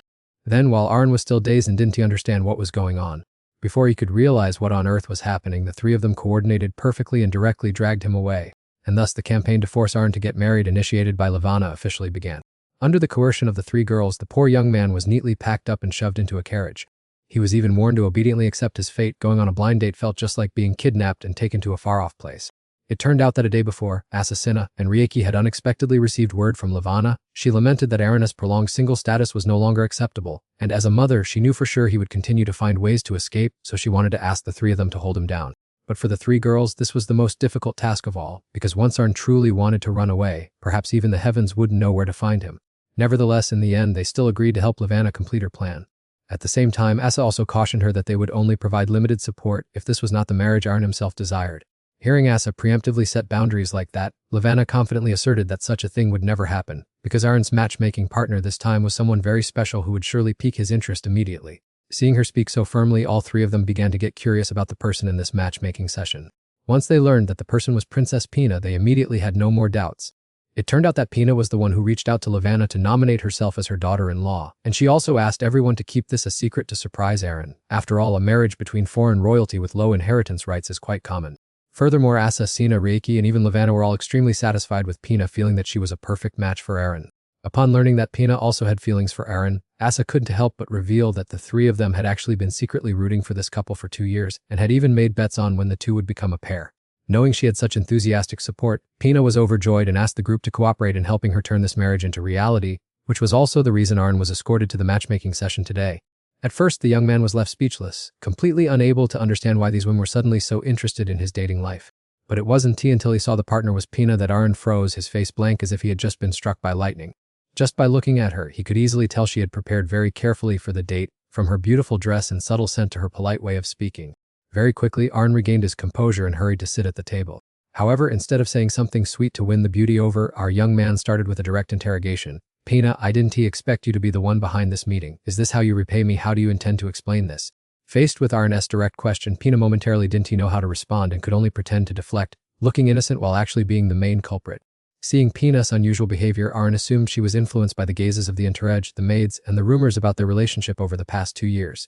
But right after that, Pina suddenly stood up and invited Arn to go rowing on the lake. This left the young man speechless, his head full of question marks. Even though he felt this action was a bit strange, Arn still agreed to go with her, and throughout the meeting, Pina herself was the one who took the initiative to start the conversation. I heard from the maids here that the Waneshia nobility usually chooses to meet on boats, right? That's right. You row a boat during the meeting and then accidentally fall face first into the lake, turning the date into an involuntary swimming session that is the tradition around here. Yet now, magical boats that can move without needing sails have appeared. It's actually quite funny when you think about it. Hearing that answer, Pina just rolled her eyes, her face looking as if it had turned to stone. Arn, so many years have passed and you still haven't changed a bit. Could it be that you truly don't understand a young woman's heart? In the end, your true nature has returned, hasn't it? Young woman, what are you talking about? We are clearly both adults now. Despite being told that much, Arn still didn't realize the issue, making Pina so angry she wanted to cry. But because they were in the middle of the lake, far from the shore, the maids only saw an intimate scene and misunderstood their relationship. Meanwhile, Pina still tried her best to explain so that Arn would understand that she had come here not because she was forced by the imperial aristocracy. Even her older brother, the emperor, currently wouldn't dare to voice any opposition. As the two were chatting happily, Arn suddenly remembered something and asked Pina how she managed to get his mother's approval, hadn't Lavanna objected. But contrary to Arn's thoughts, when receiving the letter from Pina, Lavanna was so happy that she wrote a thank you note. Perhaps she was relieved that someone had finally agreed to take her longtime bachelor son off her hands. Thinking back on it, Arn also felt that this made perfect sense and could not be denied. On the other hand, Pina understood clearly that she was different from the noble ladies who had come to see Arn before, in that she already understood his mischievous and difficult-to-handle nature all too well. At the same time, Pina also frankly stated that if it were her, she would always accept and support whatever choice Arn made or whatever he did. Furthermore, she even saw through his thoughts, asking if he wasn't constantly avoiding marriage because he feared it would become a binding shackle. In that case, marrying me might be the most suitable option, wouldn't it? I won't interfere with what you want to do, nor will I force you to get involved in meaningless political issues. On the contrary, I can even help you avoid unnecessary trouble. More importantly, once one reaches adulthood, everyone needs to find a suitable life partner. Not stopping there, Pina also analyzed the compatibility between the two of them, one side being Aaron, who always tries to delay marriage, and the other being herself, who is hindered by the Empire's circumstances and cannot marry freely. That is why I believe you are the perfect choice to be my fiancé. Faced with the unexpected proposal from Pina, Aaron was so astonished that before he could react, she took the initiative to hold his hand and confidently declared that she was the person who understood him best in this world. No matter what you decide to do in the future, I will always stand by your side and support you wholeheartedly. At this point, realizing that Pina was completely serious about their future relationship, Aaron asked if she truly understood the meaning of those words. But Pina firmly maintained her original answer, I do. It sounds very strange, doesn't it? You have a difficult personality and tease me all day, yet in the end I've come to care for you. Actually, you've always occupied my thoughts. You are not calculative and have no prejudice against spirit masters, and whenever I face difficulties, Aaron is the only one willing to help me. Having said this, Pina took full initiative and, no longer hesitant, directly asked for his thoughts on the matter. Then, seemingly realizing she was being a bit hasty, Pina stepped back and said that Aaron didn't necessarily have to answer today. But contrary to her expectations, Aaron quickly made a decisive choice instead of needing more time to think. Just as you said, I also need to make a choice soon. Moreover, this is a wonderful opportunity to make marriage a reality. Pina Amarchil Jano, I have understood your heart, so I will also give you my answer. I accept this proposal. Obviously, Pina was completely stunned as she never expected Aaron to counterattack so quickly. Before she could even regain her composure, our young man immediately took advantage of the momentum and moved forward. This caused everyone standing on the shore who witnessed the scene to blush with embarrassment. After this special event concluded, the two officially confirmed their relationship and continued their meeting in a joyful atmosphere until it ended successfully. The person most delighted to learn that Aaron and Pina had become a couple was certainly Lavanna, to the point that she immediately sought him out right after seeing Pina off, exclaiming, "This is wonderful news, Aaron. I heard the meeting went very smoothly, didn't it? For a long time I didn't understand you and kept forcing you to meet many other young ladies even though you already had the princess in your heart. Of course, you didn't want that." Looking at his mother's attitude, Aaron easily guessed that she was the one behind all the arrangements. Furthermore, he was curious about what Pina had said to make his mother change so quickly, successfully winning over her mother-in-law before even officially entering the family. However, Aaron felt that such a good relationship between them wasn't bad, at least it would get him fewer headaches, so he didn't ask further. A few months later, his cola beverage technology industry had stabilized. If it continued to develop as it was, it wouldn't be long before people everywhere could freely enjoy cola. But Aaron's goal didn't stop at cola, because a single type of drink couldn't create the paradise he desired. Therefore, he soon completed the construction of a second resort in Fahilia. Looking at the results before him, he thought of having fun to his heart's content and eating his fill in the city. At the same time, being able to gently dispel the accumulated fatigue at the resort made the young man look forward to it immensely. After all, he was finally about to enjoy a truly leisurely life. Just then, Riki came to ask Arn if they needed to hold a ceremony like the previous city opening. However, in Aaron's opinion, it wasn't necessary this time, as the purpose back then was to introduce Fahilia to the outside world. As for now, the nobles had already spread the word among themselves about the newly opened resort. Furthermore, they had an even more important event to prepare for, which was the wedding of Aaron and Pena. Regardless, his mother and everyone else were eagerly awaiting that big day, so holding a grand opening party at this time could inadvertently overshadow the wedding. On the other hand, Arn did not intend to send out official invitations just yet, but would first invite close acquaintances to join in the celebration. In particular, Fahilia's employees had certainly worked extremely hard due to the massive workload over the recent period, so he wanted to take this opportunity to let everyone rest comfortably. Just like that, the relaxing retreat party organized by Aaron himself was launched on the spot, ready for everyone to jump right in. Shortly after, Pena, who had now become his fiancée, was the first person to receive an invitation letter. Next, Arn's parents, brothers, and sisters also received invitations one after another to attend the vacation retreat in the Fahilia territory. On the day of the party, after confirming everyone was present, Arn quickly made an appearance, offered a sincere greeting, and delivered a speech to all the guests. Today is the time for those who are always busy with no time to rest to put all their fatigue aside. Please enjoy your wonderful time here, and if you like it, feel free to recommend this place to others as well. Knowing that his father spent the entire year sitting at a desk with little movement, causing frequent body aches, Aaron led him to experience the first stop, Fahilia's special sauna, which served as both a time for father and son to relax after months of grueling work and an opportunity to chat about life. Indeed, passing the throne early to your brother was the right decision, otherwise, I probably wouldn't have had the chance to enjoy this place. Is he too busy to come? I can already imagine him being so sad he wants to cry. From now on, I will definitely visit this place often. Perhaps I should also try other wellness methods. While her father was happily chatting with Aaron, his beloved daughter Kana also came to the sauna to experience the service. Although Kana had not been away for long, Fahilia had changed rapidly, leaving her amazed at the grand scale achieved by her younger brother. Therefore, as soon as she met Aaron again, Kana immediately shared her comments on the service quality of the new resort. In particular, she and the knights were extremely impressed by the massage chair designed by Aaron himself. It not only helped relax the body but was also capable of adjusting blood flow and stimulating acupoints, bringing an unbelievably comfortable feeling. More importantly, these massage chairs also supported the recovery of bones and muscles for the knights after harsh training sessions with Kana. Contrary to most people, Kana didn't seem too interested in the relaxation services, so Aaron suggested she try out the food court. As soon as she heard there was delicious food, she immediately perked up and dragged her assistant straight there like the wind. Afterwards, Aaron went to the mixed bath alone to enjoy some private time, but before he could even relax, his fiancée Pina tracked him down. Upon seeing him, she immediately complained that everyone kept asking about the two of them, forcing her to dodge the questions until she was exhausted. After getting in to soak with Aaron, Pina continued to ask about the upcoming wedding. Aaron, when are we going to hold the wedding? Do you think I'm that irresponsible? I've already prepared all the plans. Although Pina was still a bit skeptical facing Aaron's patient persuasion, she finally decided to trust him once more. In fact, Pina was naturally easy to persuade, sensible, and thoughtful, which was why Aaron loved and pampered her all the more. However, while the sweethearts were enjoying their tender moment, the group of onlookers led by Lavanna blushed as they watched their every move from outside. Judging by the current situation, she might soon be promoted to mother-in-law and perhaps even grandmother. What's more, the whole group gathered together pretending to converse while actually observing them secretly without a hint of embarrassment, leaving Aaron utterly speechless. Shortly after, the dinner banquet for the guests was held in the main hall, and true to his prior promise to Pina, Aaron officially announced to everyone that they would soon hold their wedding in the near future. At the same time, he expressed his desire for blessings from everyone so that their marriage would always be fulfilling and happy. Although Aaron's sudden public disclosure of this matter took Pina slightly by surprise because it was so fast and unexpected, in the end, she could not hide the joy in her heart. Because he did not hide their relationship at all, on the contrary, he openly expressed his affection in front of all the guests. Not long after, news of the wedding between Pina and Aaron spread throughout the kingdom, while some nobles still expressed mixed opinions. Some thought that this marriage was not truly a match of equal status, but there were also many who spoke up in support and offered blessings. In short, the love story of Aaron and Pina became a topic of lively discussion among the people. In reality, Aaron was already too accustomed to being the center of attention, so instead of wasting time worrying about what the world was saying, he chose a more practical approach. That was to find a suitable location to create a super rare crystal that was both beautiful and held special value. Afterwards, he used it to craft a one-of-a-kind jewelry set as a wedding gift for his future wife.